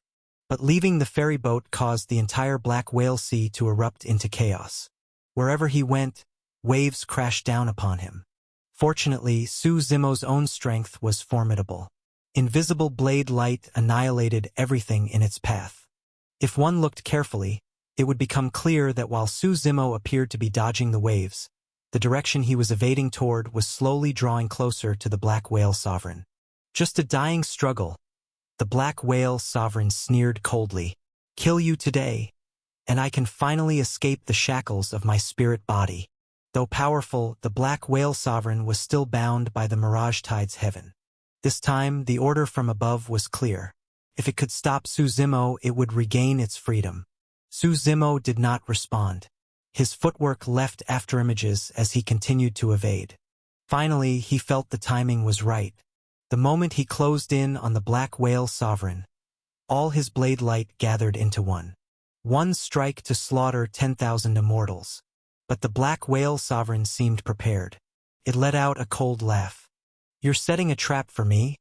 But I've been waiting for you as well. As the words fell, boundless waves roared and surged around the Black Whale Sovereign. The waves condensed into a sharp sword and slashed straight toward Suzumo. At such close range, Suzumo had no chance of dodging. The Black Whale Sovereign laughed coldly, already envisioning Suzumo's death. But Suzumo merely narrowed his eyes, his face calm and unhurried. He had long prepared to take this blow head-on. Gate of Eternity. Suzumo sao tek sốc ti. This was a move that granted brief invincibility, allowing him to ignore all damage. The next instant, heavenly light enveloped his body as three great gates opened behind him. Suzumo's figure pierced straight through the Black Whale Sea. Under the Black Whale Sovereign's horrified gaze, he emerged completely unscathed and slashed down with a single strike, cleaving half the sky. Blade light echoed across the horizon, converging into a single torrent that shot toward the heavens, howling violently. This was Suzumo's strongest blade strike. Everything before it would be torn apart. How is this possible? The Black Whale Sovereign shouted in shock as it retreated rapidly into the sea. Too late, Suzumo roared again. The blade in his hand tore through countless layers of sky and landed squarely on the Black Whale Sovereign's body. A miserable roar echoed as its skin split open, black, ink like blood pouring out. Slash again, Suzumo shouted softly. The blade light grew even more overwhelming. Yet the Black Whale Sovereign's defense was astonishing. It actually endured this strike head-on. Even so, the blow clearly left it gravely wounded. When fighting a snake, you strike its vital point. There was no way Suzumo would give his enemy time to recover. He activated both the Heaven-Earth Dharma Codex and the God-Demon Creation Atlas. The heaven-shattering power within him surged forth like a flood. Suzumo's body expanded millions of times, towering like a giant, now comparable in size to the Black Whale Sovereign. Shadow Tyrant in his hand expanded just as much. He swung another strike. This blade pierced directly into the Black Whale Sovereign's eye. Black fluid sprayed out endlessly. The Black Whale Sovereign's resistance weakened even further. Suzumo reached forward with both hands and hurled the Black Whale Sovereign into the interior of the ferry boat. The massive body was incredibly heavy, even with Suzumo using all his strength. The heaven-shattering power roared within him. At last, he threw it inside. Boom! The entire ferry boat shook violently. Fortunately, the vessel was massive. Otherwise, it would have collapsed on the spot. Suzumo waved his hand and stepped through the air back onto the ferry boat. Convinced? Suzumo asked calmly. The Black Whale Sovereign glared at him in fury, as if it wanted to devour him alive. Don't look so unconvinced. A defeated opponent has no right to be arrogant, Suzumo said as he raised Shadow Tyrant. Blade light tore through the air. The tip of the blade gleamed with the aura of death. I'll give you one chance. Answer my questions. Otherwise, I will kill you. You can try testing my bottom line. Human, do you know where this is? The Black Whale Sovereign roared in human speech. Don't threaten me. I dared to step into the inner domain. I've crossed seas of blades and fire and killed the death gods. Suzimo replied coldly. Do you really think I'd be afraid of you? The black whale sovereign fell silent for a moment. I don't have time to waste on you. Speak. Suzimo barked. What do you want to ask? The black whale sovereign finally replied. Clearly, it did not want to die. What's on that island? Suzimo asked. He raised his head. The end of the Black Whale Sea was already close. The ferry boat was about to dock, stopping near the island. Suzimo needed to understand the situation on the island before making his next move. I don't know, the Black Whale Sovereign replied. As soon as the words fell, a blade slashed down. Boom! The strike was decisive, without the slightest hesitation. With a single slash, the blade landed on the Black Whale Sovereign's body, instantly cutting off a large chunk of flesh. The Black Whale Sovereign let out a pained roar. Its eyes burned with fury as it stared at Suzimo. Suzimo paid it no mind. He simply raised Shadow Tyrant again and said calmly, Do you still want to test whether my blade is sharp? Fine, you win. The Black Whale Sovereign snorted coldly. Then it replied, Up ahead is Death Spirit Island. That's where Lord of Death resides. Is your Mirage Tides heaven really that small? Suzimo asked in surprise. As a whole domain, aside from the Black Whale Sea, he had only seen this single island. That left him somewhat disappointed. The Black Whale Sovereign explained, This is a forbidden land of the Mirage Tides heaven. It's Lord of Death's private territory. Of course you wouldn't see any other islands here. Our Mirage Tides heaven has trillions of small islands alone, and countless large ones. So that's how it is. Then tell me, is there any danger on Death Spirit Island? Suzimo asked. The greatest danger is naturally Lord of Death himself, the Black Whale Sovereign replied. In truth, Death Spirit Island is mostly safe. As Lord of Death's place of residence, no one dares disturb him. If there's any real threat, it would be the Forest of Death. Forest of Death? Suzimo frowned. That's right. It's a special space, the Black Whale Sovereign said. It's said that every living being who enters it has never come out. How do you know this? Suzimo asked in return. Several hundred years ago, a few spirit entities wanted to leave the inner domain. They sought out Lord of Death. After learning their intentions, Lord of Death set a condition. Whoever could leave the Forest of Death would regain their freedom, the Black Whale Sovereign explained. But hundreds of years have passed since then, and not a single spirit entity has succeeded in leaving. This made Suzimo more cautious. He knew that, on the surface, the Mirage Tides heaven appeared to be entirely ruled by the Lord of Death. But those spirit entities were living beings too, with thoughts and wills of their own. There was no way they would willingly submit forever. That inevitably meant the Lord of Death faced many challenges. Yet he hadn't expected that a single Forest of Death could block so many. If I pass through the Forest of Death, can I meet the Lord of Death? Suzimo asked. Yes. The Black Whale Sovereign nodded. Then where is the teleportation formation in the inner domain? If I want to go to Jade Court, how should I proceed? Suzimo decided to ask everything at once. The Black Whale Sovereign shook its head and said, If you don't go through Lord of Death, you won't be able to see the teleportation formation. The Mirage Tides heaven controls teleportation formations very strictly, precisely to prevent spirit entities from escaping. I understand, Suzimo said inwardly, already forming a plan. I've told you everything. When are you going to release me? The Black Whale Sovereign asked impatiently. When the ferry docks, you'll be of no use anymore. I'll let you go then, Suzimo replied. It was also a precaution. If he released it too early, who knew whether the Black Whale Sovereign would turn against him again? The Black Whale Sovereign didn't object. Right now, it was a fish on the chopping block, completely at another's mercy. Could only sigh inwardly. Failing to capture Suzimo meant it had lost this chance to regain its freedom. The ferry boat began to approach the shore. Suzimo gradually saw the full appearance of the island. In this decaying, death-filled world, The island looked like a paradise untouched by the mundane. The island wasn't large, only a few tens of thousands of square meters. The scenery was pleasant, like eternal spring. Peach trees and plum trees spread their twisted roots deep underground. A gentle breeze stirred the air, spring water gurgled softly, and immortal springs flowed low and clear.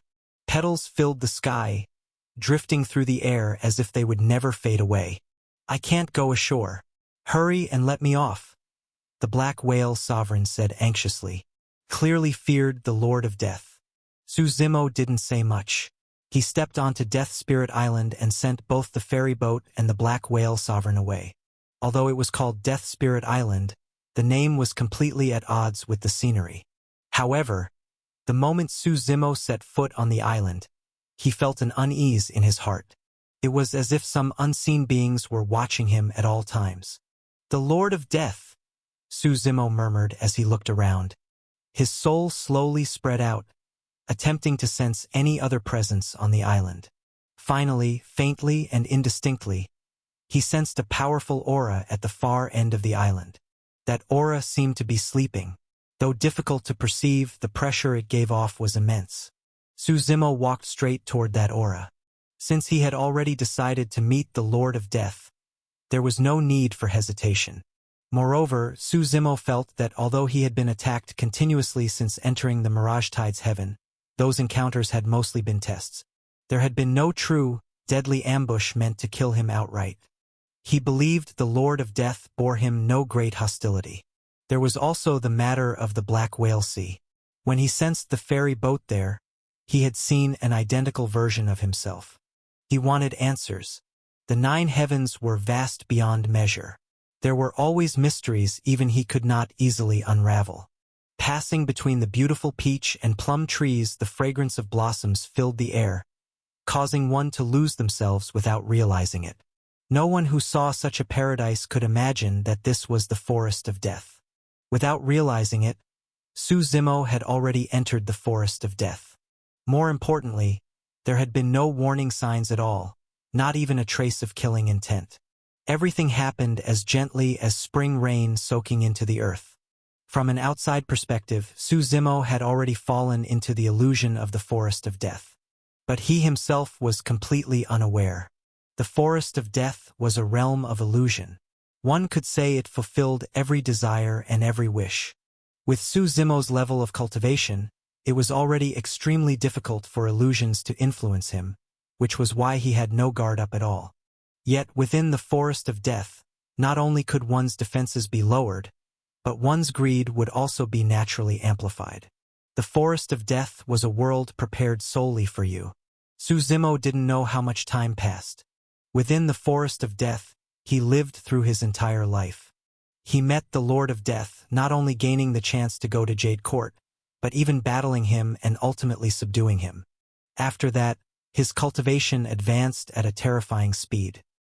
He soon opened the 3 blossoms, then severed the 3 selves, and in a single sweep destroyed the heavenly court.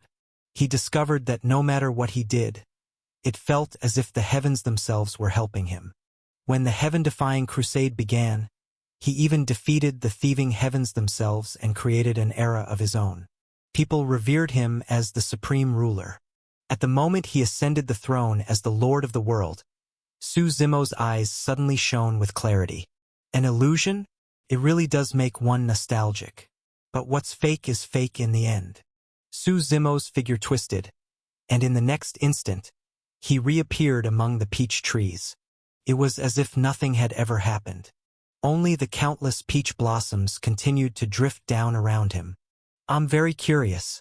There were no warning signs at all. How did you see through the Forest of Death?" A voice sounded by his ear. Hearing the voice by his ear, Suzimo showed no surprise at all. Instead, he replied with interest, "Lord of Death. That's right. Your acting was so convincing that even I was fooled." The voice continued, "You ascended as the Lord of the world, and I thought you had completely sunk into it. My Forest of Death illusion can outline the greatest greed in a person's heart and ultimately make them indulge in it. In the end, you can no longer distinguish reality from illusion. Many people, even when they know something is wrong, still choose to spend their entire lives in the illusory world. After all, that is their utopia. So how did you realize something was wrong? How did I realize it? Su Zimo smiled. Because it was too smooth. Everything was too smooth along the way. Destroying the heavenly court, slaying the heavens, establishing a new world. Even I felt it was like a dream. Su Zimo's gaze grew deep, and the strength in his grip on Shadow Tyrant increased slightly. He said calmly, I know what kind of path I walk, fighting against the heavens and against all living beings. But in that illusion, it was as if the entire world revolved around me. That was too abnormal. If I truly wanted to destroy the world, how could the world possibly revolve around me? Hearing this, the Lord of Death fell silent for a moment. You aim for something truly immense. Of course, otherwise I could simply become a regional overlord. The heavenly Tao would probably even support me, as long as I didn't wage war against the heavens, Su Zimo said with a smile. So, can I see you now? Yes, the Lord of Death replied. As his voice fell, the peach forest around them began to sway. Countless peach tree branches gathered together. In the end, they formed a great avenue of peach trees. The direction this avenue pointed toward was the secret to leaving the forest of death. Su Zimo followed the peach tree avenue and finally left the forest of death. Ahead of him, he saw a towering mountain. More precisely, it was not a mountain, but a creature shaped like a mountain tower. Its body was unimaginably huge, so massive it inspired fear, and it seemed to be sleeping. With every breath it took, storms surged from its nostrils. Looking more closely, one would see that its head was sunk into its neck, and its fur was as hard as steel. Its entire body was dark blue-black. Su Zimo froze. So this was what the legendary Lord of Death looked like? Surprised him. It was also different from what he had imagined. What, are you disappointed? The Lord of Death voice sounded. Only then did Su Zimo realize that the voice was coming from above. He quickly looked up and saw that from the back of the colossal creature, a small path extended downward. Come up and sit for a while, the Lord of Death invited. Su Zimo did not refuse. He stepped onto the massive creature, leapt upward, and arrived on its back. The creature was so enormous that its back itself seemed boundless, stretching as far as the eye could see. On its back were green mountains and clear waters, flowers in full bloom, and eternal spring. It was practically a treasure land, a world of its own. This is my mount. Its name is Sumeru. It belongs to the ancient beast god lineage, the voice explained. Su Zimo raised his head. This was his first time seeing the Lord of Death. He did not match his title at all. Standing before him was a refined young man, elegant and jade-like. He wore a long white robe, and his jet-black hair was neatly tied behind his head. A hairpin adorned his hair. His skin was fair, almost feminine in its delicacy. Sword-like brows and starry eyes gave him a face so handsome that one could be captivated at a glance. He was seated cross-legged before a long table. A map was spread across the table. The Lord of Death sat on the ground and smiled at Su Zimo. Sit wherever you like. Do we know each other? Su Zimo asked. Why do you ask that? The Lord of Death smiled. Su Zimo tilted his head and pointed at the map in front of him. Above the map was a reflected scene of a great battle. One of the figures in that scene was Su Zimo himself. Yet Su Zimo was certain that this was his first meeting with the Lord of Death. The two had never known each other before this. Yes, we know each other. Or rather, we once knew each other. The Lord of Death nodded. His thoughts seemed to drift back to a certain moment. He murmured softly, I thought you were dead. I never expected you to still be alive. And I never expected that you would remember nothing. What do you mean? Su Zimo frowned slightly. Can you explain it clearly? He felt as though he had unintentionally touched upon a great secret. Do you know of the 7 supreme universe scriptures? The Lord of Death asked. Su Zimo shook his head. The 10 primordial God scriptures were the most powerful techniques he had ever encountered. Beyond that were only the techniques he had created himself. As for these 7 Supreme Universe Scriptures, this was the first time he had heard of them. The 7 Supreme Universe Scriptures transcend the scope of the Tao.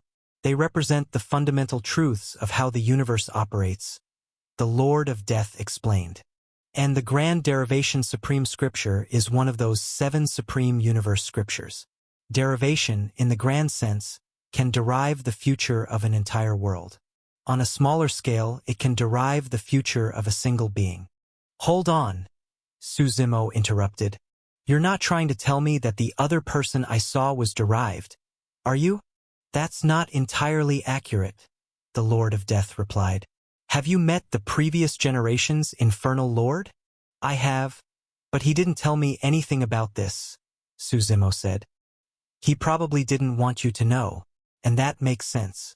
The Grand Derivation Supreme Scripture represents only the greatest of countless possibilities. It is not the only one, the Lord of Death said. After his explanation, Su Zimo gained a basic understanding of what had happened. The Grand Derivation Supreme Scripture was one of the 7 Supreme Universe Scriptures. It allowed one to see scenes of the future in advance, essentially simulating the future. Before his death, the previous Infernal Lord knew that his war against High Heaven would fail, so he used the Grand Derivation Supreme Scripture to simulate the next generation of the Infernal Lord. That person was Su Zimo. However, in that simulated timeline, Su Zimo failed.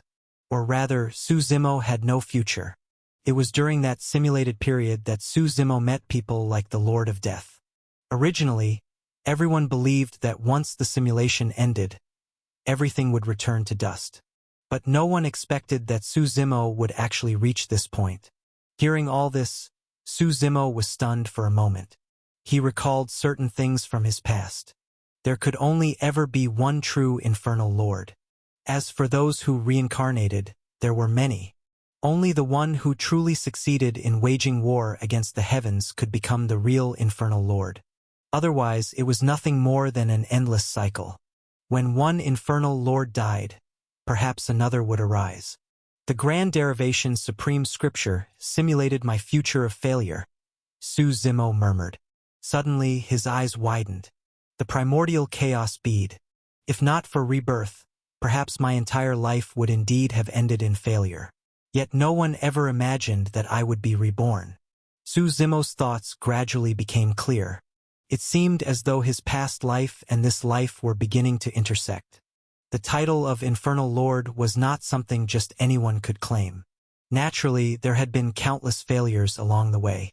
And Su Zimo himself had once been one of those failures. In the primordial heartlands, in his previous life, he had died at Chu Yang's hands.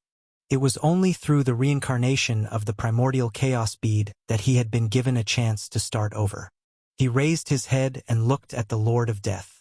The latter smiled and said, "Welcome back, Infernal Lord. I don't remember anything from before." Su Zimo shook his head. "That was never really you to begin with, only a simulated version of you. It doesn't matter if you don't remember. In any case, those past dreams are already over," the Lord of Death replied. "You want to pass through here on your way to Jade Court?" "Yes," Su Zimo nodded. He sat cross-legged as well, taking a seat opposite the Lord of Death. "Jade Court hasn't been very peaceful lately," the Lord of Death said. "Jade Court has formed a grudge with the Warbloods. It's said that the War God has invited several fellow Taoists to launch a campaign against Jade Court. I advise you not to go there for the time being." "Who is the War God?" Su Zimo asked. "One of the races supported by the Azure Mystic Heaven, the Warbloods. A group of berserk warriors," the Lord of Death replied. "In fact, this probe against Jade Court likely also involves the Beast race." "What does the Beast race want?" Su Zimo asked. "Who knows? The Beast race rules the Azure Mystic Heaven. As long as the 9 heavens don't invade each other, we don't bother interfering." The Lord of Death shook his head. "Which domain does Jade Court belong to?" Su Zimo asked again. "Jade Court is a neutral force. Although it lies between the Azure Mystic Heaven and the Mirage Tides Heaven, it doesn't belong to any power," the Lord of Death replied. And Jade Court is not as simple as it appears. For many years, we've maintained a state of balance with them. That balance is about to be broken. Suzimo narrowed his eyes slightly. Jade Court is a place I must go. As for the beast race's affairs, I won't get involved. When you're in the middle of a storm, how can you avoid being affected? The Lord of Death asked in return. That depends on whether the beast race provokes me. Suzimo smiled. If they do, I won't be polite. Suzimo thought of the beast compendium he carried. Back then, it was said to be a supreme treasure of the beast race, deeply tied to their fate. Once the 16 beast races bound themselves to the beast compendium, their destinies would be in Suzimo's hands. Unfortunately, along his journey, Suzimo had rarely encountered the 16 beast races. So far, only the roaring beast race and the primordial dragon race had been bound. If he gained something this time, Suzimo wouldn't mind binding all 16 beast races. You're certain you're leaving? The Lord of Death asked. Yes, I want to pass through the Mirage Tide's heaven. Suzimo nodded. To be honest, you and I could be considered old acquaintances, the Lord of Death said. Is this how you treat an old acquaintance? It was quite hard just to meet you, Suzimo replied. This was only a test. After all, back then you were a god of slaughter who even destroyed the Chaos Burial Heaven. The Lord of Death said with a smile. I bear you no ill will, but there are simply too many people in this world who do. I wanted to see how much strength you still have. And now you've seen it? Suzimo asked. Not enough, but you still have time to grow. The Lord of Death nodded. You're going to Jade Court, and there's not much I can help you with. I'll give you a strand of my divine soul. If you encounter danger, I can help you hold it off for the time it takes an incense stick to burn. Hearing this, Suzimo was momentarily taken aback. The Lord of Death was someone worth befriending. When things truly mattered, he genuinely helped. One had to know that a divided divine soul was no ordinary thing, especially for someone of his level. His soul and body were already fused as one in a perfect primordial state. Forcibly splitting them apart not only required immense power, but also had a significant impact on one's cultivation. The two of them had only just met again. Even with some past ties, those belonged to a distant time. As time passed, relationships inevitably faded. Seeming to read Suzimo's thoughts, the Lord of Death smiled and said, Don't get too moved. Injust rapaying a favor. My own situation is somewhat special. I'm deeply dependent on death energy. After you destroyed the Chaos Burial Heaven, I took over that place. Renamed it to Mirage Tide's Heaven, you could say everything there benefited me. I was able to sever the 3 selves and grow to my current level. You played a crucial role in that. Hearing this, Suzimo shook his head and laughed. So it turned out he had made someone else a wedding dress. But it didn't really matter. That death energy was useless to him anyway. Then let's go. Staying in your Mirage Tide's Heaven makes me uncomfortable. Suzimo shrugged. Don't rush. Drink this first, the Lord of Death said. He placed his right hand on the map in front of him. Something seemed to be drawn out from within the map. It formed into a strand of black mist. Within the mist, sparkling points of light flickered. The Lord of Death took a luminous night glass cup, poured the black mist into it, and handed it to Suzimo. What is this? Suzimo asked. You've only opened one of your 3 blossoms so far, haven't you? The Lord of Death said. This is a terrestrial dragon god fruit. It can help you open another flower and achieve the terrestrial blossom. Among the celestial, terrestrial, and worldly blossoms, Suzimo had previously opened the worldly blossom. Hearing this, Suzimo was somewhat cautious, but he sensed no malice from the other party. Moreover, helping him open the terrestrial blossom was an act of goodwill in itself. Suzimo drank it down in one gulp. As the terrestrial dragon god fruit entered his body, a tremendous power surged forth, accompanied by waves of dragon roars that echoed endlessly within him. It shook his entire body, making him tremble. Sit cross-legged, calm your mind, embrace stillness, and unite soul and body, the Lord of Death shouted softly. At that moment, Su Zimo felt his thoughts become incomparably clear. It was as if the fog blocking his great path was instantly blown away. Those obscure and difficult Tao mysteries suddenly became crystal clear. Above his head, the worldly blossom bloomed even more brilliantly, while the second flower, the terrestrial blossom, gradually took shape and began to bloom. Tao rhythms spread around him, surging and boiling without end. Infernal Lord, let this world see your power. The Lord of Death stood up and said expectantly, I hope that one day you truly succeed. When that happens, I'll be the first to raise the banner and fight for you. There were many things he hadn't told Su Zimo yet, because the time was not right. The world was dark, but those whose hearts burned with blazing crimson flames were not limited to the infernal Lord alone. We cultivators seek freedom and unrestrained spirit. Su Zimo didn't know how long he remained immersed in that state. When he opened his eyes and comprehended all the Tao meanings, he found that the sky around him had grown dark. You're awake, the Lord of Death said, standing nearby. This terrestrial dragon god fruit is truly miraculous, Su Zimo said in surprise, as he felt his own condition. In truth, the terrestrial dragon god fruit was only a catalyst. The key is that your accumulation was already sufficient, the Lord of Death explained. Su Zimo had opened his worldly blossom for quite some time already. The terrestrial dragon god fruit merely served as a catalyst, drawing out the accumulated foundation for the terrestrial blossom. Even so, the terrestrial blossom itself was still an exceedingly rare treasure. This was the Lord of Death expressing goodwill. Once he opened the celestial blossom as well, Su Zimo would truly become a three blossoms powerhouse. Most importantly, it was the unification of the three blossoms.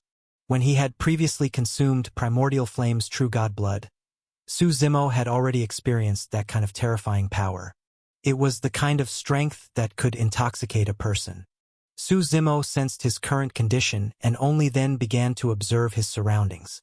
This was no longer Death Spirit Island. Black mist filled his vision. The mist churned violently, as though it were a living entity itself.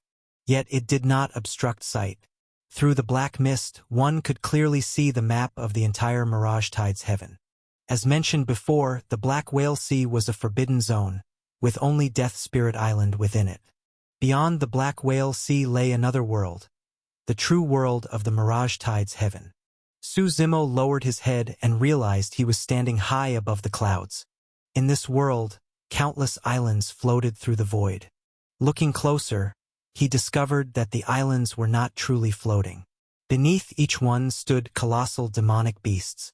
These beasts stood in the void itself. Each of them carried a massive island on its shoulders, wandering aimlessly through this heaven and earth. The sight before him was profoundly shocking. What are they doing? Su Zimo asked. Manifesting the value of existence, the Lord of Death replied. When the Chaos Burial Heaven was destroyed, countless beings died.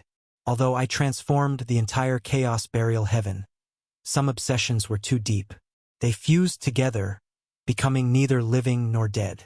This is the only way I can slowly wear down their obsessions. So many years have passed, and they still haven't been erased, Su Zimo murmured. He looked at those enormous figures. What composed them was not flesh and blood, but terrifying malicious intent. It sent a chill through one's entire being. Su Zimo also noticed that above every island, within the black mist, there was white mist interwoven among it. The white mist was devouring the black mist. Though this devouring was like a drop in the ocean, it persisted relentlessly, as if water dripping on stone. This is redemption, the Lord of Death explained. Where there is malice, there is naturally benevolence. One yin and one yang make the Tao. Supreme goodness is like water. When things reach an extreme, they turn around. Balance, Su Zimo said after taking in the layout before him. Exactly. Whether good or evil, balance is the key. The Lord of Death nodded approvingly. The laws of all things cannot escape balance, just like the coexistence of yin and yang in this world. Su Zimo nodded. He agreed with this view. When he had once created a world in the past, he had followed the same principle. Once balance was broken, destruction was not far away. Su Zimo continued observing the surrounding islands. Each island was inhabited by countless spirit entities, no different from humans in appearance. They were simply accustomed to living in darkness. Every island also had what was known as hell. Any being guilty of evil would be imprisoned there. It was essentially a prison, just called by a different name in this world. And the Lord of Death was the ruler here. The entire world was under his control, developing in an orderly manner. Where is the teleportation formation? Su Zimo asked. Look ahead, the Lord of Death said with a smile, pointing forward. Among all the islands, there was an empty one at the center. This island stood squarely in place, with 4 giants stationed at its corners. They stood in silence, like statues, exuding a chilling aura of slaughter. The pressure emanating from the 4 giants was immense, so overwhelming it seemed capable of crushing the void itself. This is where the formation lies. Under normal circumstances, it remains sealed. I do this to prevent spirit entities from escaping. Using a teleportation formation is the fastest way, the Lord of Death explained. Under normal conditions, the Mirage Tides heaven is completely cut off from the outside world. The worlds of the dead and the living are different. As they spoke, the 2 stepped through the air and arrived on the empty island. When the 4 giants saw the Lord of Death, they all knelt on one knee in utmost reverence. At the center of the empty island, Su Zimo saw the formation that led to Jade Court. The scale of the formation was immense, shaped like a pentagram. At its very center, a storm of spirit energy churned violently. Boom! Boom! At a glance, one could tell that this teleportation formation was anything but ordinary. This formation isn't just for teleportation, is it? Su Zimo asked. Sharp eyes. The Lord of Death nodded with a smile. Besides teleportation, this formation can also slay gods. Real gods. There are true gods in this era? Su Zimo asked. What exactly constituted a god was a difficult question, because mortals did not truly acknowledge gods. Or rather, most people wanted to become gods themselves. There were divine races in the world, but those were merely races, not true deities. The people of the heavenly court call themselves gods. Let's just call them gods for now, the Lord of Death said with a smile. In the battle back then, at least 100 gods died beneath this formation. You fought the heavenly court before? Su Zimo asked in surprise. What was the outcome? Of course I lost, the Lord of Death said calmly. If I had won, would the heavenly court still exist? But they didn't come out unscathed either. Interesting. It seems the heavenly court is exceptionally powerful, likely the strongest among the 9 heavens, Su Zimo said. That's not wrong. You can think of them as the spokespersons of the heavenly Tao, the Lord of Death replied. In that battle, 100 million ghost sovereigns of the Mirage Tides heaven were mobilized. I even deployed the taboos of the Chaos Burial heaven. Yet we still lost. The heavenly court truly is powerful. However, to the you of the past, the heavenly court was nothing. Besides high heaven, you were number 1. I don't intend to bow beneath anyone. Su Zimo narrowed his eyes slightly. Not even high heaven. As they spoke, they arrived before the formation. The Lord of Death waved his hand. A vast power surged forth. The 4 giants, as if receiving an order, unleashed their might, shattering everything around them. Standing at the 4 corners of the pentagram, they poured all their power into the final point. At that moment, the formation activated. A torrent of space-time power surged skyward, sweeping away all other forces. The black mist dissipated. A 7-colored teleportation passage appeared. Go, the Lord of Death said. No matter what, thanks, Su Zimo smiled. He stepped forward and entered the teleportation formation. Before the formation fully activated, the Lord of Death reminded him, this formation leads directly into Jade Court. It hasn't been used for tens of thousands of years. After you arrive, act according to the situation. Jade Court isn't very friendly toward beings from the Mirage Tides heaven. I understand, Su Zimo nodded.